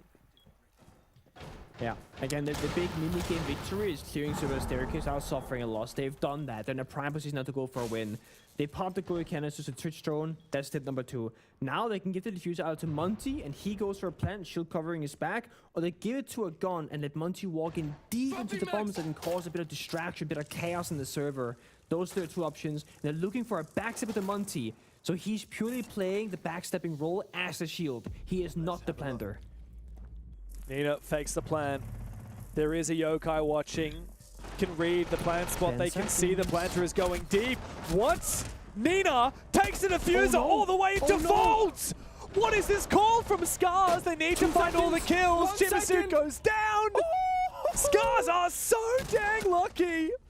They made the gamble of a lifetime, and it pays off. That's 3 in a row. James, I think we're at like 0 point something seconds left in the round. Nobody was going for a plant. If just 1 bullet misses, if 1 bit of hesitation happens, if you can't find that last defender, you will lose on timer. We'll see it probably during the highlight reel afterwards, but that was way too close for comfort. But a good read from Scars. Hey, they have an echo. We can't just plant with 10 seconds left. We have to flood and go deep. And then Monty dropping down the lobby hatch, becoming the backstabber, ends up being the round-winning play. We don't see that all that often here on Bank. Monty has not been banned, as has the echo. Both people countering each other perfectly, saying time is of the essence. Yeah, wow. Even just the read here, like, let's see it here. DD is on the Yokai, and he sees 7, 5. Diffuser is down. They see it. 0.2, I think. 0.2. Oh my god. I think so as well. Nina really gambled there. I cannot believe that. Going all the way into gold vote with the defuse. He could have dropped it and sprinted into like deeper and just left it there in sight for his team to pick up if needed. Attackers have located a bomb. Well, 9 rounds in a row of attack between these 2 teams. Pengu, it is a game that feels like it just never ends. 10 seconds left. You know, I'd love to spin the story that they're just letting Chibisu go for the kill record, but he's not getting many kills, is he? So, like, I can't even do that. No, I think Chibisu has he's gotten 2 kills inside Swap, I want to say. It was 22 into 10 into Something like 13, right? Which makes him at 45. So he's still 10 away. Yeah. Yeah. That's 10 away from matching, not beating as well.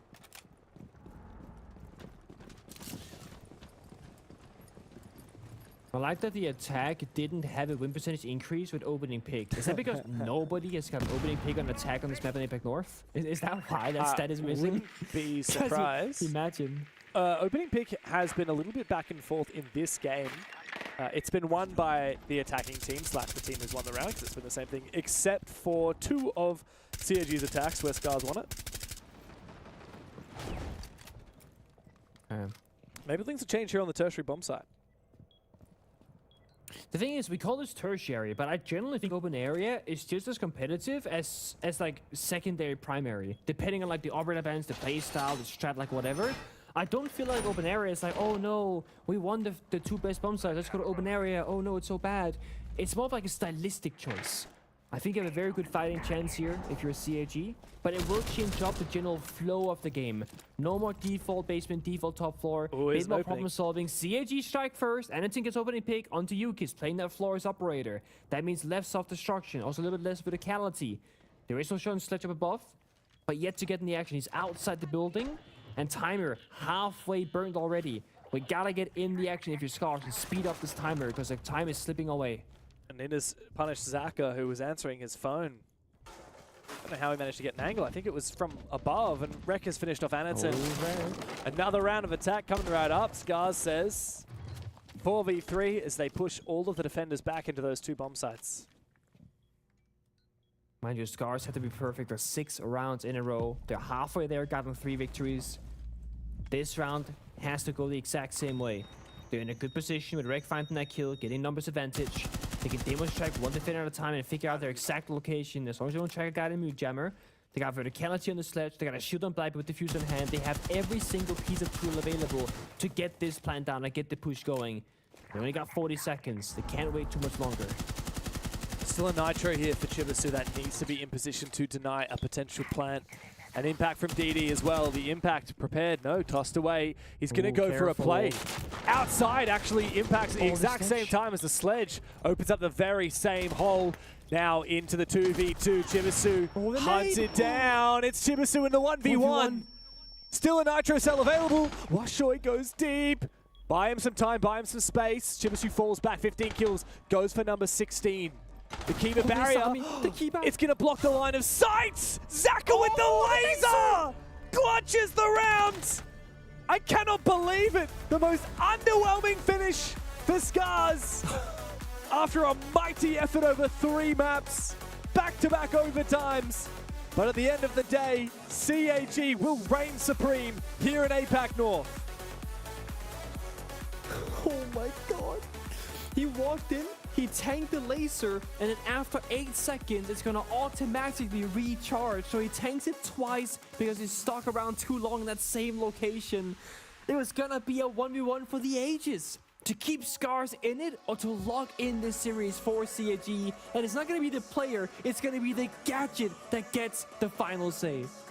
Wow, a crazy start. And look, if that was meant to be our quick game of the night, I think we're in for a big day of APAC North. CAG eventually capping off what was a much more dominant map, but the series is done and dusted. Let's toss it over to the blokes on the couch. Couple of armchair experts, they call us, and I think all in all, a very impressive game, but goddamn, what would have been if it wasn't a 6-0 first half. There was so much hope for that, guys, and unfortunately, just way too much damage done in that first half. Yeah, unfortunately for Scars, they didn't quite put themselves in a position where they put serious pressure back onto CAG. It's one of those cases where 6-0 half, you need to respond with, I think, 4 rounds, then you probably proc the timeout, then you win 1 more, and then it gets serious. And that's why this is another example of kind of false hope. Yeah. Unfortunately, unable to get the job done. I mean, credit to Washoy. In that second half, you got 3 opening kills in a row. It was insane. Yep. There were some incredibly close moments. I mean, the last round was a great example that was so close. Typically, they went in favor of Scars. Unfortunately, the last one goes the opposing way, and because they didn't have that cushion, they kind of got caught out in the end. So a little unfortunate for Scars, but a big win for CAG. Certainly is, and it now puts them forward again, just continuing that momentum that they took from group stage. Let's welcome in our interviewee, which Sparky, I know we've spoken to you a fair bit in the past, but it's my first time, so I want to say it's lovely to bloody meet you. Secondly, how does it feel to claim this third map with such gusto in the first half? Yeah, no, I'm pretty tired. Yeah, it was a difficult game, but yeah, and nice seeing you guys.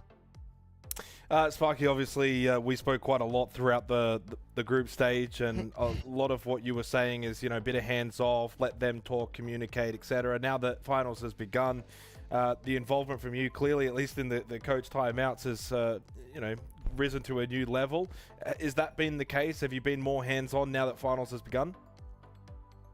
Yeah, so absolutely. I mean, today, I think they responded pretty well to the timeouts. It's just that we should probably practice adaptability a bit more and like discussing what goes on after the round, because our adaptability wasn't good. Like, I don't want the team to be able to need to rely on my timeouts to win round, but I think they're practicing, so it's fine. There's like more discussion going on. It's just that Scards today had like very good game prepared, and we didn't really follow the match preparation very well. I mean, it wasn't really a good showing from us, but yeah, we got the win. I'm happy. Yeah, I mean, Scar's played phenomenally in the second half there of Bank to remain competitive. What was that from your perspective? Like, was that stressful? Was the game plan falling apart? A little bit of both? What was your take?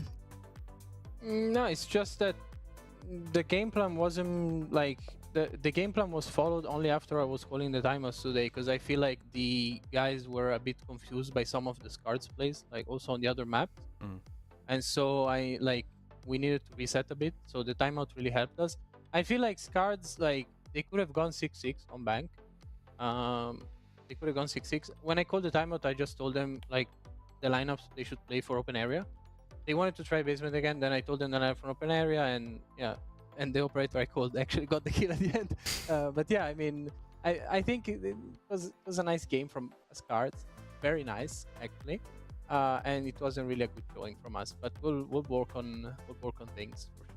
One of the things that we were talking about coming into this, Sparky, is around the, I guess, history of APAC North and the competition of the domestic league in general. We see a lot of times, Scars repeating the same games against CAG. They actually have CAG's number over the last... Now, granted, this is over the last 7 or 8 years, so we're not... Yeah. The scope is huge that we're talking They've about been there here. for a while. Correct. But one thing that we were really harping on about coming into today is that right now it feels as though APAC North is the most competitive region when it comes to the finals. Like, there are really... While CAG, yes, we do think that you guys are well and truly above, it's still well and truly competitive enough that these kind of results can happen where Scars can have a really good day. How do you feel about the APAC North region right now? No, I feel like I think the single qualification spot is like in the regular season maybe it can be a bit more boring. Like instead of having like a super league, of like all the best APAC teams, it can be a bit more boring. But like the finals are probably the most exciting like out of the old regions. Just because you get only one spot, guys. Like teams are playing they're playing everything, they're not hiding anything. Whereas like in EU or the other guys, they hide some stuff and like they don't really like it. It's a different feeling, Yeah. It's a different. I think G2 I was hiding going to say... G2. Yeah, absolutely. I was thinking about that. I was, we have had great examples throughout the year of like Furia at like a great team. Yeah. It's just the mindset. It's something that we also need to work on, and I think this single spot thing allows teams to really like feel the pressure. Yeah. And so people are able to like see them give their best or their worst, because some there can be blowouts, and it's also like it's beautiful to see like a team receiving a blowout and like it's the final and like it's exciting to see like people panic, or the viewer it's exciting. So I mean I'm pretty happy about the way the league looks. Yeah, for the viewers, it's exciting. For the coach, it's stressful. I could only imagine. Sparky, before we let you go, is there anything you'd like to say, mate? Because, we like to give you the floor. Do you have any friends, family, anyone that you want to shout out to? Well, the fans, the sponsors, the new structure, the new organization. thank you for watching the games, and we'll make sure that we come up more ready for the next games, and hopefully set some 7-1, 7-0, something exciting, you know? That's exciting for you. It's boring for us, mate. We'll catch you Oh, yeah, in the I'm next sorry. one. Yeah, true. Yeah. Thanks, Sparky. We'll catch Thank you you very soon, much. mate. Bye, guys. Bye. Look, as much as we're kind of taking the mickey a little bit there, it is for most of those teams, right? You really don't want to let it get to a point where you have to go to a third map and then all of a sudden you're 6-0ing a team in the first half. It's just that kind of feels like a deflated match finish. But by God, did they do well? Yeah, I mean, interesting sort of what he was, I think, really getting on about is, was the team following the strategy, the plan that was set in place to begin with? And maybe they weren't. And maybe what bailed them out in the end, guys, was Chibisu's and performance overall. 47 kills, what was he? So 8 off the all-time record. 7 off matching the all-time. Or 7 off matching it. So, we were kind of talking about kills per round as a metric. He had a 1.21 KPR. The league average, funnily enough, Chibisu actually holds the record at 1.06 this stage.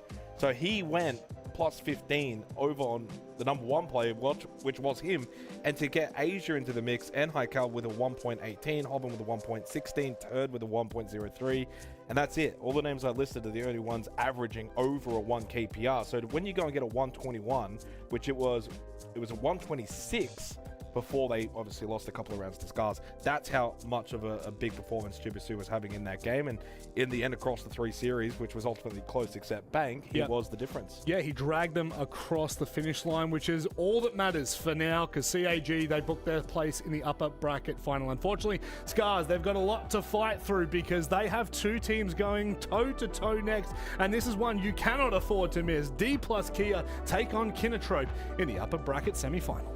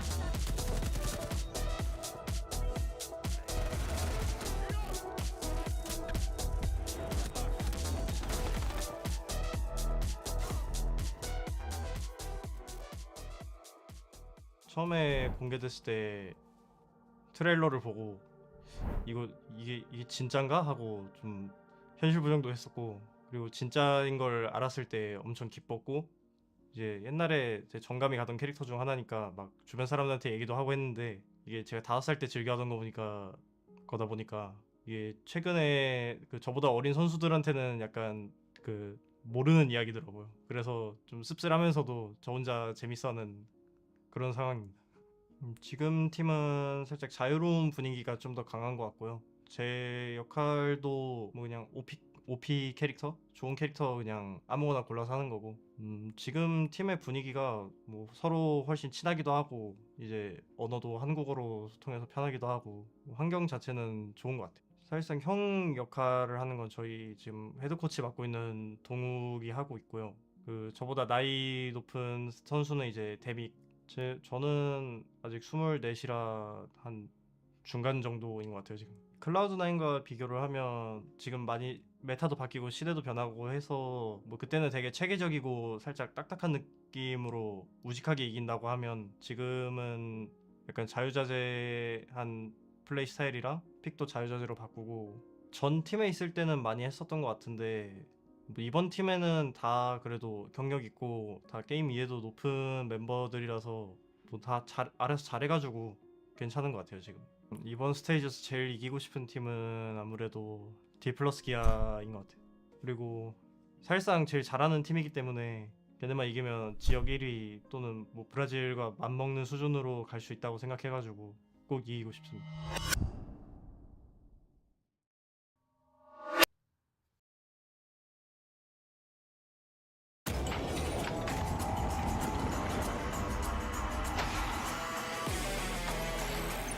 come out windmilling like an Englishman looking for a scrap. But talking of a scrap, Pino! If he goes uncontested and the kit goes cold, that'll be devastating. The grenade goes through, that's the swing! Cyber and Bullet are able to get one apiece with the kit so far away, and Canadian down upstairs. Wow, that was special. It's a 1 versus 3 to hold, and they're pushing him from behind. He's found one. He's got to get the vertical as well. They get pulled off Tim. We're down to the last 3 or 4 seconds. Ryder's got another. He's held on. He's going to do it. And PSG take the 2-1 win. Both players spotted, but the res can be made successfully. Information from the bees. It goes in. W7s! They cement themselves as one of the greatest of all time. He's starting to get cooked alive, Ollie, but he's using the stim pistols. Look at this from the dock. Surely not. Brilliant! That's play of the year in my book. Plays the game, hits the old body, doesn't quite catch it. There's the impact. He gets it! There's the douse! He doesn't have the confirmation. He's going back, he's not quite sure. He definitely has a few seconds. Stick it, Ness, stick it! This is an angle that he might be able to contest. No, unfortunately, he takes just a bit of damage there. A walk, I guess, the second one. Eclipse, though, will get one, turning it into a 2v2. Now they push it on the side. The Bandit will lose out on this. Eclipse, the last alive on the Ela. Spots the head and takes him down.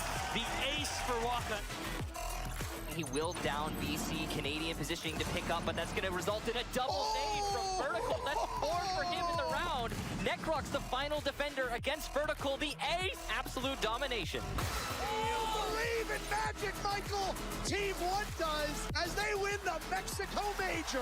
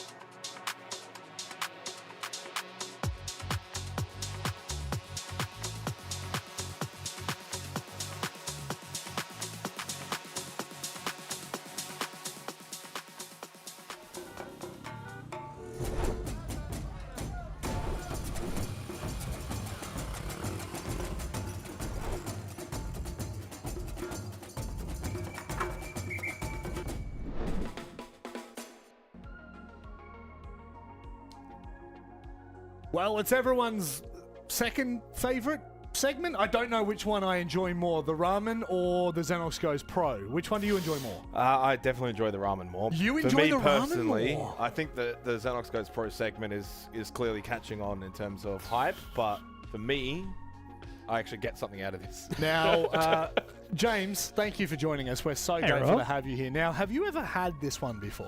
This is not the one that I've been eagerly anticipating, so Yes. I'm not familiar with this one. But I will say I just casted 3 maps, 2 of which were overtime, and didn't have dinner, and it's like nearly 11 p.m., so I'm very excited for this. Okay, fantastic. Now, for the viewers at home that may not have joined us in our ramen ranking before, we like to grab different ramen cups from all over Asia and try them. Jake, do you know where this one's from? I don't actually know. I believe from Korea. It is South from Korea. Korea? I am Yeah. getting the head nod. But Jake, I can you smell it from here. Oh my.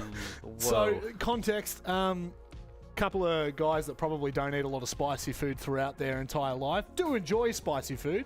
You are 100% going to see me sweat when I try this. I know that for a fact. So, once again, I'm gonna prep us all. We don't stick them we know the into rules. the ramen. We the keep rules, them on top. All right. Let's do pass that one to James. If this one's Yeah, you can have spicy, that then one. I'm cooked because I'm just going to hold in. I'm so hungry. Okay. So, It's spicy. this one is I don't know if we definitely... can get a close up, but Yeah. have a look at that. Is extremely orange. Go and show it again, show it again, show it again, show it again. Look at that. I thought you were going to try. yeah. Definitely not hang dangerous on. at all. Hang on. Oh, pull them out. Oh my There is goodness, one man. important part that we haven't introduced. Yeah, thank you very much. Would you like to do it for me? Nick! Nick! Hello, Jakey. Hello! Hello. What have you got for us Hi. today on your poem? It's called the Daily Words of Wisdom, guys. Come on, get with the times. Daily okay? words of wisdom. Copy. Daily Words of Wisdom. Cheap price gives you cheap rice cakes. Rice cakes that look good are also good to eat. Who would have thought? To ferment your own food is to lodge a small but elegant protest on behalf of the senses and the microbes.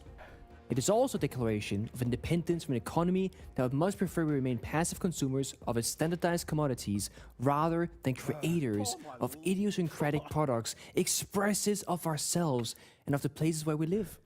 Because... Are you living there, yeah? Okay, good. We'll continue. Wait, where did What I do get I do lost? when my tongue I is got on lost. fire? We better have Do you milk have an on standby. inspirational quote for that? Nick? When Nick I'm is lost, guys. lost, You he lost must re-find himself.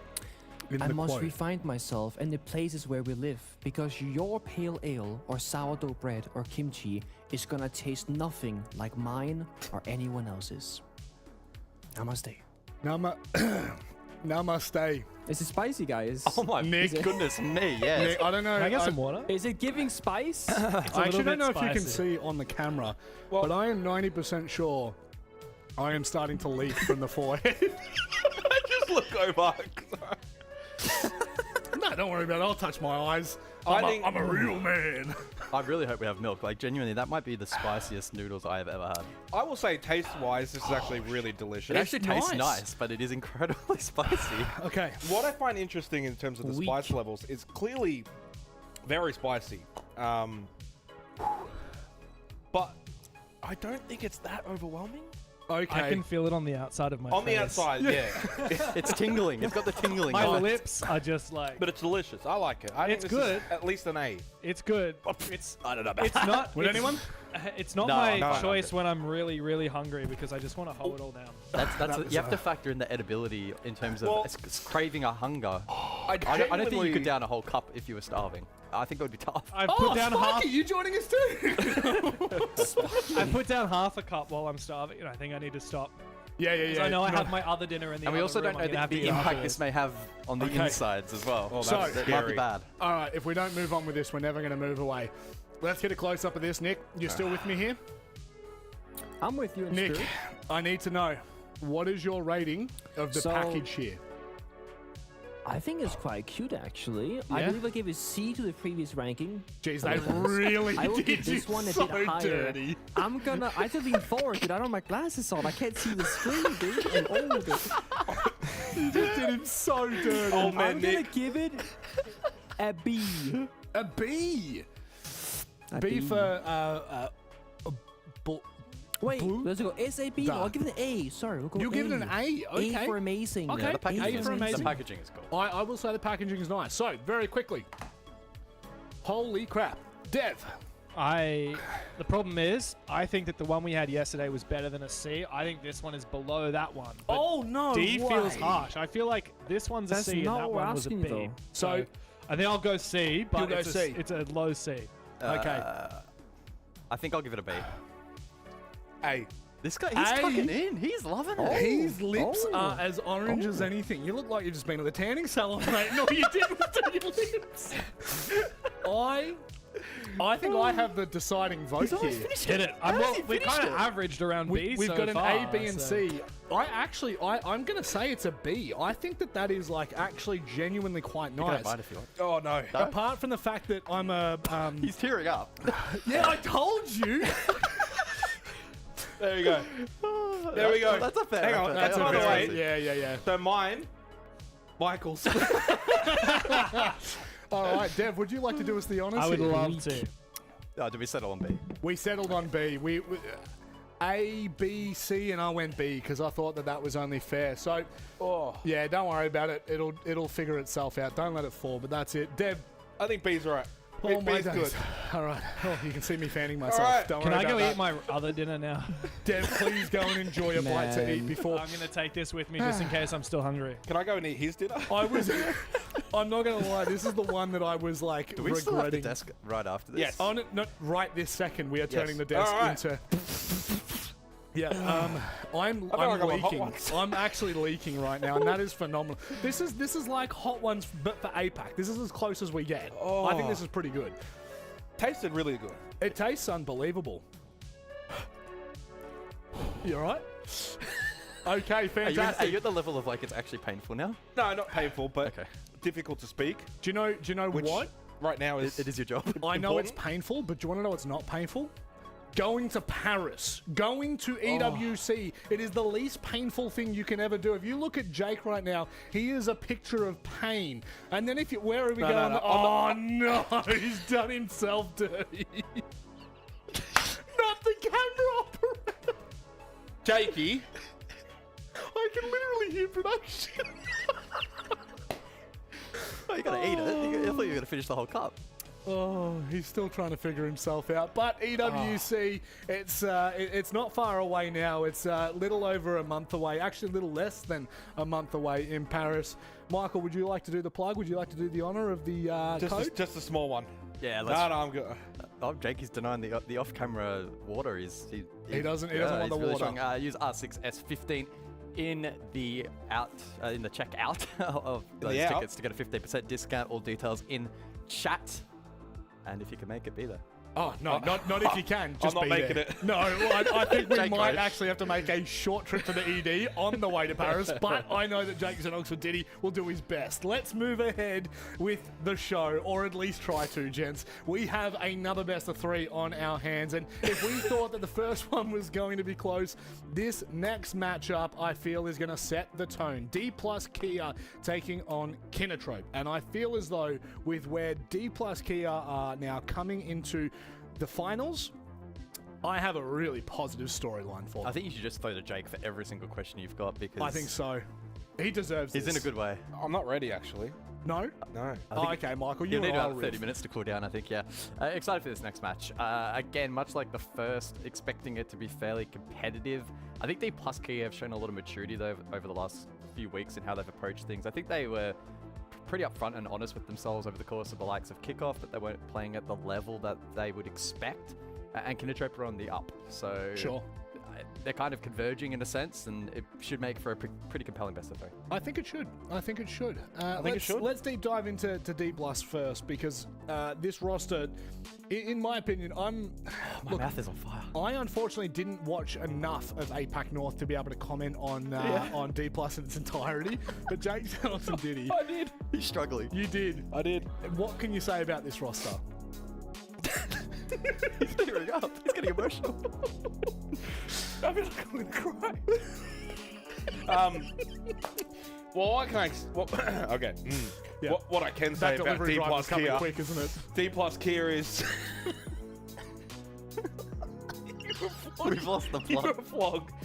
D plus Kia, I expected more coming into this stage. They let me down to begin with. So you go back, play day 1, they played CAG. They got the big boys out of the way. 5-7, okay, respectable. They deal with Triple Mate Telecom. They deal with Scars. They lose to Kinotrope, which is who they're going to be playing tonight. Yep. And then they one every other game. Thank you for reading off your spreadsheet there, mate. You've done unbelievable. You would not see this kind of professionalism anywhere else in the world. Only on the set of APL will you see this kind of professionalism. But also, if you look into the player cams themselves, D+ have themselves in the best possible position. They're always playing next to each other, and you can always see there's a large sense of camaraderie between this team, Guz. Is it enough to topple Kinatrop today? Yeah, I don't know. I mean, in terms of attacking win rate, equal first. They're by far the best entry team, actually, funnily enough, in the league. 65%. And one of the fastest equal at a minute 50 alongside Can You Be My Enemy of all teams. So that's a little intriguing side note.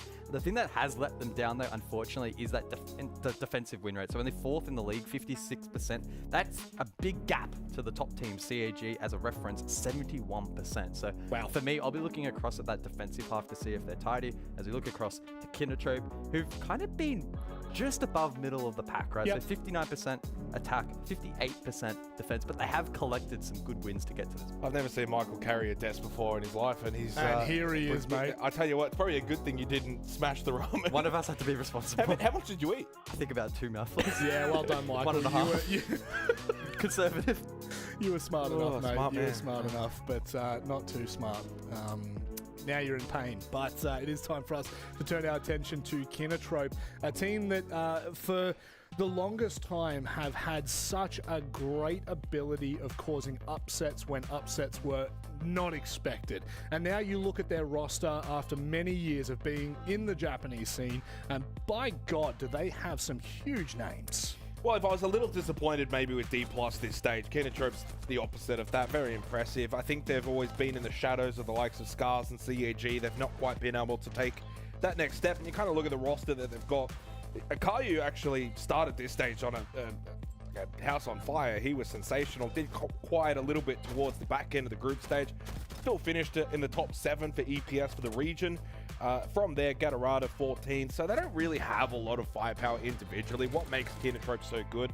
They're well coached, they're well structured, they play together as a team. And Akayu's kind of like the frosting on the cake. He's not really like the superstar, but he definitely does elevate the team just a little bit more. Sorry, I don't know what to think about the frosting analogy there. I'm more of an ice cream cake kind of guy, so frosting's not really. What did you think you said? I didn't know what I said, that's why I just double checked. my mouth feels like it's doing one thing and other words are coming out of my mouth. But that's just the tingling of the ramen. Ring of fire. Yeah, and yours must be about 10 times worse than mine. I don't know how you're feeling I can see your lips have started to get swollen. Yeah, they actually are. It looks like you got a lip injection. You know what? Have you ever seen Monsters, Inc.? Yes. You are like that. Oh, the big lip. Yes. Like push them together. Oh, jeez. Sorry. That's a sight for sorry eyes, that. Let's bring this one back, shall we? Because we do, of course, have maps to talk about. And I think when we're looking at the maps, what I find super intriguing about this matchup is actually the first 2. So I had a little look just before we went live. I can't believe I'm remembering this after the ramen. But Fortress and Clubhouse are both what you would pretty much consider hidden maps from both of these teams. I believe that they've only played it once a pair. And that now sets up a really interesting first 2 maps. However, Lair is heavily played by D+. Now, their results probably haven't really given us a lot to be desired over the last 6 months. Sorry, not recently, but they have played it a significant amount. Where do you land on this now, Xenox? Because this could be a great opportunity for Kinatrop to get out of the gates early. Honestly, I got no idea. Yeah, I love that. And a reason for that is based on our first game that we had tonight, what we've been saying, the 4 teams that we've got, APAC North, even what Sparky was saying. Yeah, maybe group stage isn't the most exciting, but once you get to finals, anyone can beat anyone. So really going into the series, map aside, series, do we get Kinatrop at their best from group stage? D+ finally back at their best? Those are the questions that we have, and soon to find some answers. Hopefully we do, guys. But before we let all of us go and get some milk and maybe go outside for some fresh air. I've recovered. No, you haven't. No, you have not. You may think internally you've recovered, but on the external, mate. Look, I'm glad I'm not casting right now. Very true, very true. But guys, just very quickly before we do leave it in the capable hands of our commentators, what are your thoughts heading into this one? Do you have a bias either way? I can't help but shake the feeling that a D+ Kia locked in, playing properly and at their top level, they can 2-0 this series. Are you going to finish this? But that's... I'm not going to finish my run. but that's dependent on what level they play at. I think D plus Kia are the team that can dictate terms in this particular matchup, and Kinotrope are certainly underdogs. All right. Well, while we continue to munch on ramen that may or may not cause accidents on camera later, we're going to leave it in the very capable and safe hands of Dev. You might die. And thank you. Thank you, Rob, Guz, and Kylie Jenner down on the desk. Appreciate that one. Time to get into the real games. D plus Kia and Kinotrope. It's our second and third teams at a APAC North going head-to-head. Pengu, if this match tonight is anything like the match we had earlier today, then this is going to be a crazy, crazy long one. If this match would be anything like the Death we just had, it would be a very fun one as well, because oh my, a lot of laughter, a lot of big smiles on my end at least, that's for damn sure. I was sitting here forgetting that we had another game to play for a moment, you know? I was like, we're laughing, we're wrapping up the show, we're gonna go home. No, we got another BO3, by the way. Yeah, this is where it begins. And look, on paper coming into this today, we would have expected this to be the tight game. This to be the one where we think that Kinotrope and D+ are likely to go to 3 maps. I wouldn't have necessarily thought that about CAG, about Scars. I didn't expect that to be double overtimes, but, you know, it's what happens. Near's going for a bit of a run out there, just to, I don't know, fake that he's going to be in the tower, but actually drop on down to the Sami Kiba. I very much believe that D+, they've been, I don't know, maybe only showing us like 80% of their capacity during the group stage. We spoke to Falls a few times in that they're doing better practice work right now, much like CAG, not doing too much prep work, not taking it, not that they're not taking it serious, but they're trying to learn more from their matches in best of ones than to necessarily like win them outright in a dominant fashion, because they are in their own minds like guaranteed to make top 4 for stage finals, which they were in the end. So I'm assuming that now, like Gus was saying, 110% D+, they should be looking comfortable in this series, but can they hold a candle to Kinotrope? Because they have been formidable. We've never seen these teams meet on Fortress before. This is a first time. Ayagator to find the first kill onto Midi, but quickly he's traded back by Levy from up above on the hatch. Ayagator has been a machine for Kinotrope. Both of the former Cyclops players in Ayagator and Gatorada have been unstoppable. And of course, with the backline of Akayu and Kawao and the flexibility of Eclair, Kinotrope are looking like by far the best we've ever seen out of this Kinotrope roster. That's damn sure. I'll tell you that. They have been so consistent.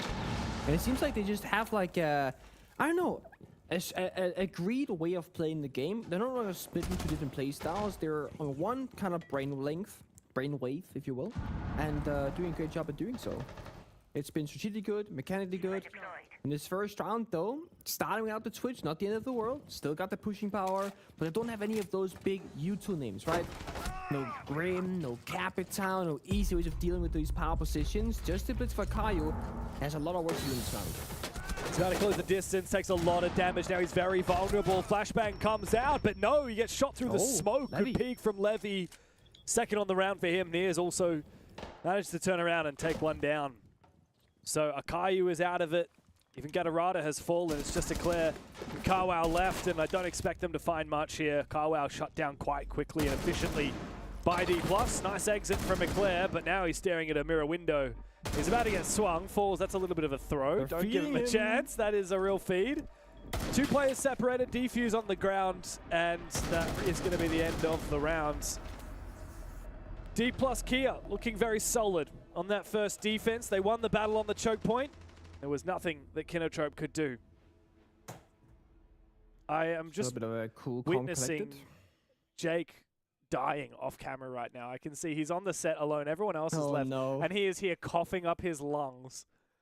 Are you okay there, Jake? Did the second wave hit him? He's crying. He said he was fine, and then cameras went off, and he's just crying. He tried his best to give me a thumbs up. It did not look like a good thumbs up. What's going on, Jake? Oh, he finished off Guz's as well, apparently. Oh, God. Bro doubled it. Bro went a little bit too deep. He got messed up. I mean, there's a good chance that that was gonna be the spiciest ramen that you guys will have this stage, right? So the worst is over. Could be, could be. Like I said, there is a really nice ramen that I used to eat all the time that I'm pretty sure might be up for one of the future days. So I'm really excited for that. It'll be very nostalgic for me. Though if everyone else rates it like F tier, I'm gonna cry. Did you have ramen when you came to Australia? I know it's one of my favorite. Obviously, it's not an Australian dish. I had ramen.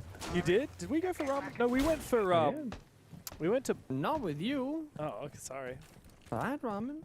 No, didn't you, me, Matthias? Yeah. Get ramen one day. It wasn't. Well, it wasn't like Japanese ramen. We got like Voltaful, which is like I think it's Chinese, but it's like a soup bowl with noodles, so it's very similar. But that was delicious. That was good. Had that a couple times actually at my stay there. We'll say the food scene in Melbourne was quite enjoyable. Oh yeah. There was no misses. Full hits across the board. I mean, it's all like Asian cuisine, so you know can't go wrong with that. Man. It's an easy win if you're me. I might get my own ramen noodles though for maybe next broadcast. You I really can join should. you guys on taste testing. My own version, that is. Is there a good selection of like Asian noodles in Danish supermarkets? No. I wouldn't say so. There are some that are like dirt cheap and they're awful, but they're so good at the same time. Yeah, no, I The totally time get on that smoke though. Yeah, that was unfortunate there. Almost a free kill onto Muzi. Ayageta just misses his chance, but Levy going down, the smoke being the first to fall, always punishes time management here for the defensive side. It's going to give a lot more flexibility over to Kinotrope. The ability to be patient. Now they're worried about the vert from down below, so Niers is actually going to create a bit of a safe haven. Boost up on top of the foosball table. Unfortunately for him, this isn't the World Cup, and Brazil still have a chance.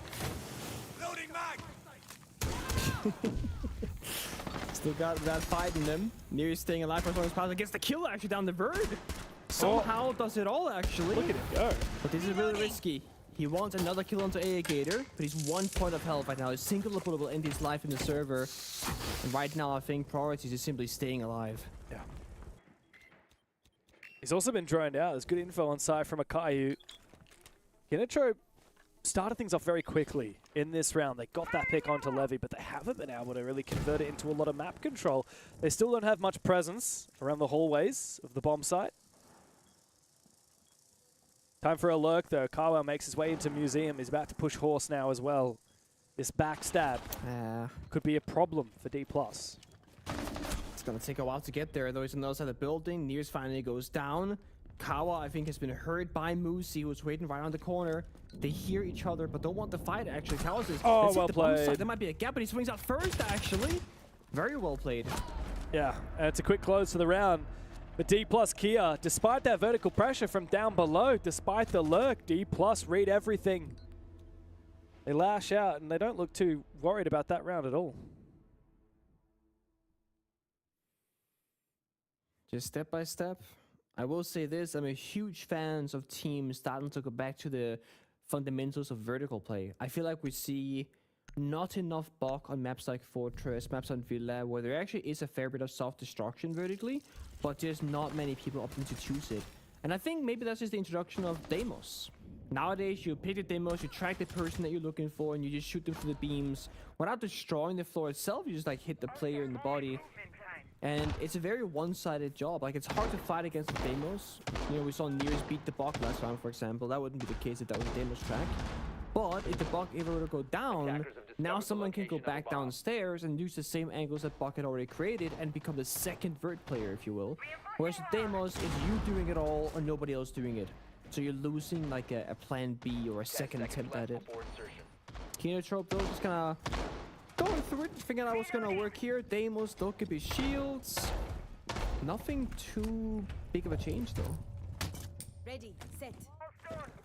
Nothing reinventing the wheel here for Kinotrope. No. If anything, I would have liked to have maybe a little bit better vert. Like, obviously, Sledge and Buck, it's nice you're doubling down, but there's a reason why people go Ram. It's just so much safer, so much quicker. It's so much less telegraphed. I would have gone, you know, Ram instead of one of those operators, perhaps, for a much more well-rounded lineup.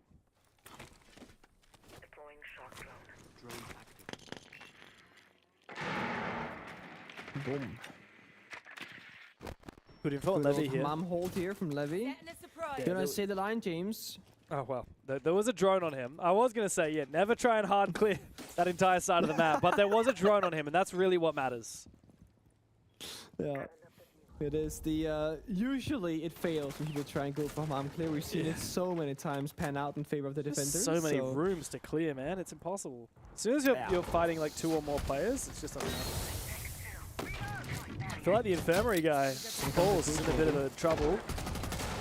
Does a little bit of damage.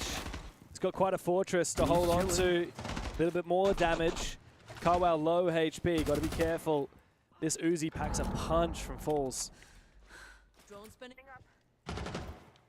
Not a ton of pressure here from Kinotrop, though. A very simplistic attack, and the smokiness that they threw earlier pretty much helped the defenders.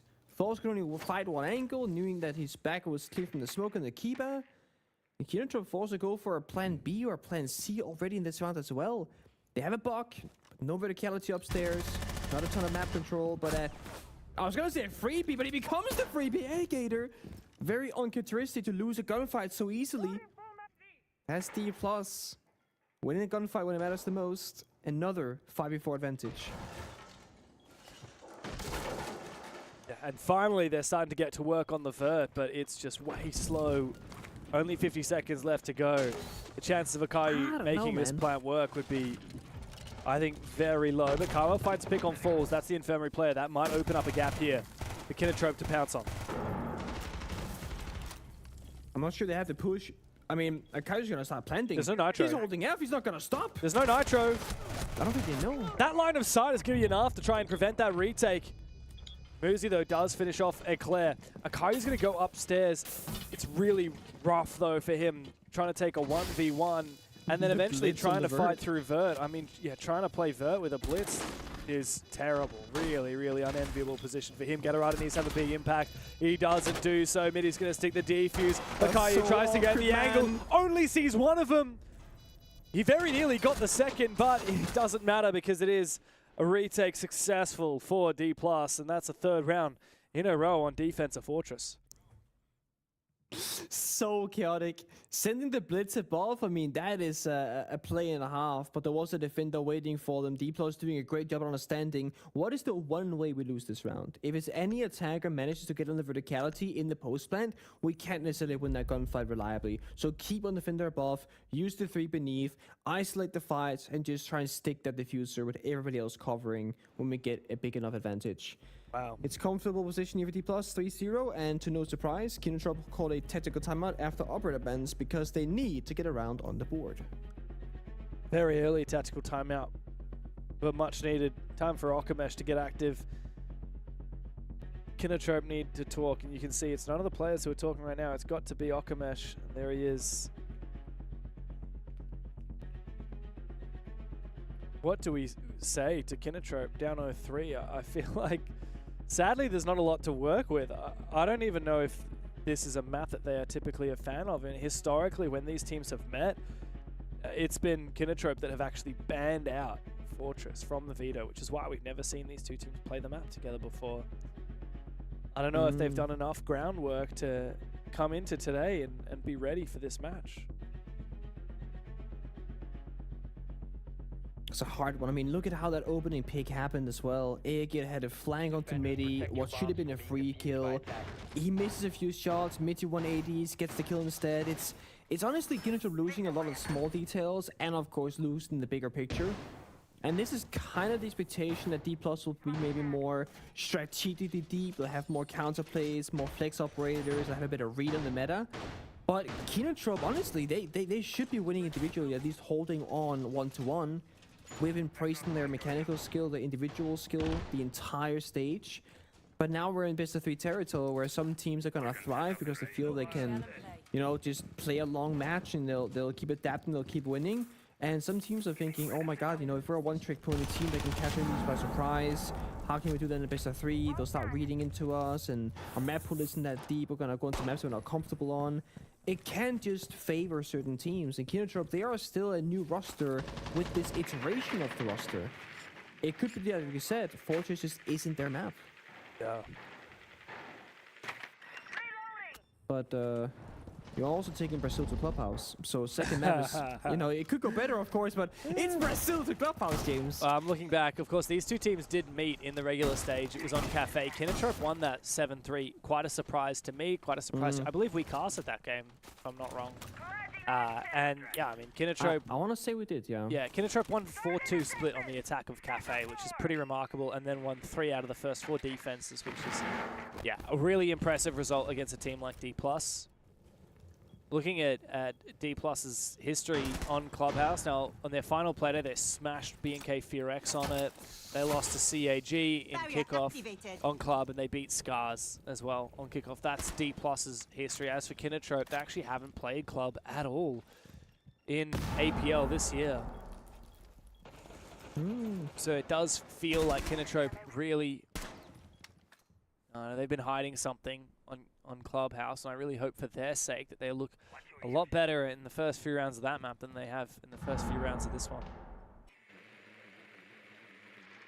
Just slowly setting up. I think Kinotrop has made the call that, hey guys, we need to keep our 5v5 man position. We cannot die early. We need to get into an executable spot in the server. And they're almost there.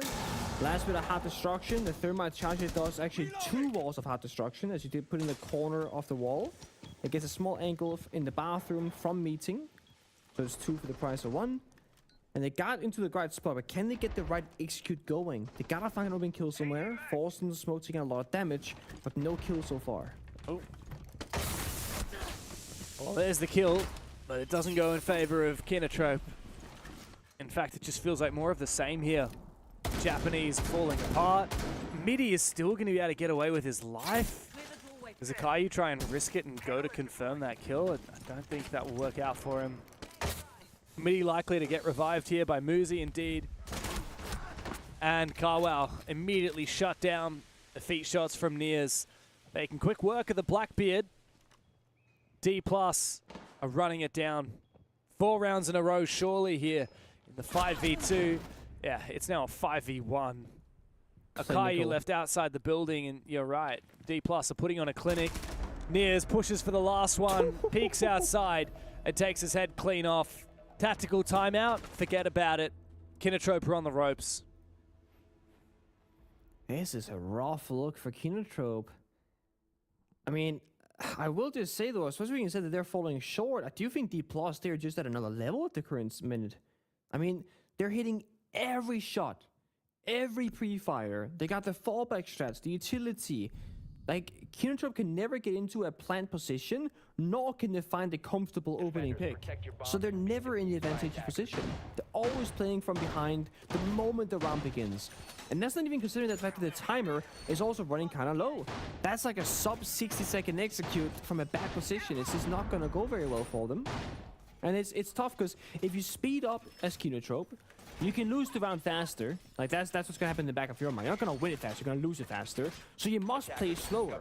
But when you start playing slower, you give D+ another way of winning the round, which is playing down the clock. They got the good, they got the smoke, they got the tools for that exact kind of play. And look at the second lineup, almost no changes. Oh, here they come, okay. Blackbeard kept a line. I like this change from Kinotrope. I'll believe it when I see it. They played a Blackbeard last round. They've tried a lot of set pushes as well. I mean, the Rayori, you don't bring that unless you have a really clear idea of what you're going to do. Yeah, I don't know. I've been a bit confused by some of the picks. Like last round, we had a Brava, right? There was no Malusi being brought to the table. There was a Fenrir and a Thorn and a Goyo. So a Twitch is actually going to be far better than a Brava at dealing with those counters. Most people prefer the weapons on Twitch as well, and the secondary gadgets the same. So yeah, very strange from Kinotrope, maybe not getting enough information, not being quick enough on their reads.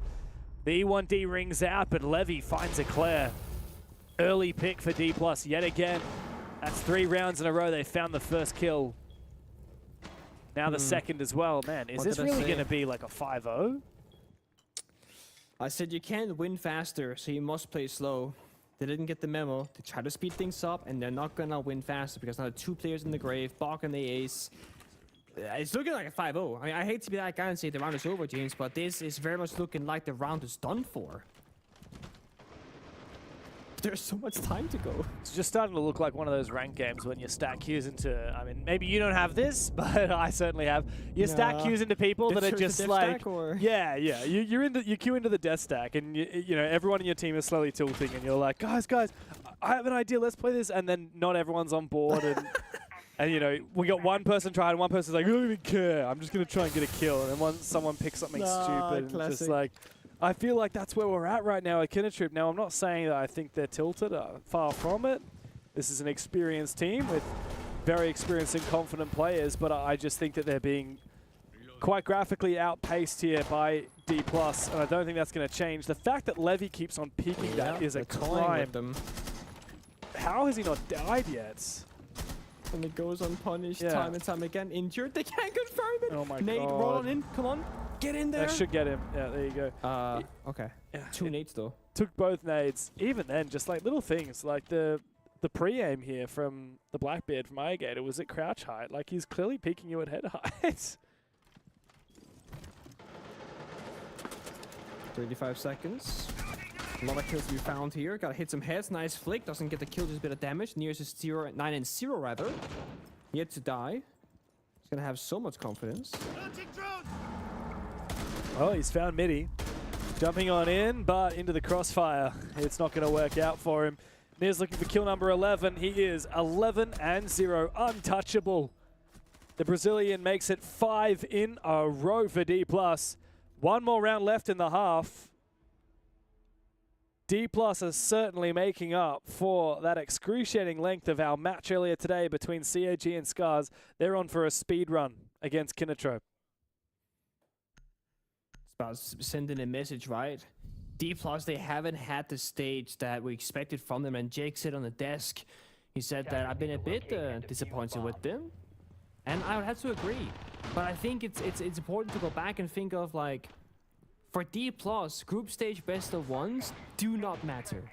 They know they can qualify by giving only 50%. So the real level is being shown right here.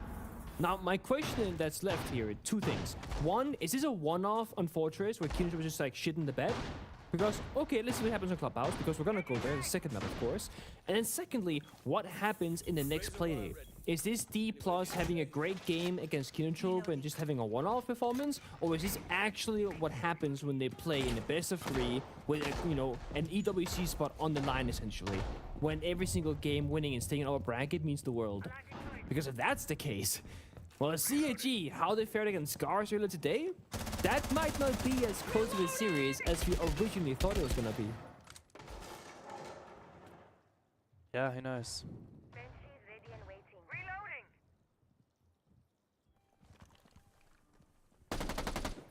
Kinnatrop. Last chance now on the attacking side. I tell you what, if this goes 6-0, doesn't matter how good you are on defense, there's just no world where it gets brought back. Oh, it's so rare. I mean, Scars tried earlier. Tried their best. But they too fell short on the comeback. But I mean, let's at least get around on the board here. Let's go for 1. Let's start with opening pick. Start simple. Gotta see somebody like a Claire, Gatorada, get in the action, or Airgator himself.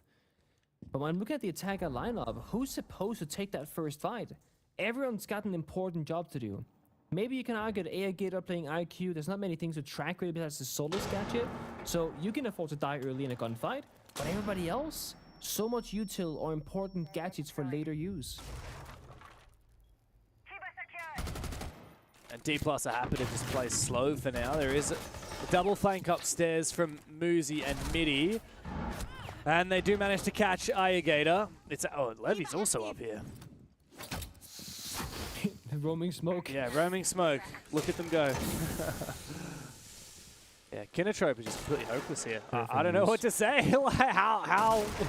This is not the same Kinnatrop that got second place in the group stage. That's 7-3 D+ on Cafe. This is a Kinatrop is even missing mass opportunities like that. Levy is 40 HP, and he just peeked out directly in front of Akayu, and he didn't get the kill.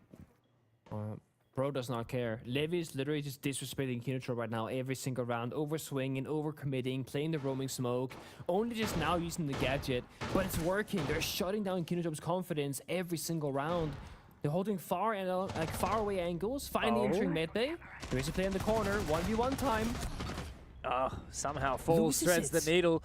Nears with his first death of the game. And into the 3v3, but a fumble from Gatorada. 2v2 now. Kinatrop have a little bit of time. They don't need to panic. They've got the bomb site, but they need that diffuser. And Eclair, oh my god, Eclair! Oh, no. He misses his chance on a Falls twice, and then gets peeked while he's holding the nade! Oh my god! They might get close, but they will always fumble it. And D+ have just run straight through Kinatrop, 6-0. Thoughts of wandering away with me today, fading into grey. Say that it's okay. Painting pictures of this silhouette in vain. Just here to speculate. No fear, I test my fate. No. Thoughts of wandering away with me today, fading into grey. Say that it's okay. Painting pictures of this silhouette in vain. Just here to speculate. No fear, I test my fate. Innocence and honesty keep signaling my brilliance. Living in this harmony, it's hard to see the change. Ignorance and poverty, we're sinking in resilience. Adrenaline, my arteries are masking all the pain. I symbolize the vigilance, we need to rise above it. It makes it hard to breathe when we're living in the flames. So make rhythms and we influence the youngest. It's like we plant the seed and watch them grow into the names. Lately I've been studying Ibrahim Traore. What it takes to make change, blood and tears, that they assure me. Stripes and gun range, bodyguards at every doorway.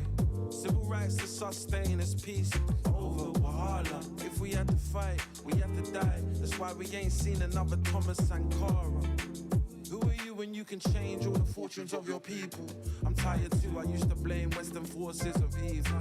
I'm tired too, I'm choosing pain and let my hatred try to greet you. I'm asking, can I really flex? Forget the poverty we've been through. Puppets in our section, check the strings above, you know it's lethal. And am I still collecting? I'll try to protect my own peace and breeze through. Thoughts of wandering away with me today, fading into grey. Say that it's okay. Painting pictures of this silhouette in vain. Just here to speculate. Our second 6-0 in a row here on the APL. Scars managed to bring it back 3 rounds against CAG before they eventually fell in the series. Can Kinatrop show anything to us here on Fortress? A 7-0 here for D+ is not just a bad result on this map, but it's a very foreboding sign for the series and for Kinatrop's run. We've been hyping them up so much. We expected a lot more from them. I just hope they can show us a bit more before it's over here in Fortress. That final round that we witnessed, just like shots being missed, individual mistakes. Hey guys, why every time do you guys show Kin at BO3?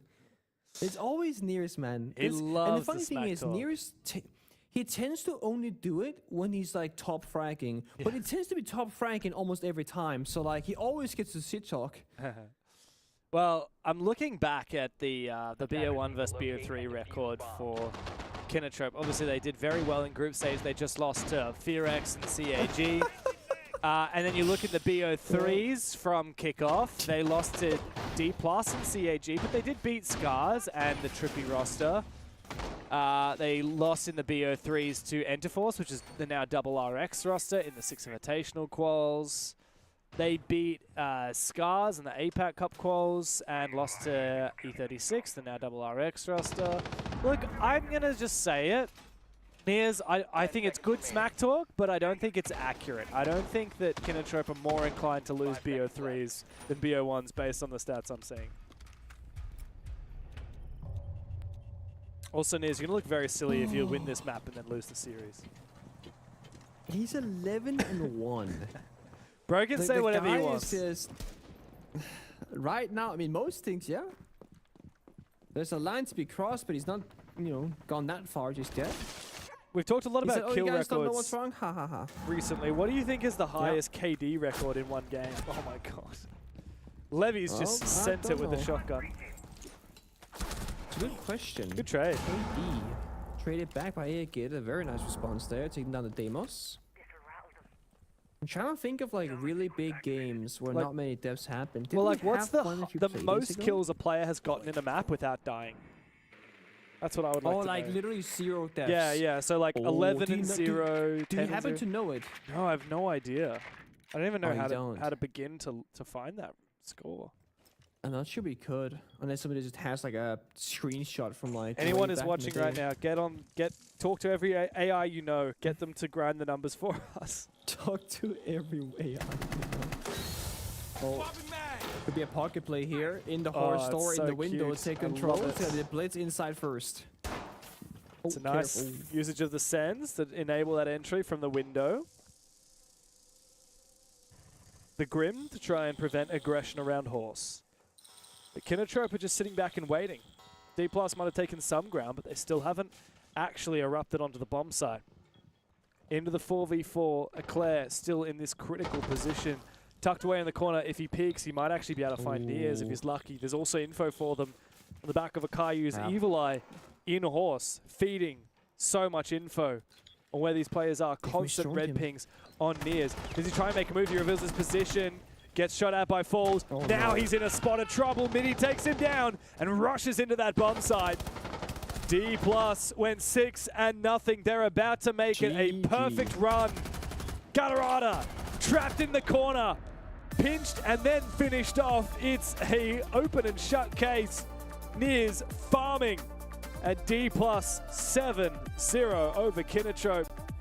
I don't know when the game starts, but I can tell you the Kinotrope are firmly kept asleep. You just forget about this map entirely if you're Kinotrope right now. Forget Forges happen, log in on Clubhouse.com map and just try and save some of your stage so far, because they have so much more in them. They can play so much better, they can do so much more good, but they have not been able to do so here against D+. It was a completely one-sided first map. Oh, this is like watching another match of Falls versus Xenox, and Xenox goes pro. I'm sure that he'll have plenty to say about it after this break.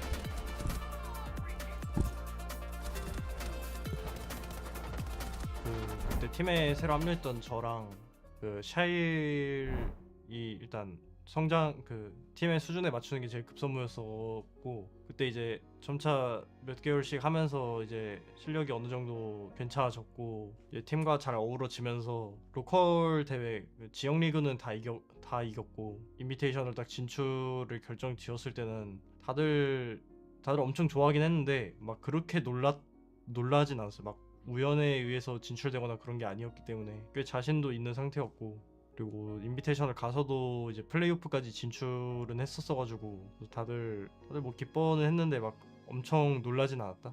그런 것 같아. 인비테이셔널 파리에 도착해가지고 연습실에 가서 스크림을 하는데, 이제 보통 아시아 같은 경우에는 티어 2, 티어 3까지 가면 이제 너무 실력의 차이가 많이 나거나 크게 도움이 되지 않는 경우가 많은데, 일단 티어 2, 티어 3 스크림을 유럽에서 해봤는데 저희보다 잘하거나 너무 다들 잘하는 거예요. 그래가지고 일단 그게 처음에 놀랐고, 그리고 이제 저희 반대 그룹 대회에서 이제 그 팀과도 스크림을 해봤는데, 이게 딱 처음에 느꼈던 건 진짜 보이지 않는 벽이 있는 느낌이었고, 그래서 되게 흥미롭고 재밌게 했던 것 같아요. 일단 플레이오프 진출했을 때 그때 이게 저희 손에 달린 문제가 아니었어가지고, 그때 아마 BDS가 CAG를 이기면 저희가 진출을 하는 그런 상황이었던 걸로 기억을 하는데, 그때 다들 모여가지고 그러니까 호텔 방 좁은 데에서 한 5-6명 모여가지고 다들 기도하면서 봤고, 그리고 진출됐을 때 다들 막 소리 지르고 되게 좋아했었고, 그리고 이제 플레이오프 당일날 이게 메인 스테이지가 되게 멋지게 잘 꾸며져 있었거든요.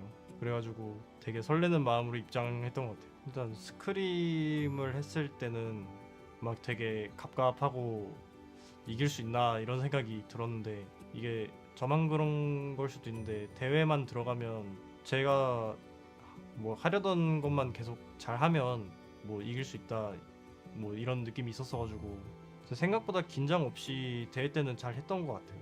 한국에 남아있는 막 친구나 가족이 다 지켜보고 있다고 열심히 하라고 막 응원해줬던 기억은 있는데 제가 애초에 제가 지금 리그가 어떻게 되고 있는지 설명을 잘 안 해줘가지고 아마 크게 막 엄청 뭐라 해야 될까 제가 잘 설명을 안 해준 것도 있고 해가지고 막 부모님이나 친한 친구 아니면은 그렇게 막 메시지가 오거나 그러진 않았던 것 같아요. 다들 엄청 고맙다고 생각하고 있고 솔직히 부모님 특히 부모님 같은 경우에는 게임 막 잘 모를 텐데 저 나온다고 계속 막 집에서 TV로 봐주고 하는 게 저한테 위안이 됐던 것 같아요. 일단 그룹 스테이지에서 플레이오프 간 거로도 되게 다들 기뻐했고 근데 이제 플레이오프 스테이지에서 첫 상대였던 메이커스였는데 그때 좀 이제 실력 차이를 많이 느끼게 됐고 이제 그걸 계기로 한국에 돌아와서 진짜 그 경험을 토대로 이것저것 연구하고 다들 더 열정이 많아진 모습이었어요. 제일 아쉬웠던 경기는 그룹 스테이지 때 그 다크제로 상대로 먼저 5점인가 따냈었나 그랬는데 이제 8대6으로 아마 졌었던 걸로 기억하는데 그 경기가 제일 아쉬웠고요. 특히 제가 조금 활약했던 경기이기도 해서 더 그렇게 생각이 드는 건지도 모르겠는데 그거랑 같은 그룹 스테이지 경기 때 G2랑 했었는데 제가 클러치 한번 못한 것도 아쉽다고 생각하고 있고 좋았던 기억은 아마 클럽하우스에서 7대4로 페이지를 한번 이겼었던 것 같아요. 그게 좋았던 기억.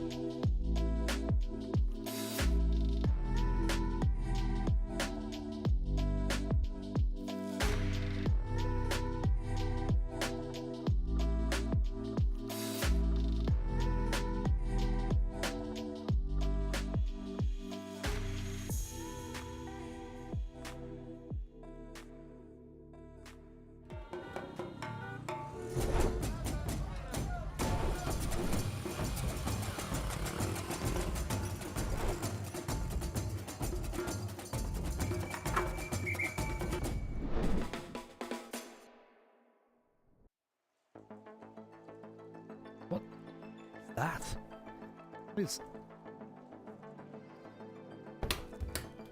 Bro, what are you doing? Don't worry about it. We're live. No, focus more on the game. Focus more on the game. Couch, I know that it was a 7-0, but we are live now. What are you? Bit of professionalism about you, mate. All Bit right. of composure. Unlike Kinnetrope. Yeah, well, they lacked a lot of the composure, didn't they? Was not expecting that. We hyped this one up, Guz, as being close, as really kind of the theme of the day, and we get a 7-0 out of nowhere. Well, sad. I mean, I did put the onus, right, on D+ to be the ones to dictate the tempo and the tone of this matchup, and they have done exactly that. They didn't initially, though. The first 2 rounds, A Gator, open to kill. Within the first half of those rounds, they didn't capitalize, and then it just completely snowballed from there. And the siege, unfortunately for them, only deteriorated as the rounds went on. There were a couple of times where I was listening and watching to James, and just the sheer disbelief on some of the opportunities that were still being presented late in that match, and Kinotrope couldn't claim any of them. So one of those ones that you just got to completely wipe from memory. It was D+'s pick, so if there's any salvation for Kinotrope, it could be on map number 2. I've got beef with James as well. Oh, you absolutely comments. do. How outrageous. Firstly, James, I know you're listening somewhere, wherever he is. I got at least 2 rounds against Falls. You did. How many did Kinotrope get? 0. Naught. Donut. Absolute donut. And you know what? Cinema. I enjoy that. I enjoy that. What I don't enjoy is, unfortunately, hyping Kinotrope up, backing them, and then Fortress happens. To be fair, Fortress is one of those maps that when you look at the head-to-head between the two, there is such few points of data that we cannot actually give you a proper idea as to what to expect. The only thing was that D+ had played FaZe Clan as the only match in the last 6 months. So, I don't know, take what you will there. As we head over to Clubhouse though, gents, the story gets worse. The story gets worse. Kinotrope have only played it once, and the only team that they played on it, if I'm not mistaken, is Trippy Main Telecom, which is just absolutely crazy. When was that? I'm going to say about 3 months ago. What date? 103 days ago, 27th of March, 2026. That's my birthday, baby. Oh, happy birthday. How old did you turn? Was it 47? 47? 47 next year, actually. You're looking pretty... By the way, every day? on that Clubhouse, as we're getting into it, talk about a 4-1 record for D+ here. Beat FearX last week, 7-2. Absolutely dominated them. I'm expecting D+ to now win this comfortably. Could you imagine a world in which you get more rounds off Falls in a best of 7, just rounds, than Kinotrope getting a full best of 3? Well, it could possibly happen. D+ are running away with this one. They're going to need to put the brakes on if they want any hope of salvaging their upper bracket run here in the APL finals. Thank you very much, Rob. If Jake gets more rounds against Falls in a 1v1 first to 4, then Kinotrope gets against D+ in an entire best of 3, I'll eat my hat. I will find a hat. Careful now. Small enough. Careful now. And I will eat it on broadcast. Attackers have discovered the location of a bomb. Can we make any other rules, like the hat has to be made of fabric or polyester? Or because you can just go to a bakery. I will make... Fun story here. Oh, hit me with During the Salt Lake City, Intero made that same point that if X team does a Y outcome, I will eat my hat. And then they did it. And Reddit was like, why didn't Intero eat his hat? He's a liar. And then Intero actually went on record on his podcast, I believe, and said he actually tried to go to a bakery and have them decorate a pastry in the shape of a hat. And did he... But they couldn't do it. They couldn't do it. In time. Oh, no. what a shame. Sadly not. I'll do it myself if I have to, but I really hope it doesn't happen. But we'll see. I'm also now cut in 2 ways because, look, it's... Near cycling. No, I kind of want to see this. I kind of want to see D+ 14-0 Kino, but I really don't want to have to eat. Well, I don't want to eat Rob's hat. Your hat's too nice, Rob. I want to eat it. Too sweaty, probably. After the ramen, absolutely. Yeah. That's it. Oh my. Now, was very quiet. we spoke to Falls during their last victory, right? And Falls plays at a tiny chat box. He didn't even realize that Nears was shit-talking his teammates every single matchup. He was sitting there as the IGL being like, I don't know what's happening. I don't know what's going on. I love that. There are quite a few different characters on this D+ roster, but... Oh, yeah. They know how to hype it up, that's for sure. Nears' player cam, dude. He sent us to heaven. It's just bright lights. They did shine very brightly on Fortress. Now he's on the Monty. Not likely to be breaking any kill records while he's doing that, but maybe some wait speed running records. He will flip the 50-50 if presented with the option, okay? Right now, Nears feels unstoppable, on top of the world. He's thinking these guys are freebies. So give him this guy a fight on Monty. I'm sure he'll take it. For now, though, hard destruction, soft destruction. D+ sitting up for the execute, but because they got the early pick earlier from Untoy Claire, they can flood the bomb side, right? They got Glass, they got Monty Capital. They can very easily make this 5v4 feel more like a 5v2 if you use the gadgets correctly. Is that a single Hibana pellet on the hatch? No. Must have seen that wrong. Looked like it for a hatch has been opened now. D+ have a lot of options and a lot of time to work with here, Nick. Oh, this banner juggle is going to work, though, so that's good for Kiddertrug. That's at least something to work with. He's going to have to grab his own battery straight away. Oh, wow, that's a deep angle for Levy. Akayu goes down. He goes deep, finds the second one, traded back by Ayagator. It's now just the former CAG players trying to make it work for Kiddertrug, but Nears is forcing down that defuse, and a little bit of damage is not going to be enough. Falls will take down Ayagator. It's Gatorada against the world, 1v4. So many post-plant positions up above the kitchen hatch, up above the blue hatch, and it's Nears taking the damn 50-50 like you said. A flying and fiery start for D+ on the second map. Nears continues his rampage. He'll get that defuse down. He'll take every gunfight, even on the Monty. D+ are under zero pressure right now, 8 rounds in a row. Oh boy. Yep. I mean, they're doing it right now, D+. They're doing everything. I love that they utilize the very old school plant spot as well. We call it the pillar plant position. You can go bottom of the main staircase with like a Bach or Sophia or any range soft destruction. You can open up the back B bomb site wall and just plant up against the pillar. Exactly what Nears did. And it pretty much means that there's no angle from dirt tunnel or AKs to really get shot at, especially when you're in a smoke as a Monty. So there's very few ways to deny the plant there if you're Kinotrope, and they are struggling against, again, the executes from D+. The strategy a bit deeper from the Brazilians, and the guns, I mean, they keep hitting their mark, they keep getting opening pick time and time again. Operator bans, I haven't even seen this actually. Kinotrope left for a Blitz and a Ying? Yeah, Blitz in Clubhouse is definitely a niche ban. Yeah, I feel like it's not a super common operator. All of the shields are very good on Clubhouse. Honestly, there are no bad maps for any of the 3 main shield operators.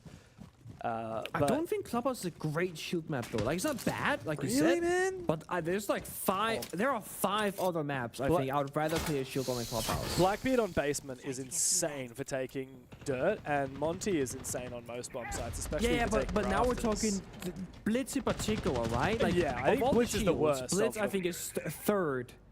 Yeah, I mean, Fuse is always going to be the worst, but out of the actual shields, yeah, Blitz is probably the hardest to play, and therefore falls in the worst category. With Blackbeard, you get the frag grenades for free, an AR to fight, Indicator, that's a freebie for you. Finally, they get it. Reinforce the wall, that's an usual pocket play right there. Monty can full extend and take map control, because that is the most common operator of the shields on Clubhouse. You can clear rafters, clear the roam, go for plants. Blitz does not fall in that same category. Yeah, fully agree. It's nice to see Ayagator getting aggressive, though. It shows that Kinetropes still have a bit of fight left in them. Losing a Maverick is going to suck here for D+, but they still have Levy with 1 Selma remaining to get a line of sight, and there's no electrification on the walls, so that will create a line of sight or a vault or crouchable hole in the Jacuzzi breach.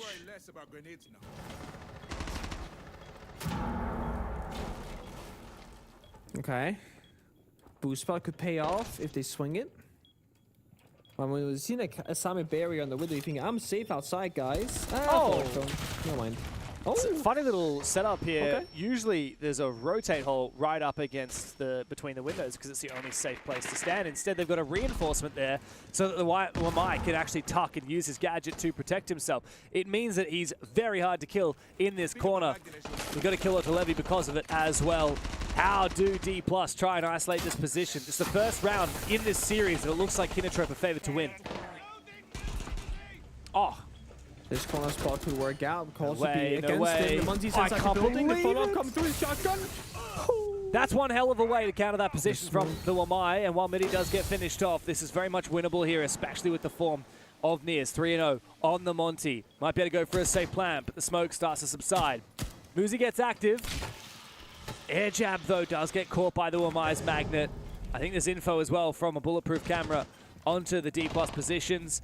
And now Carwell taking down Muzi. Niers is going to drop down below. no. He is a dead man walking now. His only way back to the bomb site is up through the main stairs.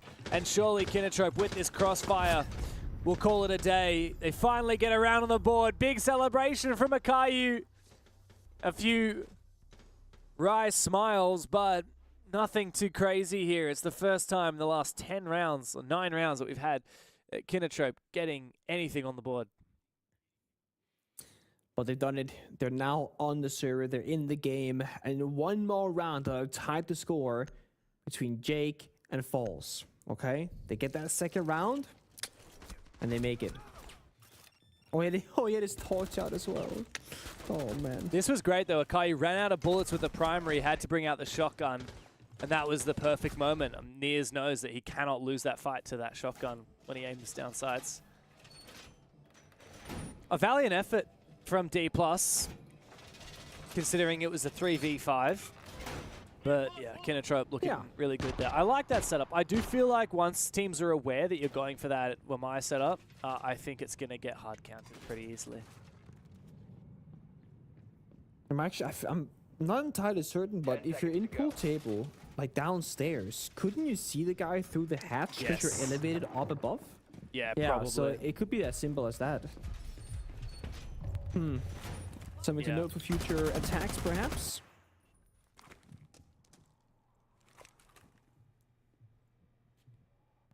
Anti-tricking, I love this. Kawa, I'm a huge fan of this guy as an individual, okay? The way he plays Siege is so old school in a positive way.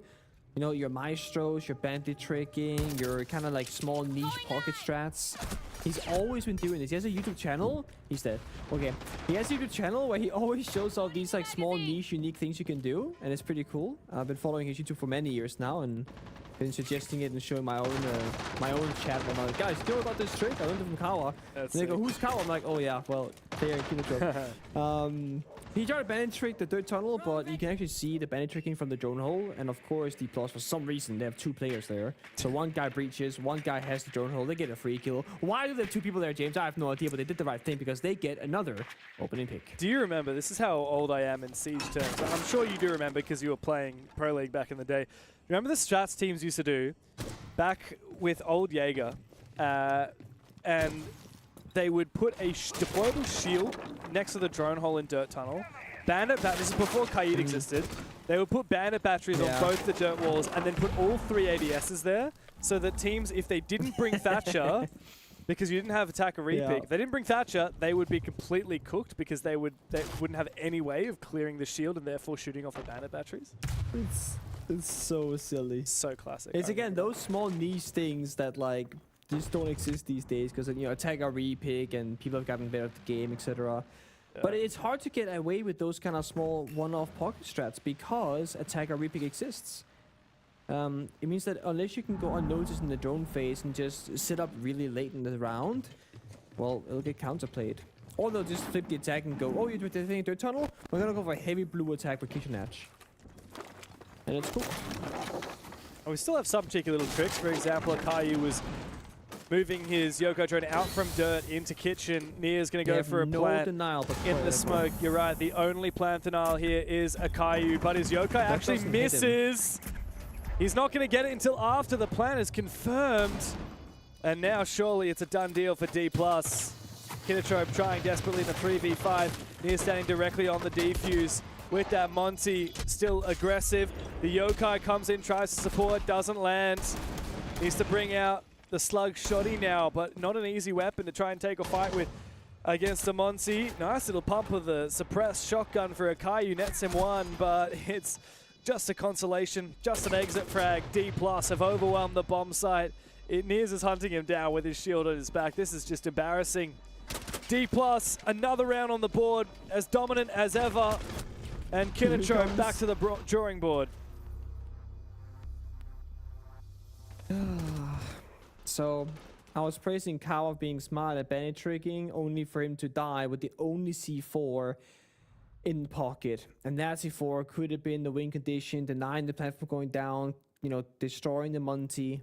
But no, not to be. Echo drone stun misses, unfortunately, so the plant goes down. Now you bend the Monty, surely. Yeah. About damn There time. we go. About damn time. And now D plus with the Bandit ban, there's one less thing to worry about. They don't have to run the Maverick anymore. Just simplify things, a lot more flexibility in their lineup.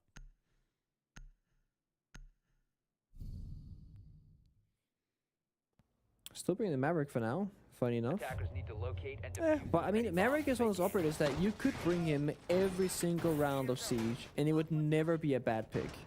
And we did for a long time. There would be rounds where it's a... We did for a long time, it's true. I mean, there are very certain niche cases like Chalet, where they play one wall open with head angles, or like good old Villa or Cafe, like those are triggered Maverick. But other than that, you could play him at a much higher frequency than what we see currently in the game. And if he had a better weapon, I mean, dude, personally what? at least, I don't love the gun. The M4 is like one of my favorite ARs, bro. I lost. You're kidding me, dude. Okay, do you think if we switched Ace's weapon with Maverick's weapon, that we would see a difference in pick rate on either operator, or no? Maybe. I think the AK-12 is just like the best gun in the game. So I think it was last I checked, like statistically. Yeah, it's really you put that gun that Ace has on like any operator, and people are just gonna play it for fun. Like the way I see it is like out of all the hard breaches primary assault rifles, Ace has the best and Maverick has the second best. Oh, wait, hold up. There's a very weird Blackbeard setup. DMR ACOG in spawn, which is kind of strange, by the way. Looking through the external CC wall that is opened up by the defenders, which is also kind of strange. Kinotrope, they're cooking. They're doing something out of the usual. This is what It's people good. thought that Siege was going to be like a tactical shooter about clearing a building. People think that you're going to have sniper rifles like on the opposite buildings. Like that's exactly what Niaz is role-playing right now. He's role-playing 2015 Siege.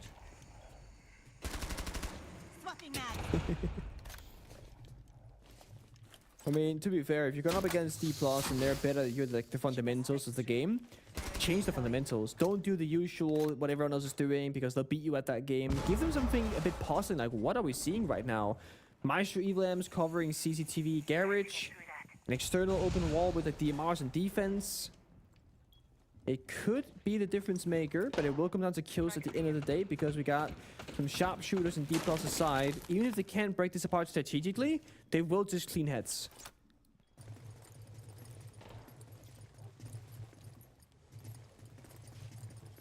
It's very much a slow game so far for D+. But here comes the pace. Fire, nade, boom, catwalk control. Out goes the nade. Here comes the fire.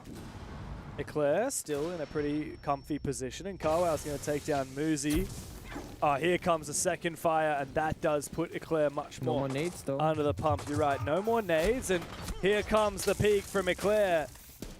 Assisted by Gatorada on the Maestro, and a flank from Ayagator. Kinotrope are on track to win their second round, and indeed Carwow finds the kill onto Niaz. Falls is the last one left for D+.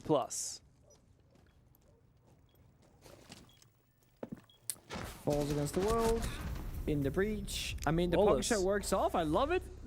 Evil Eyes are good. The catwalk was good. And they very much, I think, caught them by surprise. Kinotrope love their Maestro. It's usually a Caillou, but look, even Gatorada will play it. Sorry, I do think, like... I just what, looked at do you see the other chat. monitor?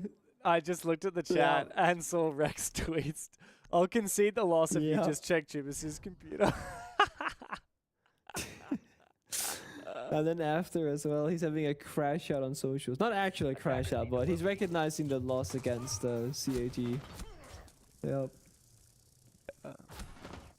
I think it's funny He literally because it's a tweeted we should have banned cheat. Monty. That's exactly what you said. Yeah. They should have. And he also said, if we just banned the Monty normally, it's like, that's what they would have done usually, but for some reason they didn't. They changed. They were trying to they be went smart. off the game plan. Trying to be cheeky. Yeah. That's so funny. If nobody knows And what it's they're funny talking about, 'cause go it's to translated Rec from- on Twitter. So go to x.com and then it's RECCHAAN, RecChan. And translate from Japanese. It's such a good read. He's so funny. It's funny because he says, this is so frustrating, isn't it? We even managed to take down the hideout. It's obviously lair, right? The hideout. I know, it's kind I of love funny that. how the Google map Translate. name. Yeah. That's what we learned watching the last couple play days across all the sub-regions of APL. The Monty effect. There are the top teams like Speakeasy and Weibo, Nears here on D+, Anderson and DD Man on CAG. Yeah, exactly. Like they can completely change the round with this operator. You gotta just ban it. It sucks to lose a free ban like that, but I think the damage is much greater if you don't do it. Yeah, for sure. All the best teams It's know rough. exactly how powerful it is and that you've just got to use it. You can't afford not to. Nice pick onto a Caillou. Wait, this is bar. Bro. Kinatropa going to bar. I can't believe They would do it. I can't believe it. They would be the one to do it, right? As I said, they light their off straps, like it catch the opponent by surprise. If nothing else is working, it makes ton of sense to me. But they are just peeking, and that is not a game that you're probably going to win against D+, given the current mathematics on the scoreboard. No, you will not. Yeah, look, This bit zealous, maybe. Bomb side is hard enough to win 5v5, 3v5, nigh impossible. D+ are playing this really well. They're playing really slow. Tends to be better when you're up against a really weak bomb site. You play really slow and you just consolidate. You play really risk-free. Consolidate your advantages. Because if you play risky like that, you give the enemy a way back into it. Eclair's now taken down Levy on the Rayura. It would have been very useful util to have in the late round. Niers has gotten a little bit unlucky here with the destruction not working, but the second charge does get it down pat. And now they can focus up on trying to flush out Eclair, taking him down. Plan available before too long. Now the cap can, I mean, if you get a couple of trap kills, maybe it's winnable, but otherwise, I'm not sure. Yellow ping is there for the floor, but can hit the shot. Yes, but not get the kill. Doesn't either. Oh, he flicks him. Yeah, he flicks him through the floor. Nice angle, speaking of flicks, from Carwow, 1v3, but he's got a lot of info on the bomb site. So much damn info. And D+ got to be careful, because there are Capcan traps and Thorn traps in abundance around. Falls on the perfect angle to watch this position. Carwow doesn't know exactly where the plan's going down. Falls shuts him out of it. A nice cut and dried finish for D+, although it got a little bit dicey. A big round for them to take the lead once again. Good old bar defense, love to see it, but not successful as usual. It's a very tough side to play. Especially with all the Bandit Kite mirror removed from action, because if you can hold top floor control, you see the entirety of the bomb side. But when all the walls and windows get opened up, it's very hard. When you lose 2 players early, same story. You don't have enough map presence to hold on to all the ground that you need. Nears though, he keeps up this performance, man. He's owning right now. He's entering, killing, clutching, planting, falls covering. It's clean.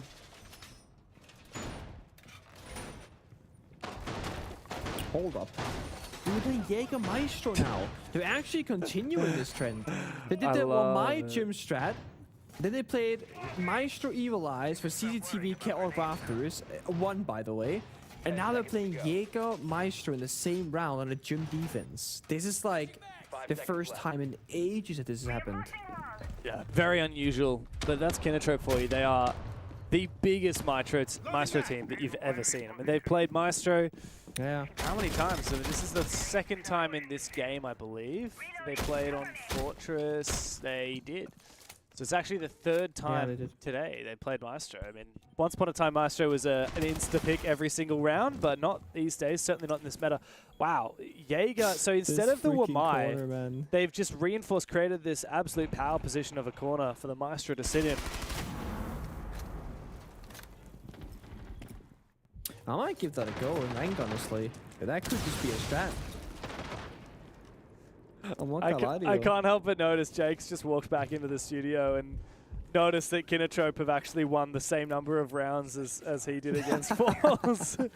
I think he's like, stop the count. Stop the count. Stop the count.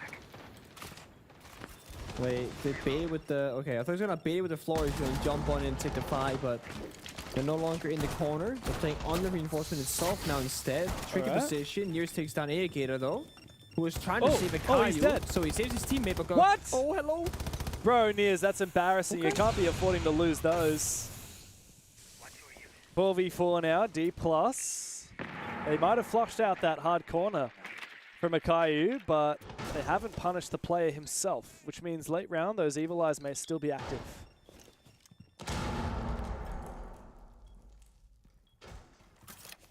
Now just waiting to see what D+ wants to do in the server. They're not really playing the usual step 1, 2, 3 here and picking apart the strats. They're just kind of living in the chaos, going for 1-for-1 trades. All the attackers, well, 3 of the 4 outside the building. Levy's in CCTV. But they haven't contested office, haven't fought inside our construction. They're on the Jacuzzi breach. They're expecting Kino to swing them first, but guys, they're playing Smoke, Meister, Jaeger. They're gonna sit back inside. Oh yeah, they are. So Falls has to make the first move. Oh, Nitro straight at his feet. He shoots it out in midair. Good info on his position thanks to that bulletproof cam in bedroom, and Gatorade has now taken down his teammates. How does Falls get into a position to plant? I don't know. The gas is now done, and the util plant denial here for Kinotrope is pretty much finished. As the player still peeking CCTV. It's time to go deep here for D+. Midi goes in first, Falls to follow. Midi doubles back, takes down Carwow. Maybe Falls can find a plant. Possibility inside Jim. Eclair's gone deep. It's now all up to Falls. Could we see a third round from Kinotrope in this series? Falls must clutch up. He's good at the 1v1s, but he can't win the 1v3. And Kinotrope tie up the scoreline. So you're telling me that Falls could win the 1v1 against you, but couldn't win the 1v3 against Kinotrope? Wow. Devastation. I can't believe it. Who would have thought? We have been wronged unbelievably so. Look, this is really good from Kinotrope. I think that it would be incredibly hard to be in their position where you've just lost a map 7-0, to bounce back and to find your way through Clubhouse after losing the first round as well. All that would be going in your mind is, not again. Not again, but they looked so much better on this, guys. Yeah, they found their mojo a little bit, and I think Nick actually encapsulated it pretty well through the call of that final round of the half. They're kind of thriving in the chaos at the moment. Yep.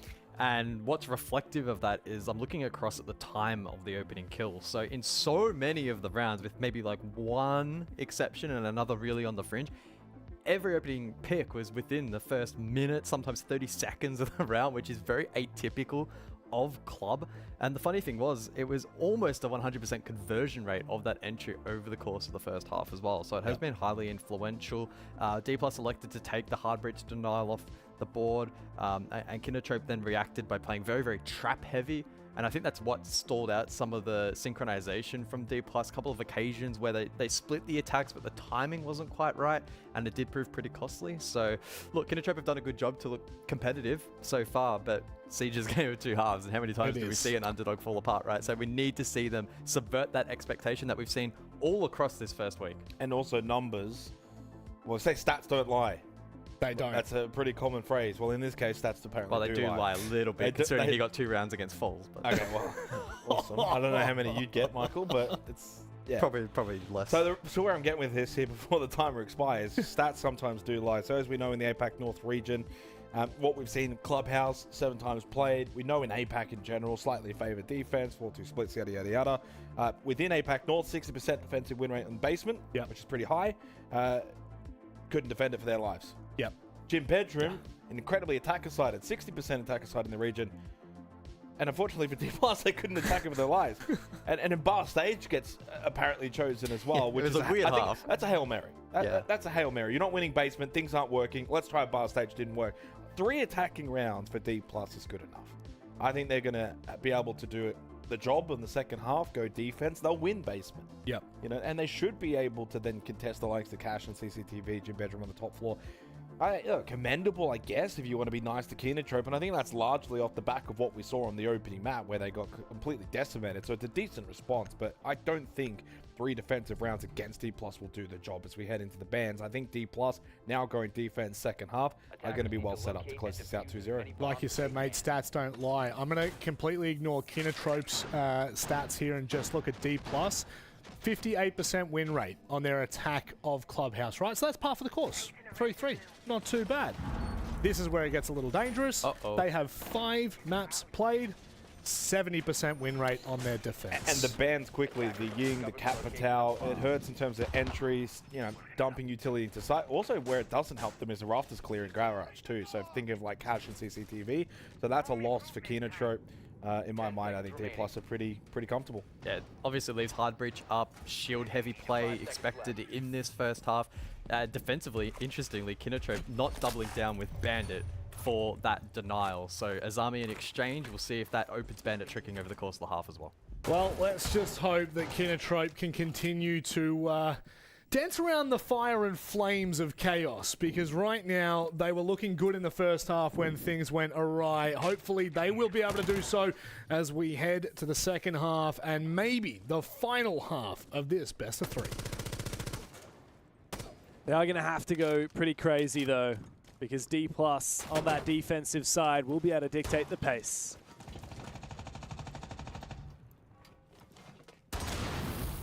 Or will they? Or will they? Now, Kinotrope showed us some great depth there on defense with strategy and operator niche picks. Why did the sim attack here and that's some crazy one-off strats that can catch D+ by surprise? D+ have banned all the usual stuff, like Jake said, the Capital, the Ying, pretty good read.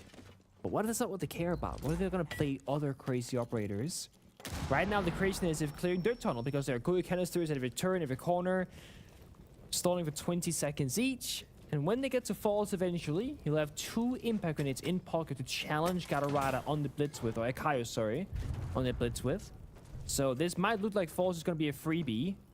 I don't quite think so. The blitz is very vulnerable compared to Nears' Monty, for example. Comes down to how much confidence D+ have at making that play.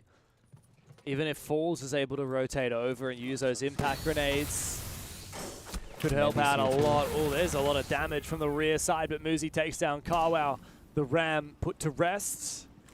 Levy's taking a hell of a lot of damage though, and he still has 1 gas babe left. He's got to be careful.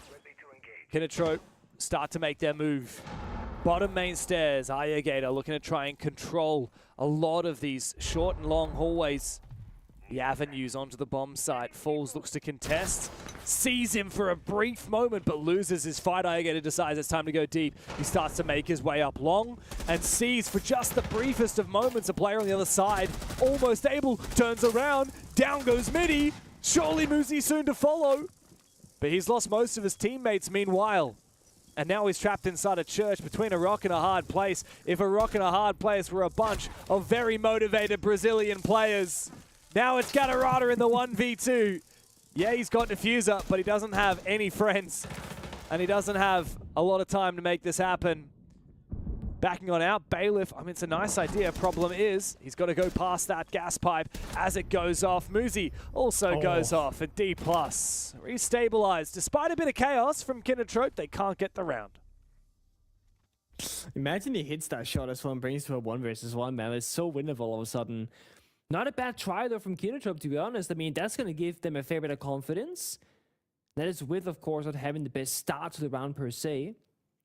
It's almost still a clutch of a round. Now, not the most usual unorthodox attack, but like I said, I think it favors Kinotrope if they keep throwing curveballs in the direction of D+ and try and, like I said, catch them by surprise. Do something unusual that they have not prepared for, that they can't pre-figure out. That's basement. That's going to be one of the more, maybe the most challenging attack to win. It gets a lot easier from here on out. CCTV, usually favoring the attackers a lot more. With the Capital ban, it makes it harder, of course, clearing rafters, but then we kind of trade it back. The Asami ban from Kinotrope also makes it more challenging to control Rafters' position. Because, historically speaking, there's like 3/4 main operators of Catwalk, right? There's Asami, the most common one. You use the Asami Q barriers, you get some protection, it's great. Then if you had Doc, for example, back in the day, where if you got Capital fired, you can then tank and stay in the fire, Doc stim yourself, and survive the fire. That was how we did it many years ago. Then there's the Clash, right? You can walk out with the shield, you can't really die, kind of chilling, but Nomad kind of screws you over. And then there's Scopus, the newest edition. You can just teleport away from a frag grenade or the Capital fire and just kind of play your life and burn utility free while then escaping. It's gonna be the Wamai though. Moosey playing there instead. Just hoping that the batteries, or sorry, the magnets will save him. Or stall enough utility. Kali being off the table as a mirror counter self-destroyer. Interesting.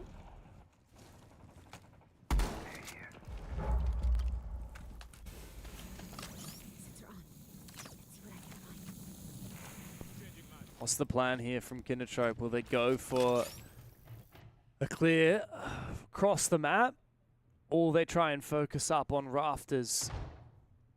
What's their intended endpoint? For now, it's a lot of lurking. Iagator down below, just waiting for a rotation near bottom main. And I think Midi's a little confused. He's seen the Sens wall. He's not entirely sure what the plan is yet from Kindertrope. Honestly, I'm just as confused as he is. Problem is the danger. I don't know either. Danger for Carwow is he might think he's playing against one player here, but Midi is down below and ready to support Moosey. And even if Kindertrope are to clear rafters and garage, the wall is fully reinforced. Yeah, I think it's too late to go for a catwalk take right now. You burn so much time early in the round doing other things. They lose a player in the breach, but they got more backup on the roof from Kindertrope. But like I said, I think it's too late. They needed all the frag grenades, the ADS burn essentially for the Wamai magnets, and that's all gone now. Instead, it's a backstab down below from Iagator looking for a Lounge kill. But there's no one here. Oh, run out, run out, run out. Garage. Oh, danger, danger. Midi gets active, but big double from Kindertrope. They do steal the lead. Moosey is now trapped in rafters. Levy offside. If Kindertrope know this, they can collapse. Indeed, they do. They go deep onto the bomb site. Problem is, they don't know where that last player is and whether there's an ability to deny the plan. No problem, apparently, as Levy quickly falls. Moosey's going to take the gamble to go for the vert. It's not going to pan out. Nice shot onto Iagator. 1v2 is very winnable here for the world champ. 5 years on, has he still got it? Eclair and Gatorada separate. They both go outside the building and they both play passive. They will give Moosey all of the control and force him to face the first move. Force him to do everything.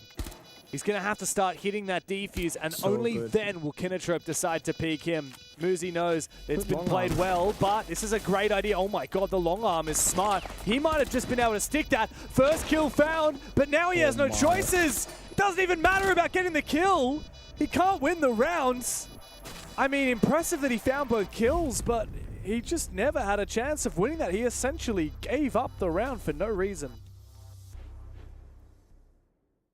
Good job of finding the picks, but it's going to be a successful attack from Kindertrope. Good read. They don't get the usual big areas in control like the car rafters and such, but they just hit the bomb site from the breach itself and skip the pain point of Garage. They're tying it back up again. D+ not looking as formidable as they were on Fortress. Not just winning every gunfight and shutting down their opponents. But I also can't tell if D+ are playing at 110% anymore. They're like very loosely and chaotic here in Clubhouse. It's very uncommon. This is usually a very structured map. Man. I think that's what I think so too. I think they got a little bit ahead of themselves with Fortress. Even then, I mean, Moosey should have just, stuck that defuse, man. I mean, it's not always going to work, but I just feel like you got to give it a go. If you're still fighting people with less than 7 seconds on the clock, then you've just accepted that the round is lost. And you're just padding the stats. Pengu, you're the kind of guy where, like, if you're in a 1v, let's say it's a 1v1 and there's 0 seconds and you have to hold F for 7 seconds and plan. Like, are you the one who's just getting off it because you know you've lost the round anyway? Because I feel like on the off chance that it happens that the person doesn't kill you before the 0-0, there's like a 1% chance you can win the round. I'm never faking that. I would rather stick it and then die than fake it and then there's a possibility that I could have won it. No, I mean, I would also always stick it in that case because sometimes enemies, they do make mistakes, and we can see that not just in sticking a plant or sticking a defuse. It comes down to a lot of clutch moments, right? Almost every single clutch in the history of any video game is you playing it to the best of your ability and your opponent making a small mistake somewhere and you capitalizing on that. It's very rare that we see a clutch being a pure outplay where the enemy played it perfectly and you just somehow were better. So you stick it. Sometimes you get lucky, you get a free round. We take those. Sometimes you're unlucky and you lose a round you have no business losing. That's the name of the game. That's just how it is. Also, Fuse being onto action, of course, is Kinotrope. I speak about it during the last matchup between Scars and CT, how Fuse is never played anymore. And then the next game, they bring it! Let's go, boys. I think it's at the gym. It should clear a lot of the Denari lasers. I believe that's the main thing that probably D+ would have put in that position. Perhaps some more My Magnets, Dawn Traps. Razor Blooms. Yeah. Yeah. Kind of love the unusual playstyle. That's Kinotrope. Now there is a Kali in action, a Clash in action, but Kali's there's a huge counter, as he can knock back the shield at every bullet. That's it. We don't see that happen very often. It is. I mean, there's not many angles where you can reliably get a line of sight, right? If Clash plays in the office room right here, Kali will never see that shield again. Oh, the timing is so unfortunate there for Galarada. Maybe had a freebie inside of office, but no. They're mostly stuck in the windows. Is this nade actually true? No, it was a bit of a troll. Oh, okay, other point of view. Oh, I was like, hold We got a little bit debated. Niaz actually does peek around the Clash Shield, take down Alligator. That nade's the real deal, and it does confirm the kill. Well played from Kino. However, Levy fights back. Alligator's gone down, and Moosey's firing up inside bedroom itself. Now it's Carwow, the last one left, as Alligator and, Akayu and Moosey trade directly 1v2 winnable. DMR in hand, he's got so many bullets to work with. Levy and Falls separated. He can pre-fire every angle. He'll detonate at fire extinguisher, give him a little bit of cover for a brief moment. Levy and Falls just waiting. They'd rather play this in the 2v1. They are standing back to back waiting. I sure as hell hope for their sake that they don't line up. Carwow is baiting them back and forth. I think they have the read. Fade away from Levy. A couple of shots baited, but he does eventually confirm the kill. D+, again, pretty close, but looking a little bit better. You could see the discipline shift there from like the 3v3 to the 2 versus 1. They were playing very close together. Nobody swing and say, all right, guys, lock it in. Come on. It's not as easy as it was on Fortress. They get the 1 round lead now, 5-4. Operator bans. I mean, it could be a Clash ban. It could also be something else. I don't think Bandit is worth banning. Mira ban. Okay, not a bad shot either. And then Blitz in response, actually. Okay. Yeah, look, the Blitz was picked on the Church attack and didn't really work out. Sure. So both teams banning Blitz on Clubhouse with either team or neither team really utilizing the Blitz. Definitely, yeah, not my preferred shield. I think the Blackbeard is definitely a better pick for most situations where you want an aggressive shield, especially because of how much util clear and space clearing you want from that Blackbeard. That's the last bans of the map. She'll be back into it in a brief moment. D+ just edging ahead. They are only a couple of rounds away now from sending Kinotrope down to meet Scars in that lower bracket. Here's his player cam, man. There's no color. It's just gray and it's bright. That's all there is to it.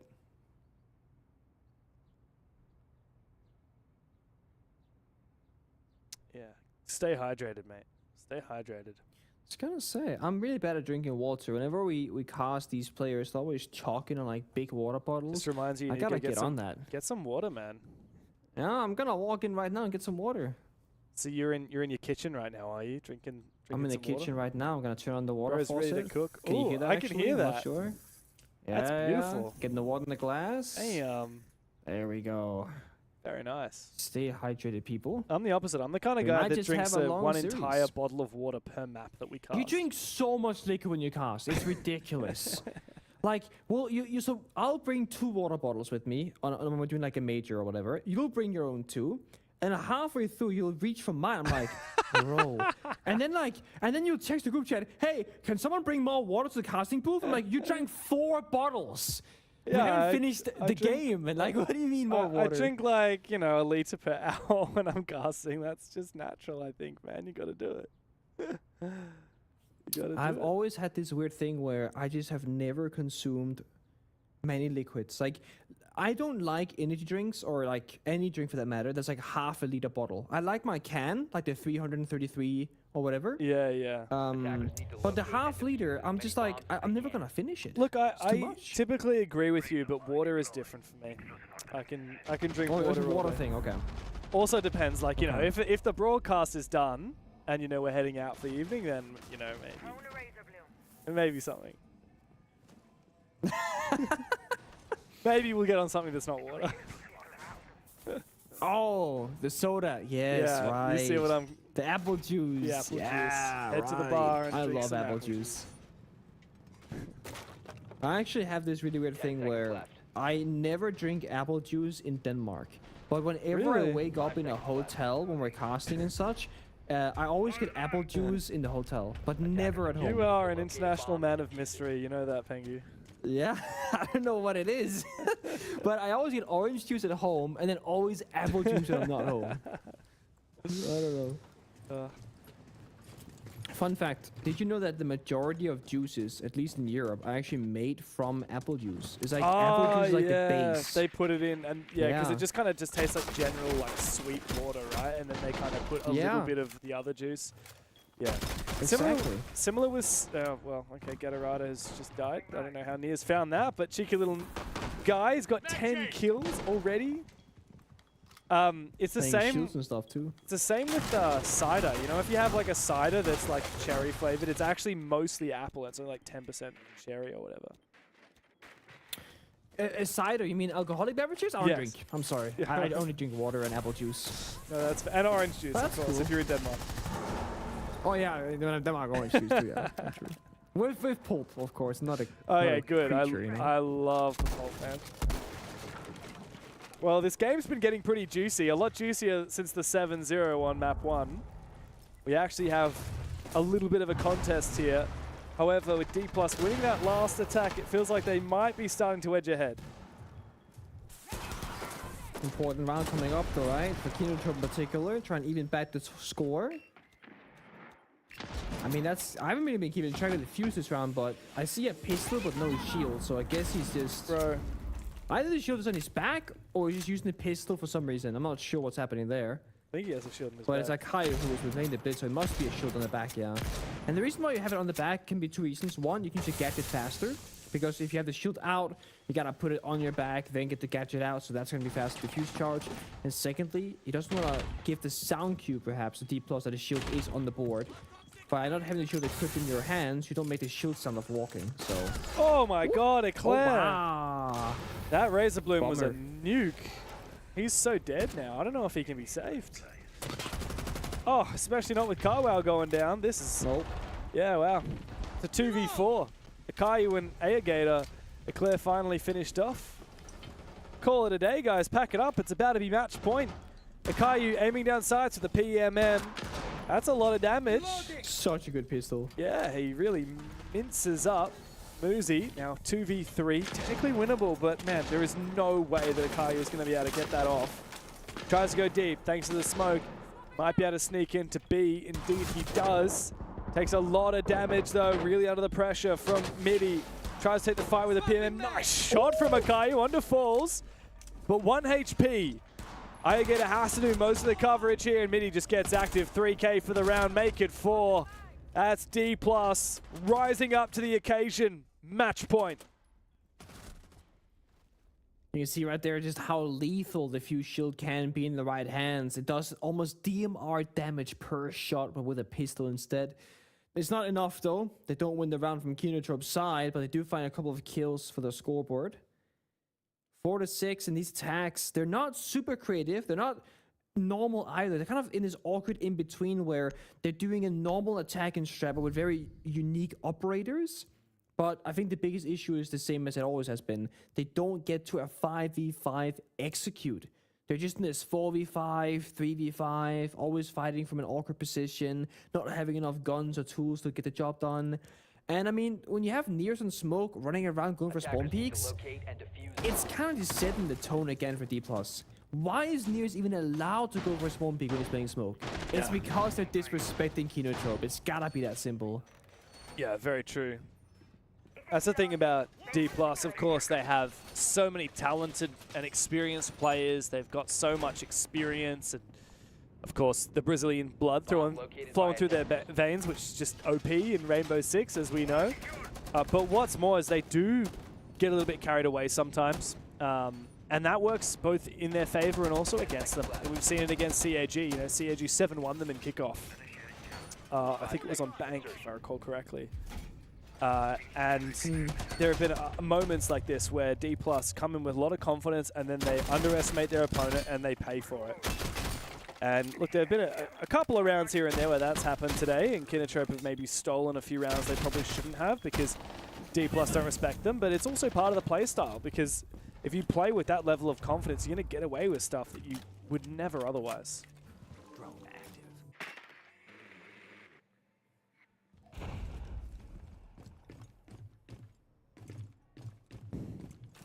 Sound like a C4 was tossed from top, but there wasn't. Just a soft breach, I guess, instead, or a very much charge from the distance. Trying to have a look here from the Kinotrope side. They're kind of off the more passive ops and slow pace, and more like quickly in the building, right? The Lion, the Solid Snake, Dokkaebi. Maybe finally gonna try and match D+ and try and take tempo control and say, we're gonna dictate how fast we're gonna go. We choose how the fighting happens, and we'll have the intel to do so. I just gotta back that up with some good gun skill, and that could be the win con. Very unusual setup here from D+. Kinotrope, they draw first blood and second as well. Big couple of kills from Ayagator as he makes his way inside. Goes for 3! It's an Ayagator type round. Muzi 1v5. Good luck, mate. It's not gonna happen. The Dokkaebi calls him. That can continue spamming on through until his phone explodes.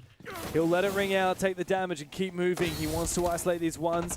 He's been spotted on the drone. Ayagator's low HP. Kinotrope have half the round to get it done. I don't know what happened there. Carwell caught with his pants down. Muzi takes him out of it.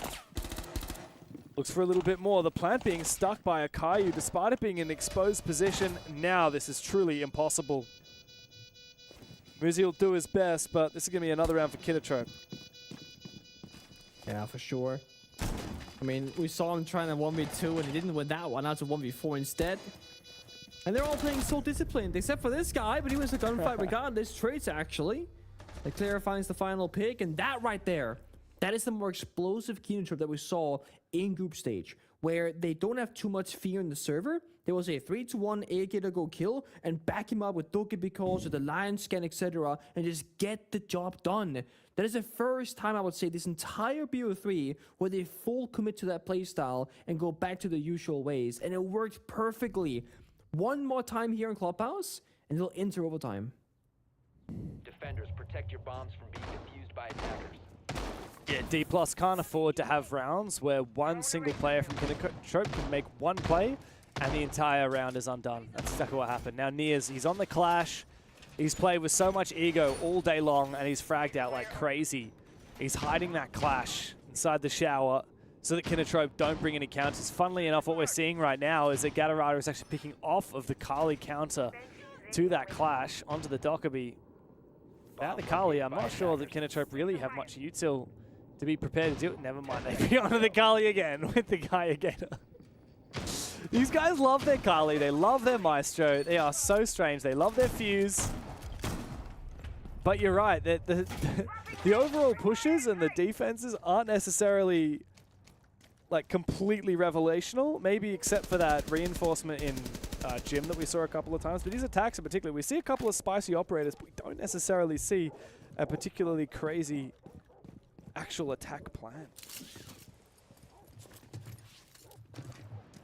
Yeah, I will say this, Kinotrope have not been showing their cards early on. If we don't know what's happening, that means D+ have no idea what's going on.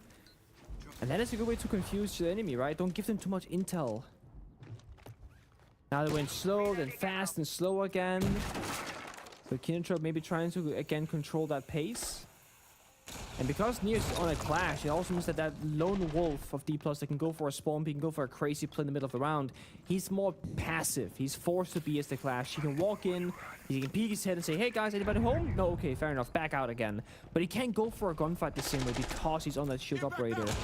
So it does feel like Nears has to be more respectful in this round and not overstay or overcommit to a weird push. Like, if he were to go all into CCTV here, for example, and die into Gatorada, he could lose the round for his team. So Nears has to be kept on a leash.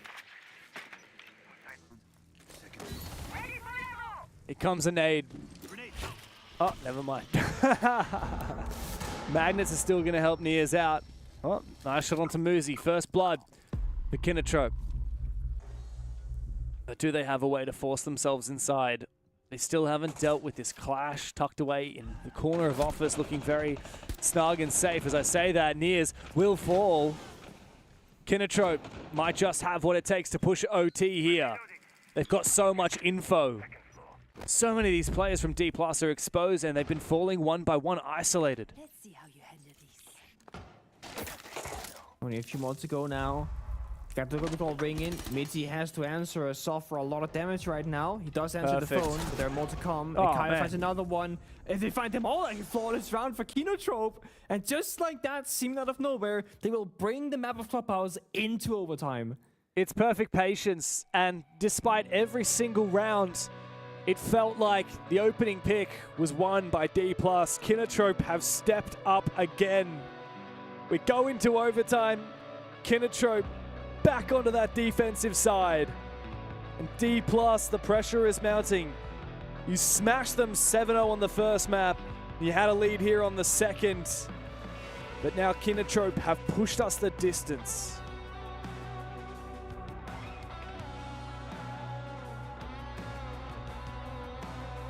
I'm curious what's happening if you're in the team speak of D+.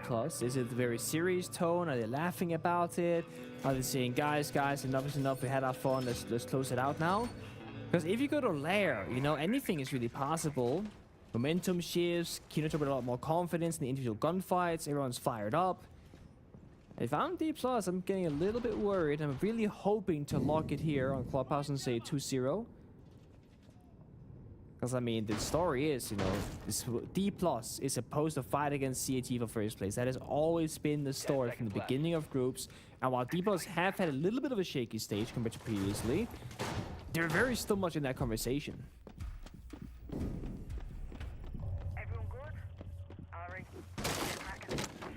Brother, they got Maestro and Skopos.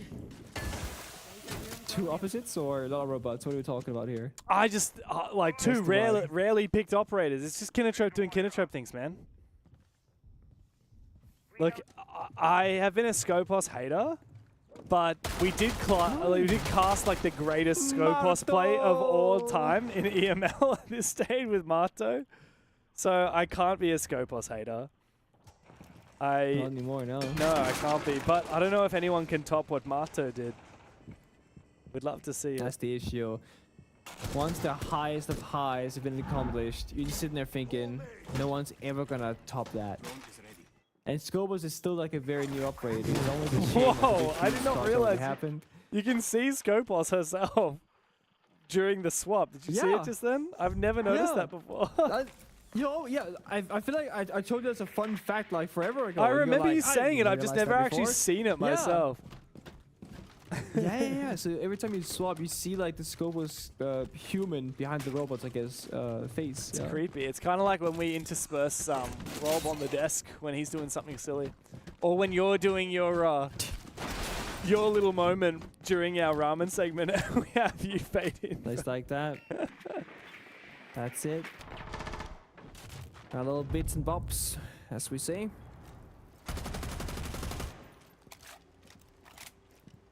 Trying to figure out if I'm worried about this setup from Kinotrope. You know, the Eli's, the Skopos, there are certainly a couple of win conditions. C4 from Kawa. D+ cannot, I think, default into a normal attack because, like, oh, actually, they got a Kaio. Maestro's dead. That should never happen. That changes everything. Yeah. Now the Evil Eyes are just red pinning. That's it. Now there's a single C4 plant, and that's it. Yeah. Look, they could just go for a hatch drop and just plant. Plant denial is not looking strong here, and now With D+ opening up an avenue into Church, Kinotrope are extra vulnerable. If D+ just focus up on someone at the bottom of main stairs to control all these rotations, they can split the entire basement bomb site in two. But it looks like a retake is about to happen. Kinotrope want to get aggressive, and Leclerc does find that kill onto Levy at the bottom of the main stairs. Maybe Kinotrope have a chance, but they bite off a little bit more than they can chew. And Falls will trade him back. There's a player now stuck on the defensive side at the bottom of the main stairs, but Leclerc goes big for a second, eventually traded back by Falls. It's Galarada against 3. He spots Nears, a little bit of damage done. The nade comes back his way, finds his head, but quickly loses his own. Muzi trades it back, another match point. And another chance to finish it off for D+ Kia. Oh man, you really had to wonder what would have happened there if the Maestro was on the board, just sapping and doing damage and plant denying early on and just forcing the D+ push into a different avenue because they had so much intel but nothing they could do with it. I'm really proud of D+ there for going for a moto door take. It's messy, it's a very close, claustrophobic space, but it worked really well because the majority of the evil eyes were elsewhere.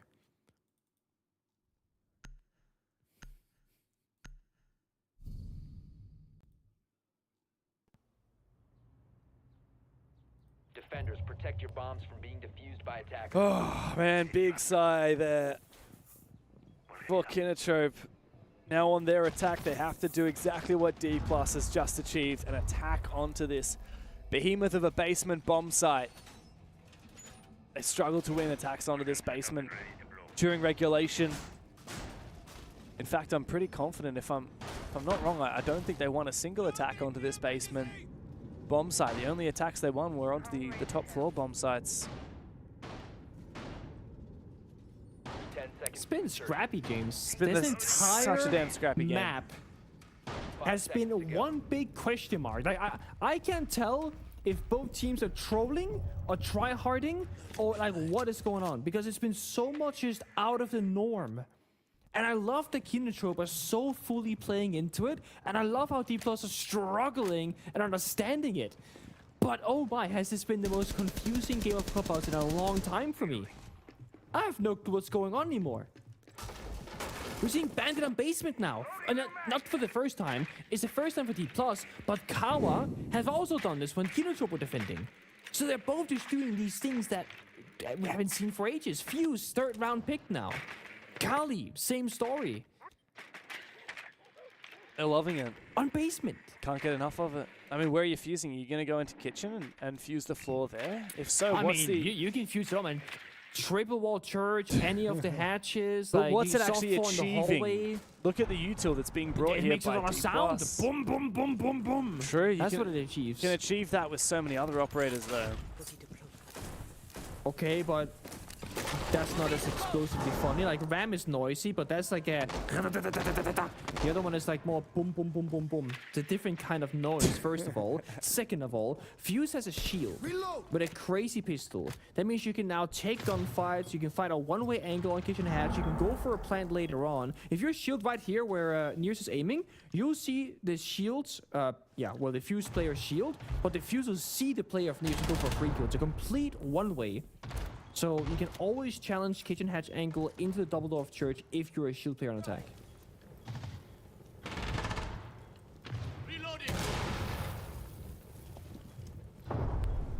It's all about how Kinotrope decides to execute here. They've done their best to clear out a lot of this util on the site using that fuse. But it's hard to see what their eventual execute intention is.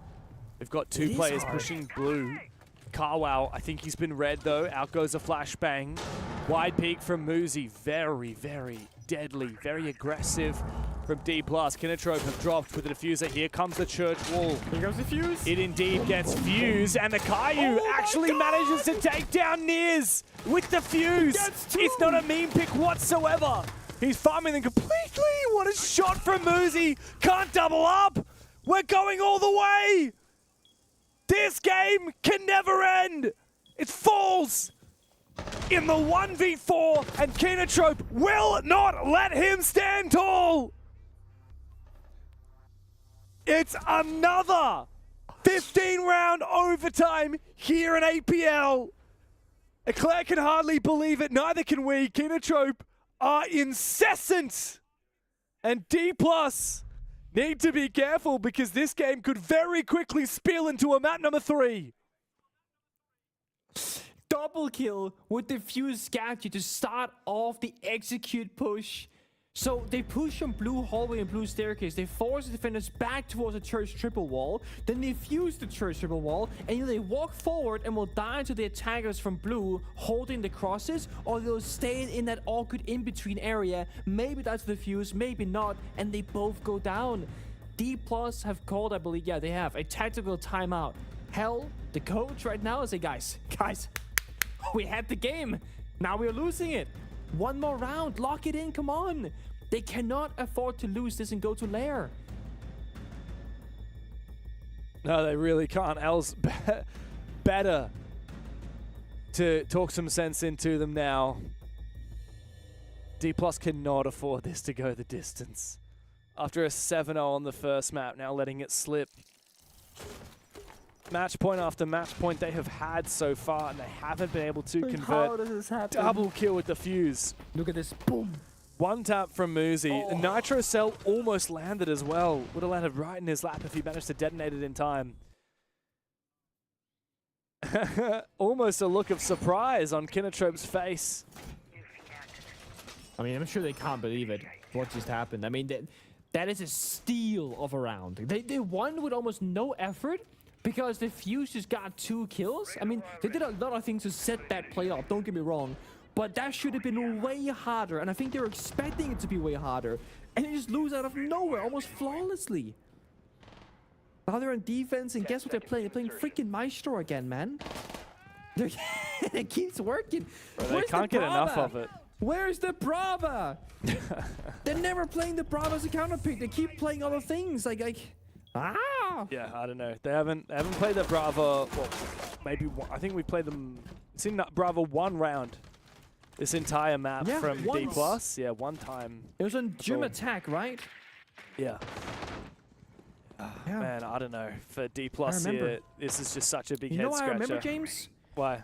Because I remember going, oh my god, this Brava is hacking 0 Maestro Evil Eye. Both drones died instantly. That's why I remember. He threw them in the gym window, straight into the lap of the Maestro player. And he just killed them. Yeah, look at quick Maestro. Mind you, Maestro has almost been dead every single round as the first defender. So the active use of the gadget has not been the main talking point, but now it's Kawa's turn, not Akayu. And Kawa, typically speaking, is a much more passive player. He's sitting in church room. He can sit in a perfect gold, maybe on a mute jammer somewhere, and just be permanently on the cam, sapping the drones and doing better damage. We'll talk about the perfect balance between passive and aggressive. I can see that Gatorada is still on the roam. Meanwhile, on site, Mears has pushed his Blackbeard all the way up Dirt Tunnel to really mount some pressure on this Kinotrope defense. Gatorada is actually very close to Levy in bar, by the way. Gatorada in pool table, Levy in bar right now. So there's a real potential for action over on the ground floor. Meanwhile, on the basement, that nade almost takes Carwow down. Gatorada and Levy are still just around the corner from each other. Levy is suspicious of a potential flank, but Nears, meanwhile, gets re-aggressed upon. Akayu takes him down. This is where Kinotrope could push us the distance. Kinotrope have such a strong position, and I don't think that D+ are aware of Gatorada on this flank. But if he keeps moving, Levy will hear him. Whoever moves first will die. First, my friend. Staying alive's enough, Gatorada. You don't have to go for a kill. Just staying in this corner is everything that you need to do. Oh, it's a free kill coming. As soon as he crosses this threshold. I think he's many steps above, maybe. Oh, there it is. Gatorada, he's gotten away with murder. And D+ still haven't found a way to punish him. Now Mini looks a completely abandoned Dirt Tunnel.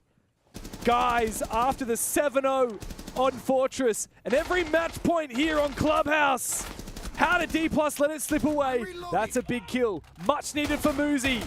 He has done everything he can to pull D+ over the line. 20 seconds now as the plant needs to come through from Falls. Dropping down into the site. Ayakeda eliminates Midi It's up to Falls 2v3. and Musa to go big, and it is possible. It is winnable, but Falls needs to force that plant down. It's a deep play from Falls. Finds Carwell. Now time to plant. Has to trust Musa to cover Akayu and Gatorada as Falls has to stick it into the 1v2. The plant denied! Kina Troop say that it's never over until it's over. This best of 3 will go the distance. Back to life from the 7-0 into the overtime. And now onto greener pastures on map number 3.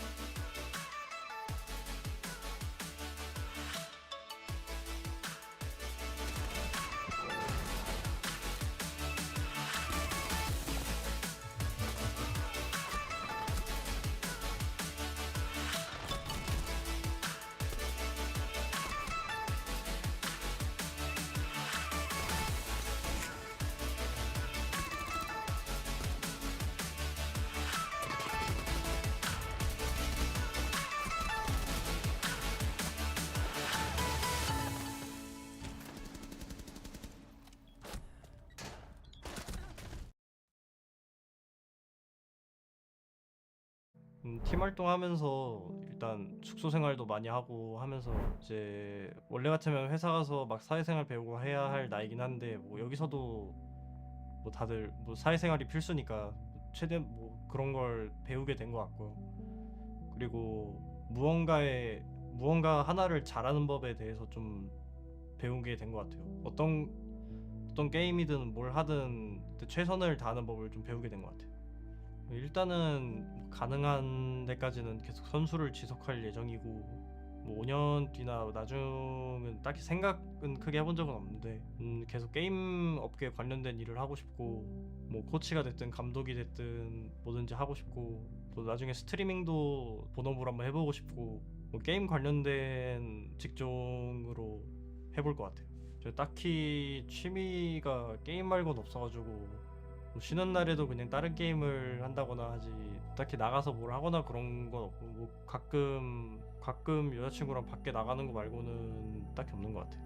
여자친구랑 사귄 지 한 4년 됐고 매번 뭐 대회 나갈 때마다 응원해주고 대회 할 때도 뭐 집에서 몰래 응원해주고 되게 여러 가지 방향으로 저한테 도움을 주는데 뭐 특히 지금이 제일 도움을 많이 주고 있는 것 같은데 팀이 없어가지고 여자친구가 일을 했던 그 자금 같은 걸 가지고 지금 같이 생활을 해나가고 있고 제 남은 돈이랑 그래서 특히 지금 매우 고맙고 만나서 정말 다행이다라는 생각이 들어요. 특히 일본이 저한테 특별한 의미를 가진 나라이기도 하고 매번 대회가 유럽 또는 미국, 브라질 이렇게 있었는데 아시아에서 메이저가 개최된 게 되게 오랜만이어서 되게 기쁘기도 하고 뭐 저도 개인적으로 진짜 꼭 가고 싶은 대회이기도 하고 팀원들도 뭐 일본 메이저니까 막 홈 어드밴티지가 있을 것 같다며 꼭 진출하자며 서로 으쌰으쌰하는 분위기였어요.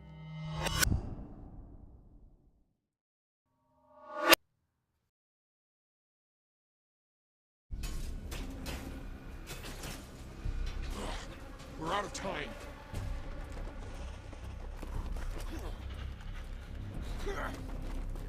Let's put them in the ground. Fall back!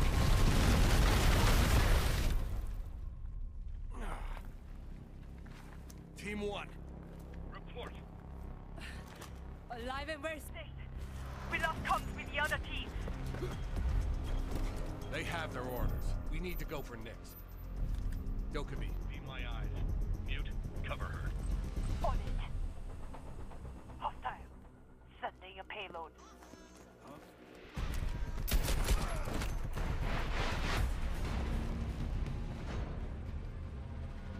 You're cornered, Nyx. Surrender. I see one old man. One old man about to die. I see your runner 7. 3 rows down. Hack my phone. Huh? What if Do it now.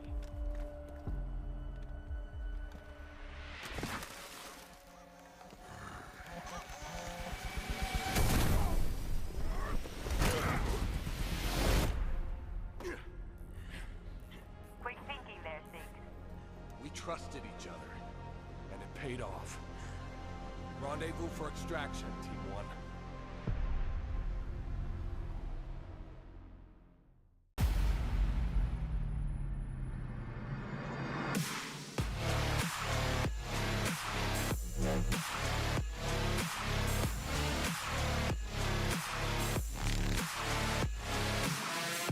I'm breaking necks and I'm wilding out. Throw my elbows up and my money out. 'Cause I came to get down, so let's run it up. I'ma keep it going till there ain't nothing left.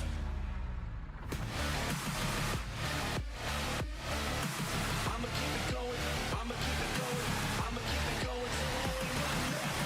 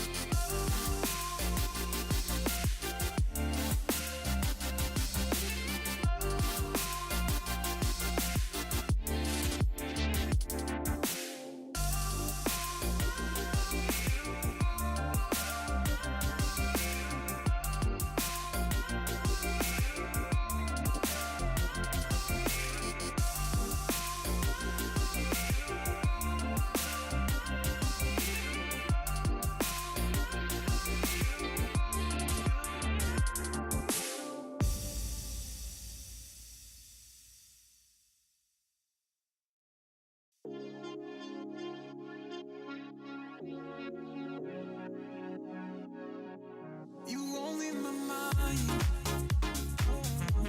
No matter how hard I try, you only in my mind. You only in my mind. You only in my mind. No matter how hard I try, you only in my mind. You only in my mind.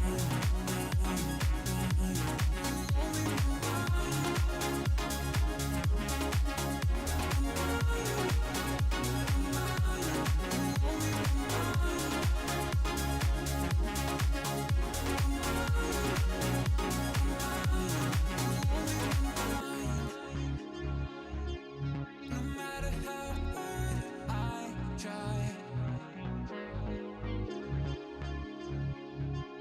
you only in my mind. You only in my mind. No matter how hard I try.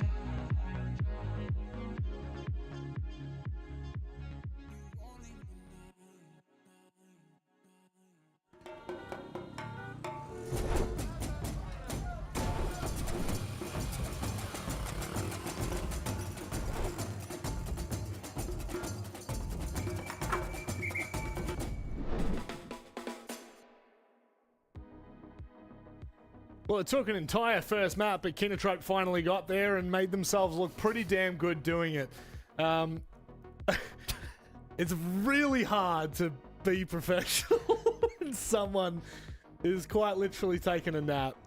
James, can you sign for me? Hey, okay, that's how I we're think he's doing. just resting the the vocal cords a little bit, but they were getting a little strained towards the tail end of that second map. It's not even 1 a.m. yet. It's not. It's not even 1 a.m. He's done worse. He has done a lot worse, and we all know it. But moving forward from this discussion, that was a ridiculously good map toward the end. We were halfway through it and we were like, oh, please, just don't be like a ridiculous D+ defensive half. And it wasn't. And Kinotrope looked good, guys. They looked like they were backing themselves in a lot of gunfights. There were a lot of gunfights that I felt they were maybe over-aggressive, but they were just heating up. And that now leads us into a really, really nice conversation as we have a third map to get to. But what were your thoughts on Club? I mean, the biggest takeaway for me was just how incredibly successful attack ended up being. Yep. Typically in APL on these grind-heavy, structured-heavy maps, the attack can sometimes just completely capitulate, and we didn't see that at all. Second big point to make was the pacing. Despite its continuing to be attacker side, we saw the pacing, especially comparatively to the first half, really slowed down. With that first pick typically at that sort of minute to minute 20 window, typically speaking, across these rounds, and yet we were still seeing success for the attack. So yeah, shout out to Kinotrope, able to grind out that result, an 8-7 win in the end. And what a phenomenal bounce back. It felt like it wasn't really that long ago.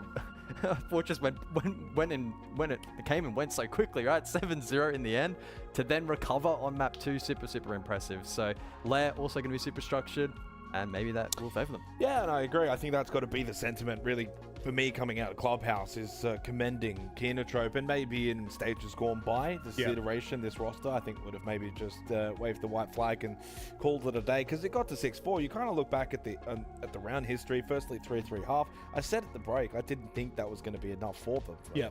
And it almost wasn't, because it got to 6-4, and I think that's following the script that we typically see in Clubhouse. What we expected. And you get to that point. So at 6-4, what happens next is Kinotrope then win 4 of the next 5 rounds. They get 4 of the next 5 opening kills, and they flick a switch, and then just able to win the early fights, really composed in the late round situations. Whereas on the flip side, D+ actually looked completely uncomposed, especially in overtime. So, I mean, disappointing a little bit if you're D+, because I think to be able to beat CAG, to be the best team in this region, that's a map you probably should have won, and they didn't. And so, not even close. The good news for them, that their reward is actually Lair. Lair as a decider is actually incredibly one-sided in D+'s favor. An 8-2 record, their first preference map. They have never banned it once. Kinotrope are a 1-3 record. It's their lowest preference map. This could be a wider gulf between the two teams heading into this third map. It's a little scary. I think a good piece of context that I was looking at just before we went to that conversation was the fact that, yes, they do have an 8-2 win record on that for D+. The last time they won it, though, was 2.5 months ago, guys. And well, who'd they beat? Well, who did they beat, Jake? It was Kinotrope. It was Kinotrope indeed. So this now makes things a little more interesting. And I feel like this is a good place to finish on for the night, actually. Crazy to say. But Lair opens up a nice realm for us to cap this series off from.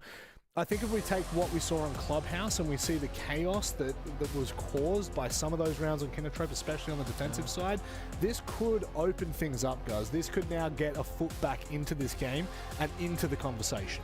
Yeah, I mean, completely agree. Clubhouse is typically more structured, but we did see that chaos ball thrown in, and most of the time that was being perpetuated by Kinotrope. So if they can find a way to transpose that across to the third map and make D+ uncomfortable, and that's exactly what they need to do. As Jake is saying, the map vetoes, they have absolutely been more than happy to play the map. If they haven't banned it, then it's a case of, we'll leave it and the opposition will take it out. So they should be comfortable, and it's up then to Kinotrope to be the ones to make it uncomfy inside of the server. We started the night talking about this region, ultra competitive, the 4 teams that we've got, and interestingly, on the very first night, 2-1, 2-1 is going to be our finish. We're going to get back-to-back 3 mappers, and I think that speaks volumes to kind of what we were talking about at the beginning of the night. In terms of who wins this game from here on the final map of Lair, all the statistics are saying D+, and I guess it's a little bit similar to maybe to our first series of the night, where for CAG going into that third map, they were favored, and then they got the job done 7-3. So I'm kind of in that sort of ballpark going into Lair, but with the way tonight's gone, I mean, who knows? Because I thought at 6-4, map was done. We were getting ready, mic'd up, all of those things. And then Kinotrope, as I said, flicked that switch. So who knows what Lair's going to bring, but what I will say, if there is going to be a world in which Kinotrope get the win here, it's got to be off that early game. You look back at this game, opening kills, we played 15 rounds. Yep. Only 2 were not converted into round wins. Yep. And only 4 across the course of the whole and those series. Those 2 rounds so were D+. Correct. So the early portions of these rounds are very clearly going to play a pretty big dividend. I mean, look, Lair could completely change that script. Maybe. We went into Clubhouse thinking, oh, D+Kia have a 4-1 history on that in the last 6 months. And look what happened. We also said they had a 70% win rate on their defensive side. Again, look what happened. This is the beauty when you get into finals. And I think something that Sparky said really like ignited a thought, which is finals just completely change scripts. Yep. Finals are where you really start to differentiate between good and great teams, where you can really start to draw very clear lines in the sand. And right now, I've got to be honest, we came in tonight, you said it before, yes, we think that APAC North is the most competitive region, but we are being delivered the absolute goods. And I think right now, with the position that we're in, this is going to be the biggest and most competitive fight for EWC, maybe of all of the regions. Given that there is only one slot for 4 teams, it's time for us to get underway with Lair, and I'll throw it over to my incredible James Devmada Stewarts. Hi. And Nude. Right? Also Nude. Oh, I'm so grateful for you, Pengu. I'm just so grateful. I just want to feel included, you know. I'm all the way over here in Denmark. I don't get the ramen. I'll throw it there to you, but it might person. take a little while to get there. I'll dispatch it by express I'll postage. catch it. Express, so it's 2 months later. You know, in Australia, in AFL, which is the main, most popular sport in the city that I live in, we don't say catch it when you catch the ball. We say you mark the ball. Attackers need to locate And you get a free kick You after you mark mark it. it. You mark the ball. So can you mark? I'm going to throw it to you. Can you mark it? Actually, I'm going to kick it to you. Can you mark it? No. Oh, come on. Get one, Joe. No, I can't, because that's no. I don't wanna get like persuade into becoming someone that I'm not. You know, I can't start saying marking it and chips instead of fries and whatever else nonsense you guys do over there. I don't want to be changed, man. I want to be who I am. Fine, you can just come over and be a tourist. The invite is always open. I feel like we've been a bit of a I'll do tourist that. going around the block from Fortress to Clubhouse, now to Lair. It's been a very roller coaster type game with D+ 7-0ing on Fortress. We thought it was honestly going to be 14-0 or something near the like. Remember, we were making jokes about how Jake had gotten more rounds off of falls in the 1v1 than Kinotrope had gotten off D+. And look, it's very much not the case now. Kinotrope coming back and winning 8-7 on the second map. Now into map 3, it's anybody's game.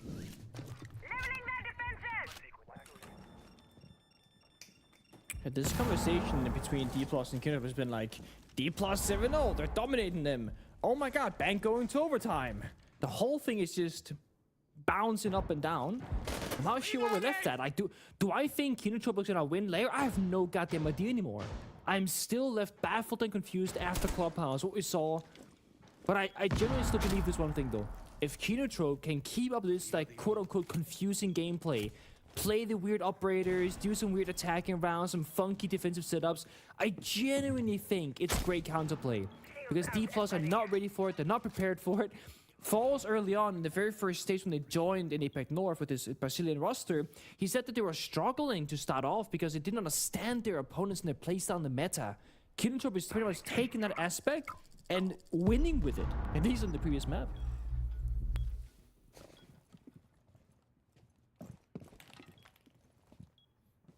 Kinotrope have a lot of tick boxes to work through in order to get close to the bomb site here and actually start being in position to execute.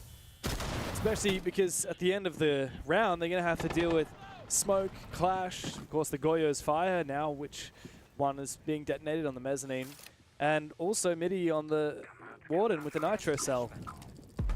Lot to work through here, and time is ticking away.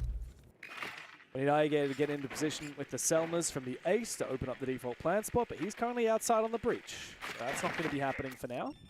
Only a line of sight currently on his external wall, and he's not seemingly making moves to go and move over to Ops and help get the wall open. So I'm a little bit confused as to what the plan is here from Kinotrope.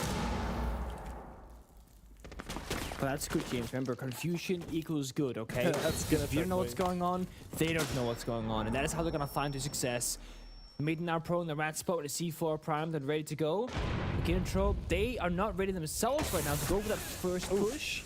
So it's first and final, Eclairs goes down first. Yeah, great shots from Muzi on the narrow angle, and a second one for Muzi. All it takes, seemingly, is just to continue holding these angles, and he will find kills. He had to answer his phone, though. Thankfully, he does. Now just 2 players left up for Kino. They try and make their way forward, but Muzi, 3K for him. Levy laps up the last, and not much of a contest. D+ simply holding their positions and finishing off the round with ease. It's a good old lair, a bit of a lockout. It can be so hard to get inside the bomb site. That very first push is often why we see the shields being utilized, or, you know, your Ying, your Glass, your very kind of chaotic, unfair gunfight operators. Not much support there for Kino to kind of break that first line, though, and we saw the result of it. Take a shot down immediately to the TCSGs, holding the long angle. First round, though, Kino gotta feel out D+ first, get an idea of how they're playing, what kind of pace we're going for, and then go for the adaptation. So it's really about the 3rd and 4th round in particular, I think, for Kinotrope, that's gonna set the tail for Lair. If they can figure it out by then, get 2 or 3 attacking rounds, we have a series. But if they just get rolled over and don't find a round in the first 3, different story.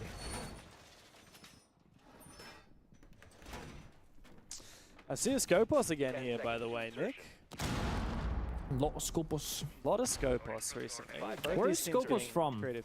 Let's quiz you on this. Where's Scopos from? Greece. You're correct. You're correct. I know I'm correct. I'm actually quite good at that. Are there any operators that you think you don't know where they're from? What about Ram? Do you know where Ram is from? It's actually crazy that you say Ram, because I was about to say I don't think I know where Ram is from. I am gonna check. I feel like I googled this the other day. I know where like Aura is from, for example. Like I know the niche ones, but not that Rayora. Oh, I don't. Rayora. I'm always gonna get that because it's such a cool one. Yeah, that's an easy one. Because Rayora, I believe Rayora is Maori from New Zealand. But funnily enough, Ram is. I think the confusing one are the ones where like we already have operators from that country, and then this one's an additional one. Like Ram is from South Korea. So, and we already have 2 other South Korean operators. Guessed. Do you know who else is from South Korea? I would not have guessed. Though could be Vigil? Yes. Yes, okay. The hesitation there got me nervous, I'm not gonna lie to you. I was like, silence. What about Striker? Well, I like how we have representation. Does Striker and Sentry have nationality? I actually don't, I think they're a blank slate, no? Because it's not a, I don't know. I don't know. Well, this round certainly isn't a blank. I look it up. Yeah, please do. Kinotrope just went straight on in with a sledgehammer. Kai, though, unfortunately for him, was not in a position to take the gunfight as he erupted onto the bomb site. He was taken down. Ooh. Almost a chance there for Ayagetter. He got peeked at just the wrong moment by Falls. Going deep into the site now. Muzi, 1 HP. If he swaps to the other shell, he will have that shell's HP instead, perhaps be a little bit more deadly, but instead he favors positioning over HP. Okay. 3v4 as Kinotrope. Keep that pressure on. For now, they're so split apart, right? They hear the scope of shell, changing location, saying, okay, where is this person going to appear? Could be right around the corner. Kawa's stuck in the doorway, has to try and take a challenging fight. It's actually a 3v3 on the bomb It's side. happening. Yeah, now we see 2 players going for a flank. It's Niers and Muzi, but you're right. It's a 3v2 on the side, except for the fact that we have the vertical potential. Muzi does get traded on back, but Niers still upstairs.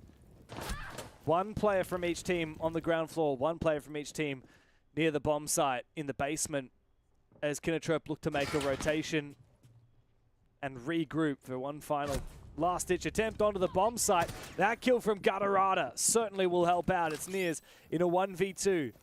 He might be able to get info on where that plant's going down thanks to the Solus gadget, the scanner.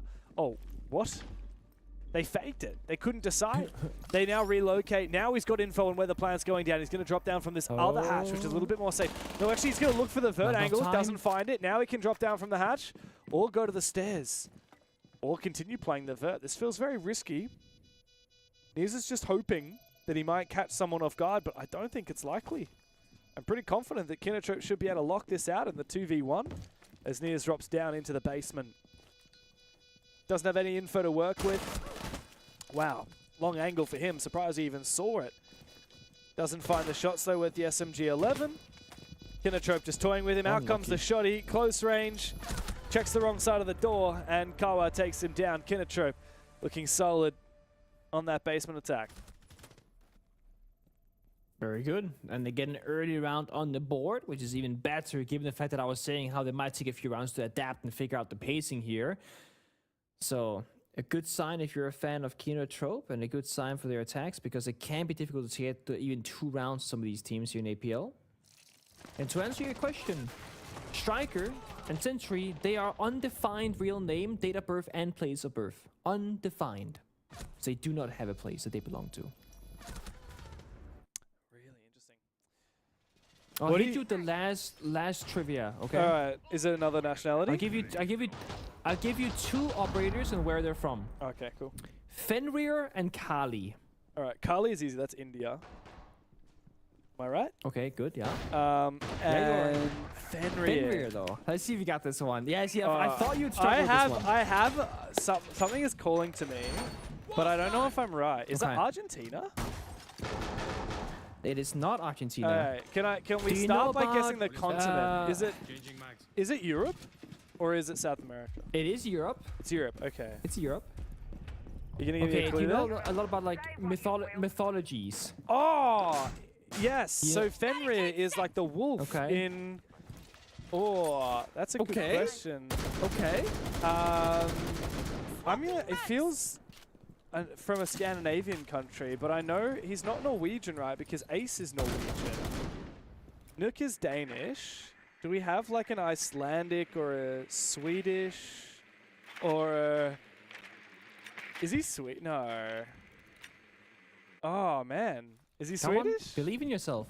Is he Swedish? He's Swedish. Really? Right on the money. Yeah, that's crazy. Yeah, it's just funny because Fenrir's appearance is like the polar opposite of my impression of most Swedes.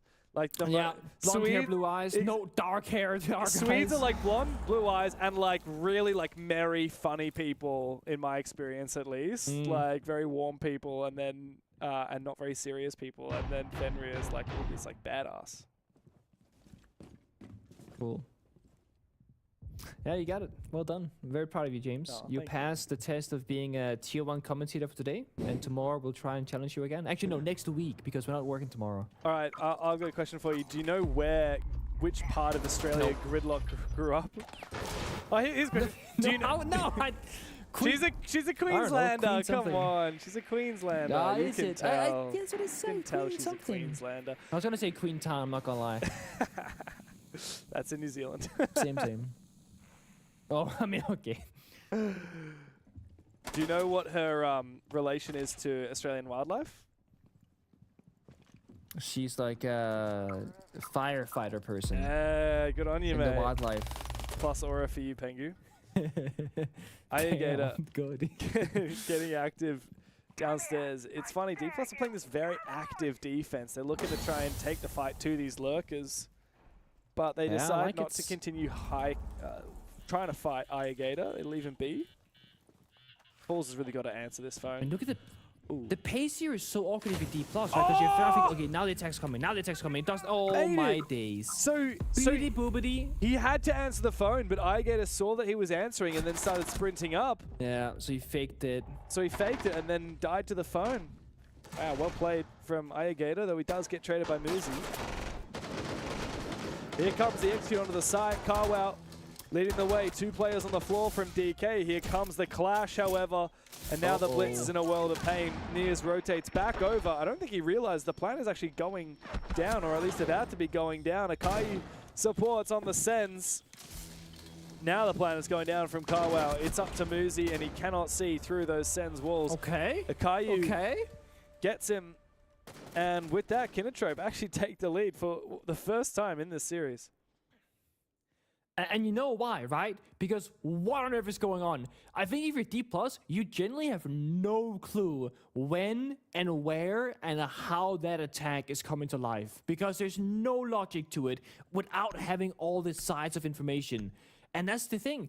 D+, I feel like they must start bringing like Echo Valkyrie, Pulse, or something like that to understand where the playable positions are from Kinotrope's attack. Because just being a player in the server with in-game sound is not enough right now. Blitz gets target banned, so double shielding from D+, Bandit from Kinotrope saying we want to get through those walls. Not that they've been struggling with it, but now they can guarantee it at least. Very puzzling couple of rounds, but great effort here from Kinotrope, I gotta say.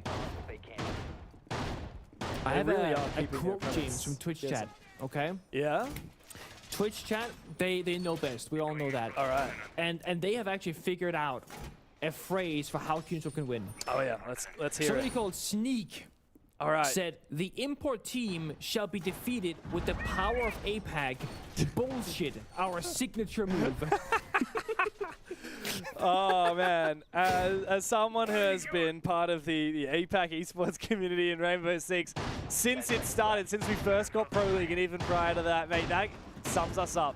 Like all the most iconic moments for APAC, you know, aces from Fnatic jumping out, the armory windows on Oregon with the FO12 Ella shotgun, you know, Dizzle clutching up, like every single time Anaton has drop shot hip fired with the Monty, like this is just our signature move, man.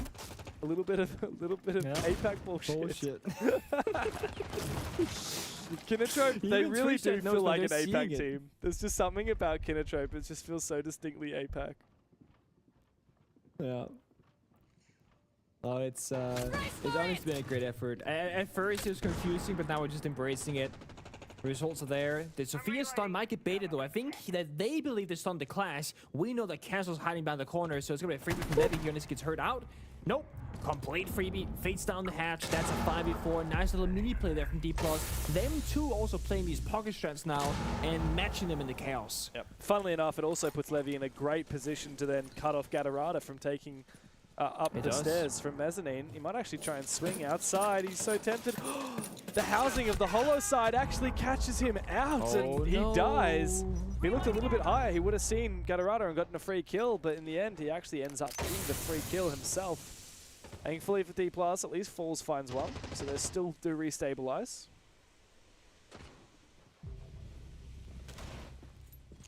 Claire finds Moosey as well. Now Nears is still alive in the Clash, so anything is possible to stop these pushes. And there's not any more counterplay on the board for the attack, right? No more grenades. Sophia's dead. So Nears should just be the guy on defense to stop any sort of push, any plan attempt. Should not be possible. How on earth do you win this for Kinotrope when that clashes up and you don't have any counters for it? Especially when Nears is such high on HP. Ooh. He tries to get aggressive. This is the thing, D+ actually don't need to make plays right now. Midi can sit back.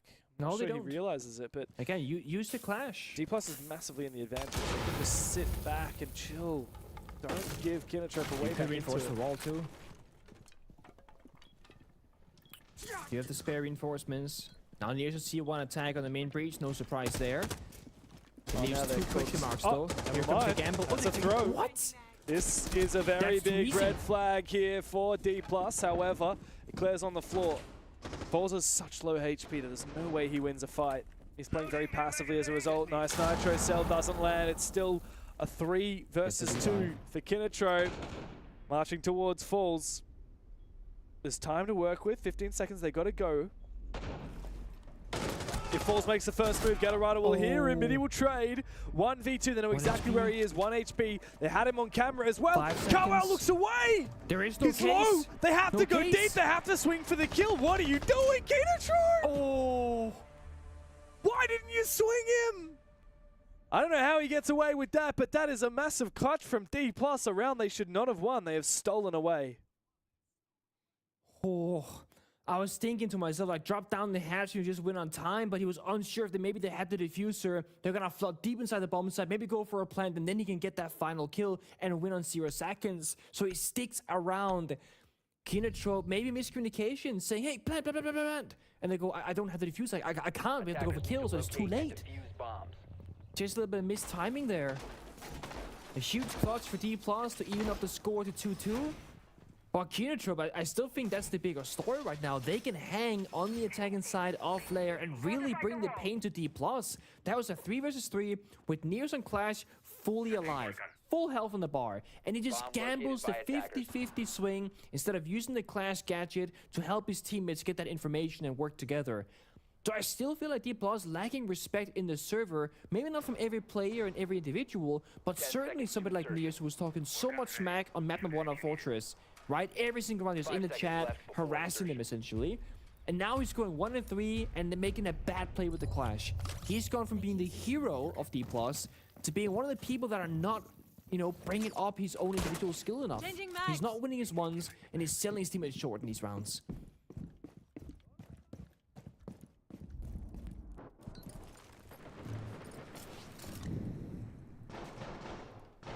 We're back even again, Pengu. 6 rounds and a half, 2 more to play. Top floor is going to be locked for the rest of this half for D+ after that win, so they'll go back down into that basement. Bit of a roam game. Kinotrope aren't really hard clearing this. Every player still outside that building. Very significant loose roam here from D+. We've got the Denari lasers set up on this roam as well. Midi has 1 in pocket. He might be able to throw out potentially to create an improvised tripwire mid-round.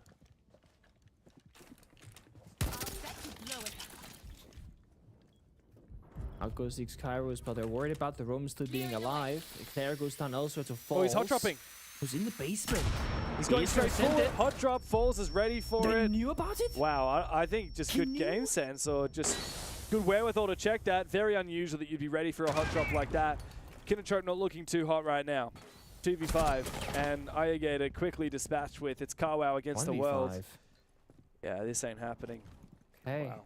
So they're trying to go for a direct attack, and I guess when he found the Claire lurking by the bomb side door and lockers right next to that hatch drop, he's thinking this has to just be a direct attack, but I found one rat early. Where are the other ones coming from? Well, it must be coming down the hatch drop, right? So I think you're right. Good game sense there from Falls. Good read.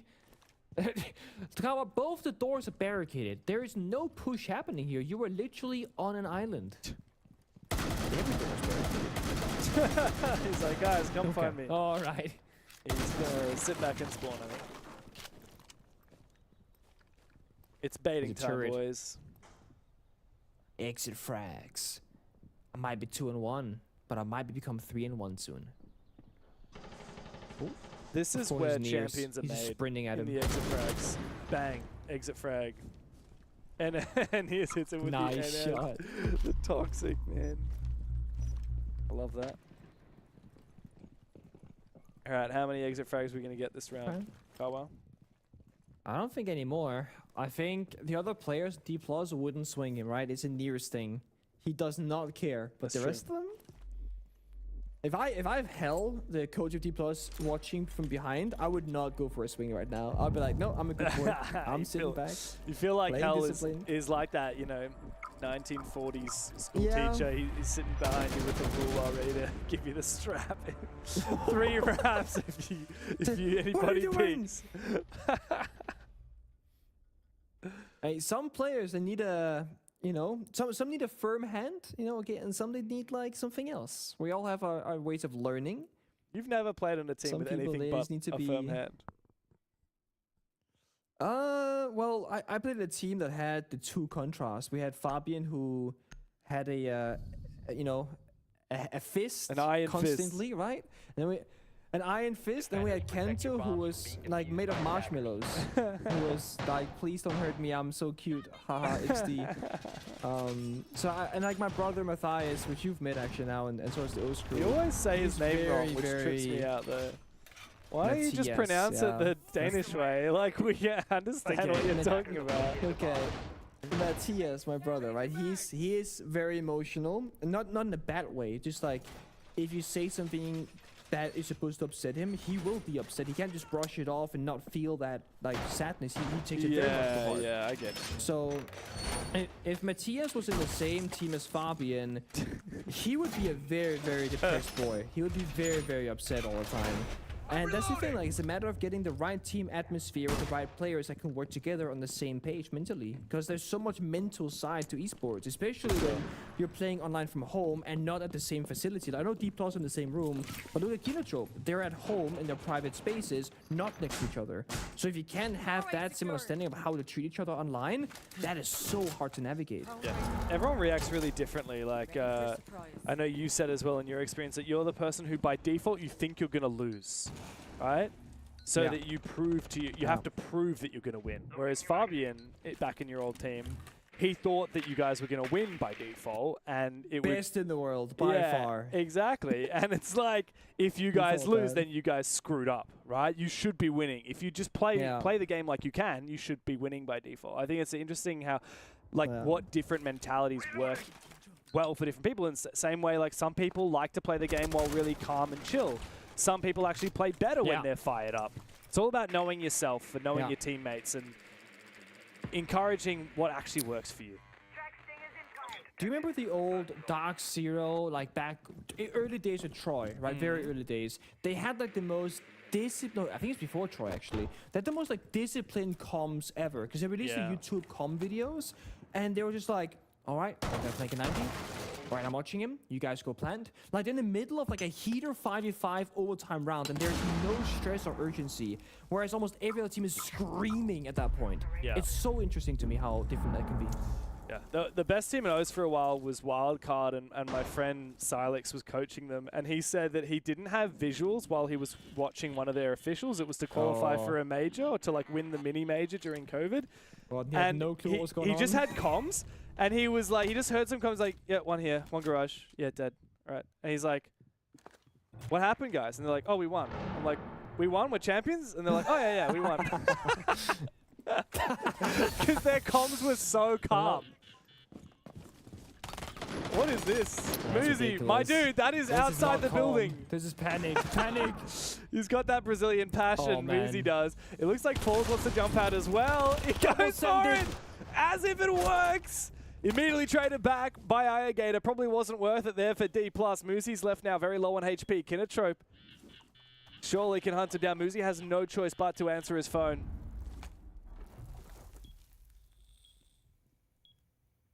Surely. Kinotrope will tie the half here, 3-3. Muzi's 1 point of health. Nears is full, but with a C4. They got Doka because they got grenades, they got a 6 projector wall. Oh, he's cooked. Answer the phone? Oh, surely not. Nears now in a 1v2. Akai forcing that plant. Oh, this Nitro's big. Doesn't land. They have to go for the kill. 2 seconds. Oh, he trades! He trades himself in the 1v2. He finds the first one, trades with the second one, and therefore the bombs stay defended, and he wins the round. D+. Oh my god, that closes up the half.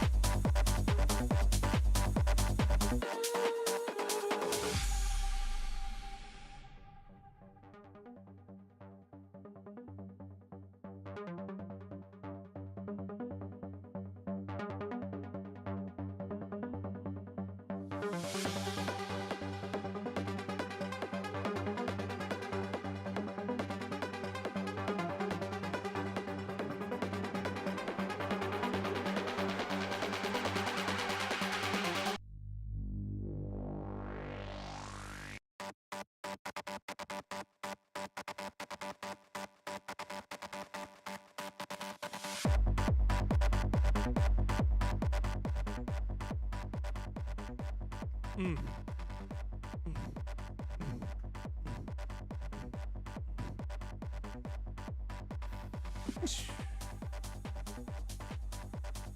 hit him with those hi-hats. Keep cruising. Keep cruising. And for the build.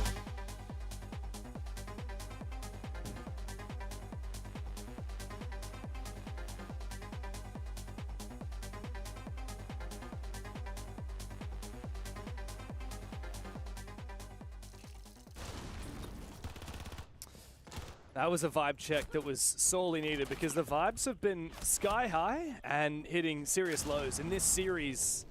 From 7-0 and rounds like that for Nears to losing in overtime and letting it slip to a third map. It's been an absolute marathon of a series, but D+ winning that round critically puts them one step ahead. Still can't believe the ending of that half though. Like, I genuinely thought Kintrop had the clutch because I saw Nears dying, but he traded himself, as you mentioned, and gets the round. Like, what a D+ way to get it, man. And it's Nears of all the players who've been falling short so far in there that gets that clutch for his team is huge for him. Side swap though, I'm not sure about expectations. Okay, we'll go for a drone kill. I was thinking, what are we thinking right now, Gatorada? But we're just getting the drone in the drone hole. It's alright. Get those drones, man. Get it, king.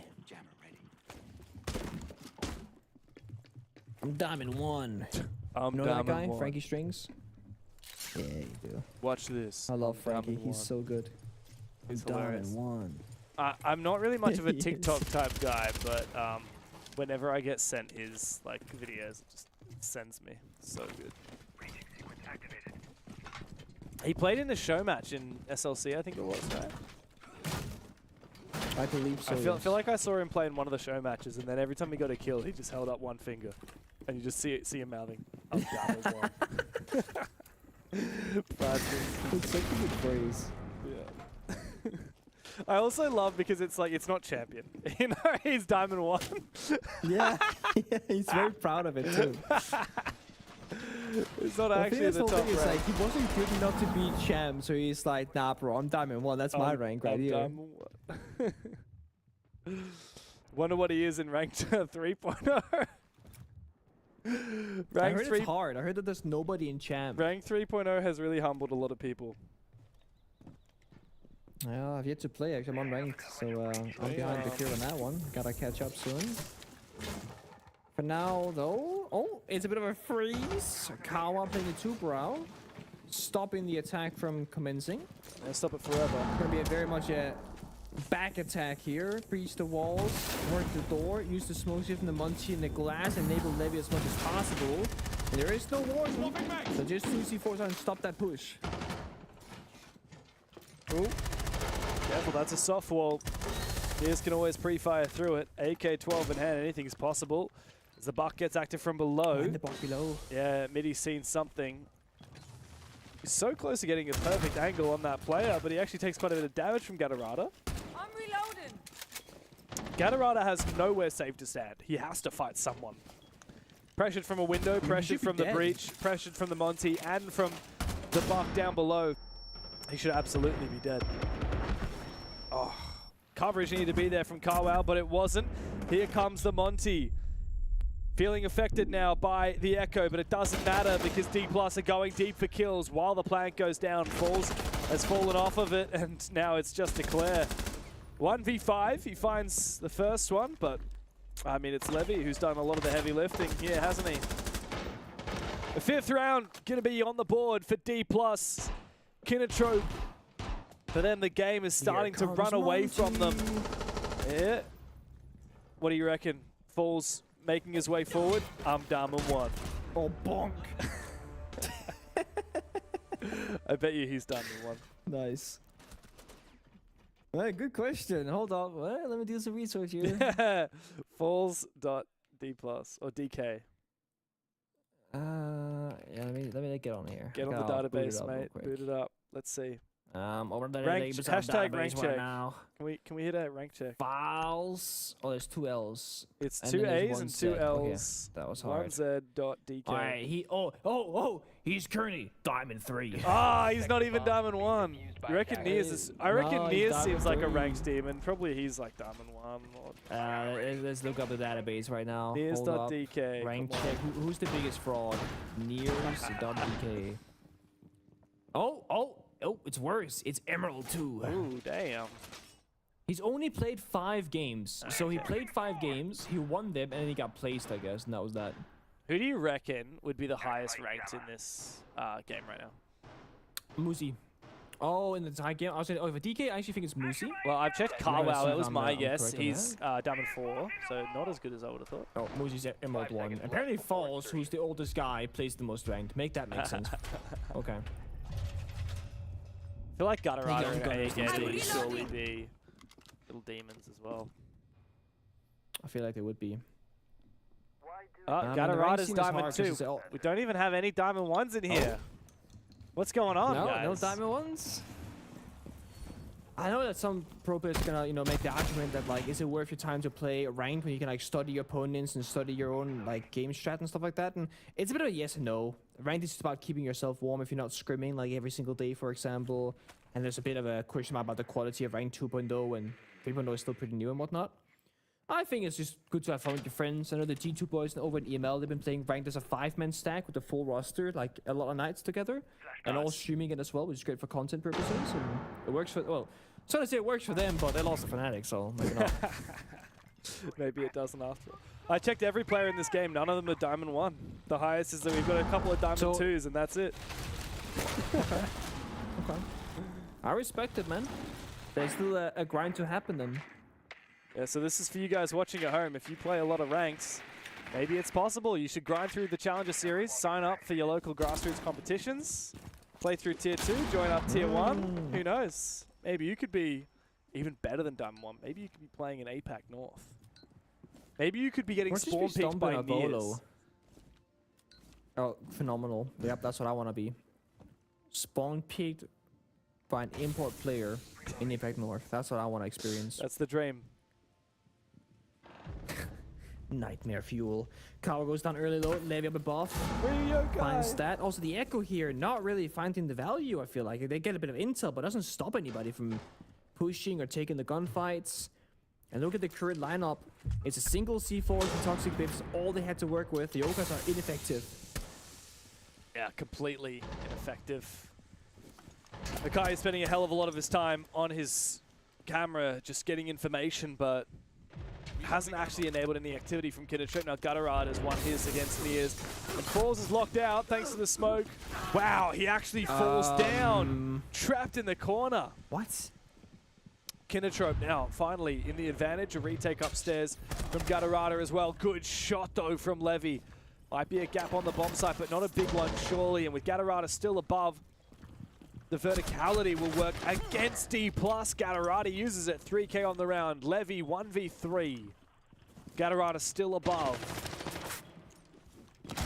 Impact goes out, finds nothing. He might try and stick this one. Doesn't have any sound cover.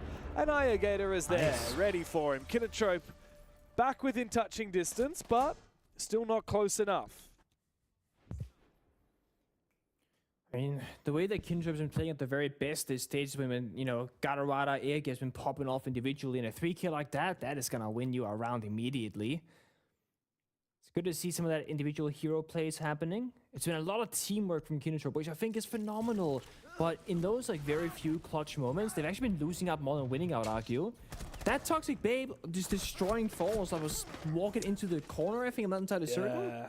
That changed the round as well. For sure. I felt like the most decisive moment of the round. Aside from the fact that Gutterada went upstairs and retook that, but I think Falls dying there. As long as the Blackbeard's alive, anything is possible, really. You can kind of brute force your way in. That could be an operator, James. I've just seen the light. Okay. So, imagine a trap operator. Imagine like Thorn, right? Yeah. But instead of it going kaboom, instead it'll do no damage, but it will attach you to it'll put a leash on you. Like you're stuck to that area, so you can't walk outside of that circle unless you like flick over, shoot it, and then you can like move away from it. I think that so would it's be like cool. a capture device. I think that would be cool. But I think that the devs don't love gadgets that like take control away from the player. In theory, because Then why do we have frost traps? We have so many gadgets that violate that, but I know that that's a line they would probably say in response to that. Okay. And I mean, if they want to make it do damage, you can just make an electrified leash, right? You like, you take a bit of sap damage like a clash. And then like, you'll get disoriented like an echo stun, you'll take damage, you'll be stuck in a corner, it'll make you dizzy and you can't see, you can't sprint. Like, they can just make it like that. And it fits the vibe of the power creep a little bit more. It's true. That does sound like a legit operator. It would be too simple if it's just like one tap bullet and it's over, right? A little bit too simple. I never know. Combo it with some stuff. Yeah. I mean, think of the Thorn Trap. So like Thorn Trap right now, it's pretty alright. But paired with a Melusi Banshee Slow or a Barbed Wire, you'll just die every single time. Sure. It changes the value completely. Speaking about value, we've got Caillou once again on this Maestro that he's been so good with, and still D+ are not bringing that Brava, which means now they want to get a breach on that wall into the bomb site, but they're going to struggle to do so while Caillou is active on that Evil Eye. Just gotta make sure that Caillou can speak of Barbed Wire. Yeah, he can stay alive for the entirety of the round. Oh, so they actually did get a breach because Caillou was busy moving his barb. That could be a yay. Carwow was tucked away in the corner, finds Midi, almost a second, but Nears will trade him back. D+ now have a big avenue onto the bomb site, but where is their plant potential?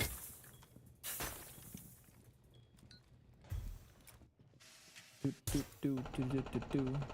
Sibbity Sabbity. Can find the drones. Not many left in pocket here for D+.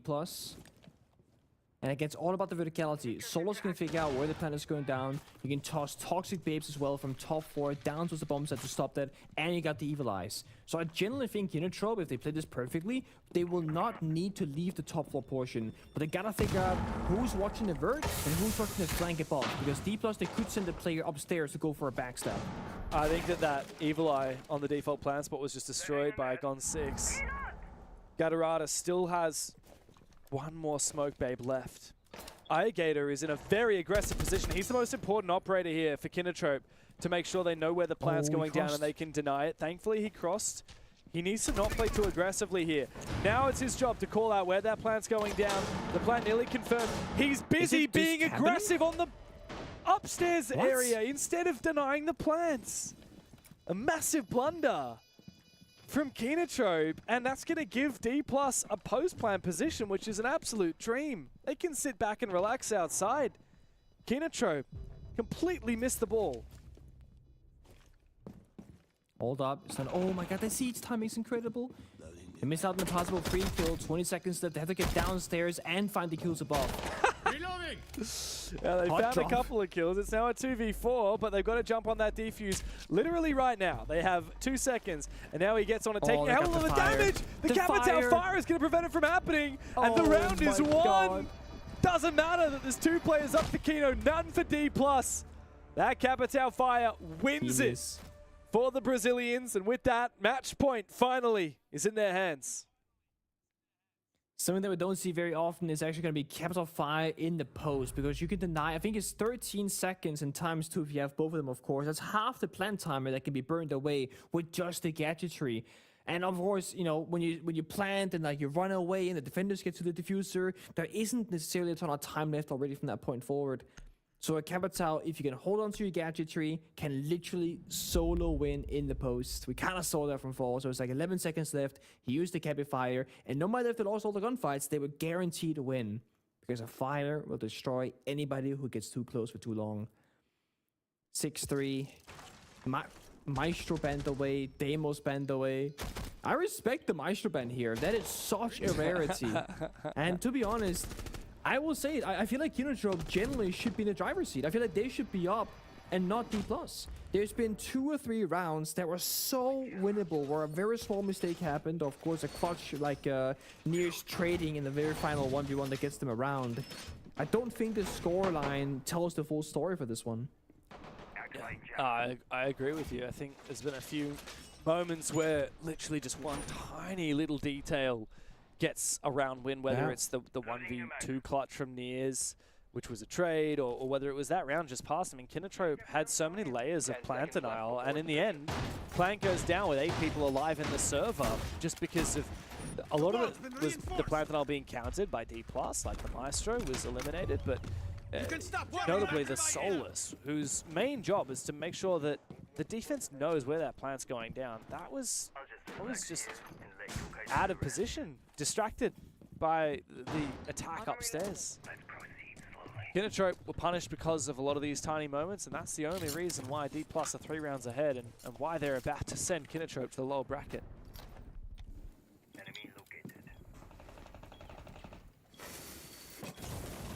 So Thermidor is going off, but it's gonna get frozen again by Kawa. Always with these small tricks, is slowing down the attacks, making it a bit more annoying to deal with. But it's not gonna be a solution. The wall will get forced open eventually. It's a matter of when and how many canisters he wants to use. Only a single one. Keeping the last 2 in pocket for later use. We're seeing the echo again here from Akayu, which, again, not the biggest fan of. It is one of the few, like, Monty soft counters that you can bring, but it's so hard to find an angle, I think, against Falls. He doesn't play these shields like Nears. It's almost like DD Man and Eniton, right? Nears plays the aggro shield. Falls tends to play the more passive shields. I don't think that Falls will put himself in a position where the echo's not going to do much damage, because he needs a teammate in close proximity that is not going to touch the gun behind the shield of Falls. So it's tricky.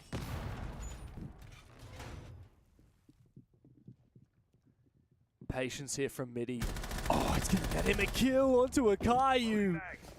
Couldn't ask for a better player to take down, being the Echo. That late round plant denial, that soft Monty counter, the perfect gift for D+ in what could be the final round of this exchange between D+ and Kinotrope. And Kino now, they wondered, can we just sit back? Can we just play patiently like we plan to, or do we have to suddenly take the fight to D+?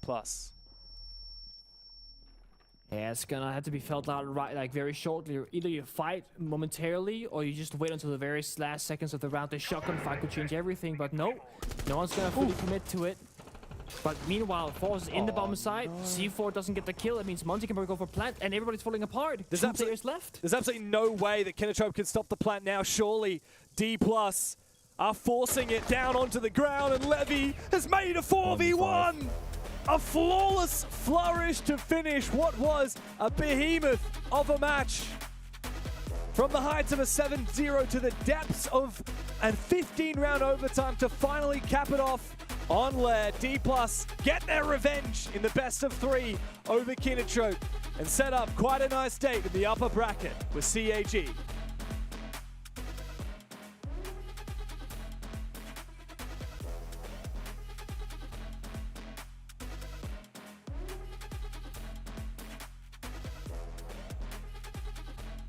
To come out on top from these series. We would have backed in CAG, we would have backed in D+ Kia, but I think the methodology in which it played out, I would absolutely have disagreed with. And I think Nick put it best on that map in particular. Lair definitely should have been a completely different result. We should not have seen such a dominant scoreline win for how close it actually was, Gus. Yeah, I completely agree. I mean, so many rounds were just incredibly close in margin with players alive, and the circumstances in which they played out, the conversion as well of opening kills was a stark contrast really to the rest of the series, where it was far more mixed. Like, that map kind of had it all. It was very much a mixed bag across the board for both teams. And I think D+ K just with a little bit more finesse overall, and the better team on paper was able to get the result. And that's, I mean, we always want to see that, but at the same time, we always do root for the underdogs. We're Australians at the end of the day. We are just Aussies at heart, and we always want to see teams that can cause upsets perform to a standard that they do inevitably make that happen. And I would say that Kinotrope have done so today. I think they had an opportunity to be able to cause that upset and push this to... I really think this is an overtime map, if I'm being completely honest. When you think about the 2 close rounds that they had, it would have been a completely different sphere, but regardless, that's not how it pans out. However, if we actually have a look at the MVP for the day, because unfortunately some of our stats just don't want to work today, and that's bloody beautiful. We'll go back to our tried and true method. Chibisu was something, I think, like 7 kills short or something like that from the kill record online, so it just goes to show where that performance was at. But when you contextualize how close that game was, Jake, and how far the gap was between him and the next best player on CAG, he dragged them kicking and screaming. Yeah, I mean, that's the thing. We spoke about that earlier. He was the difference, really, in a series that had 2 overtimes, so go to 3 maps. When you go and drop 47 kills, you're probably going to be some level of a difference maker, and he certainly was. And with Sharif having a quiet game, you know, someone had to step up. Yeah. He did. Yeah.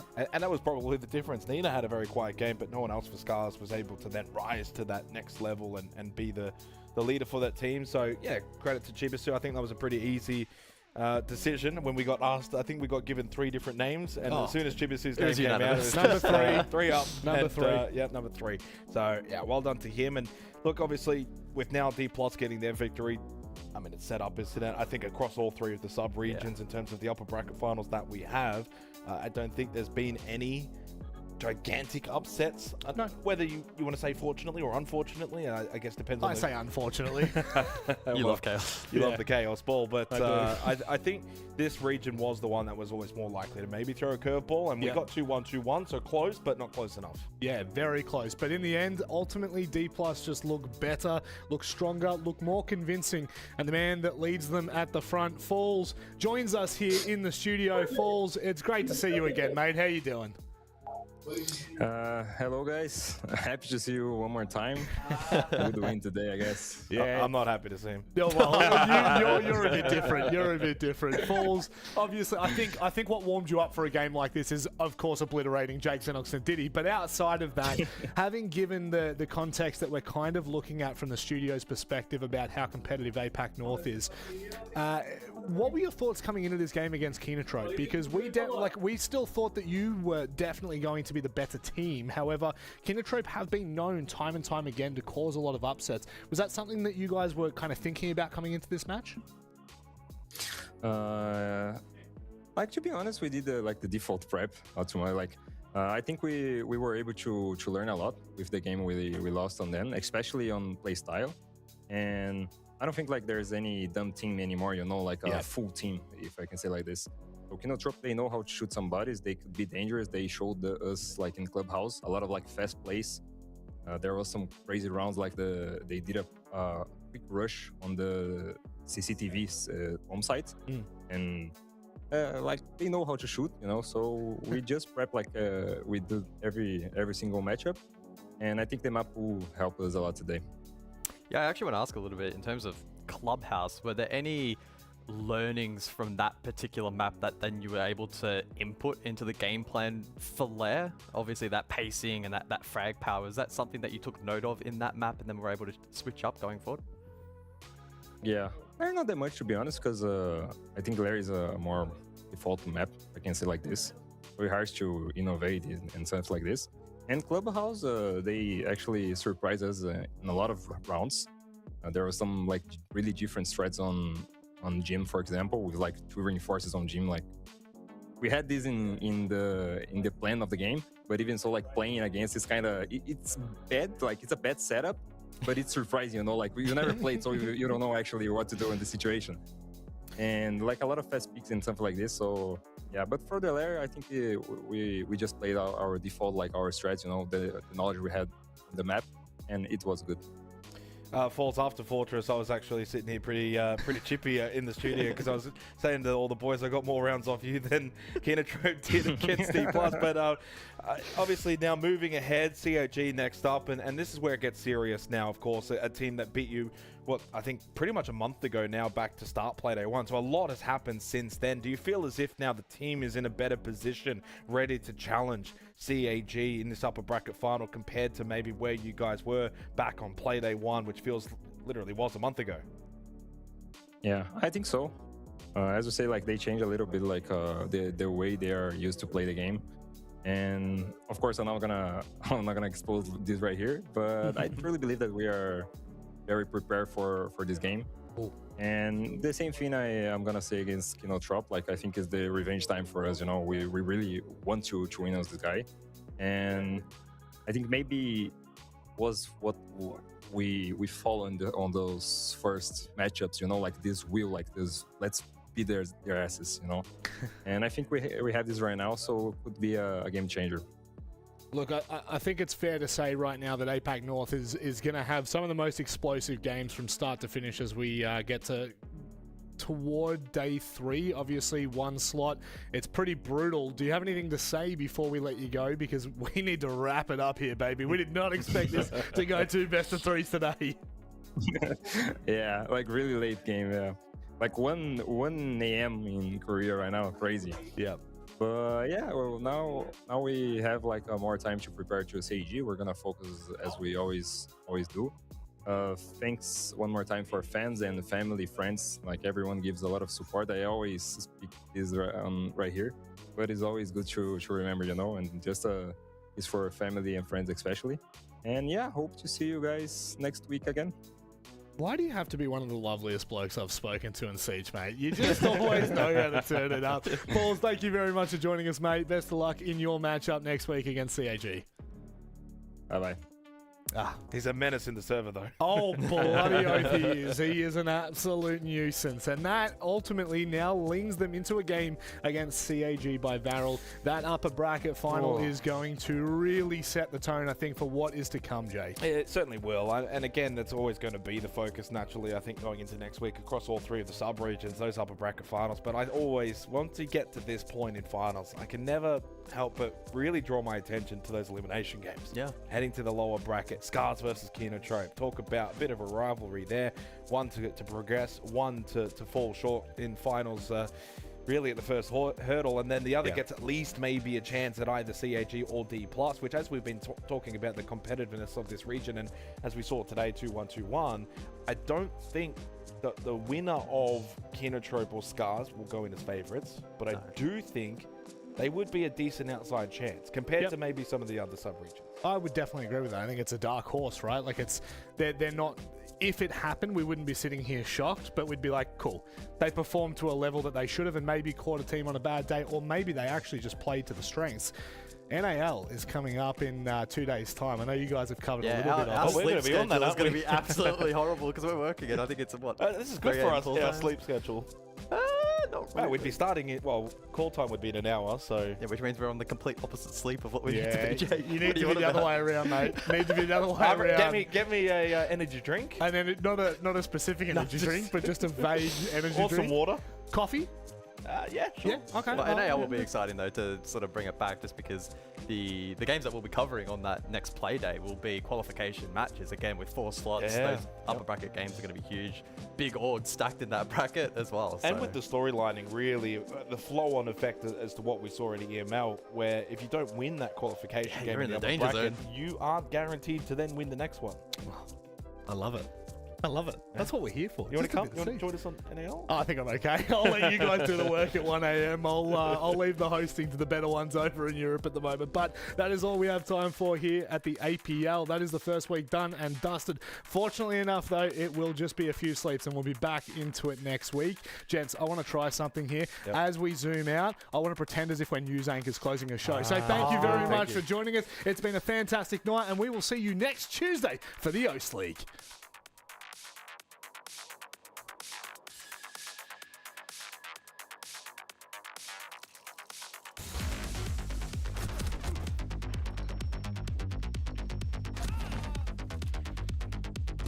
Changing.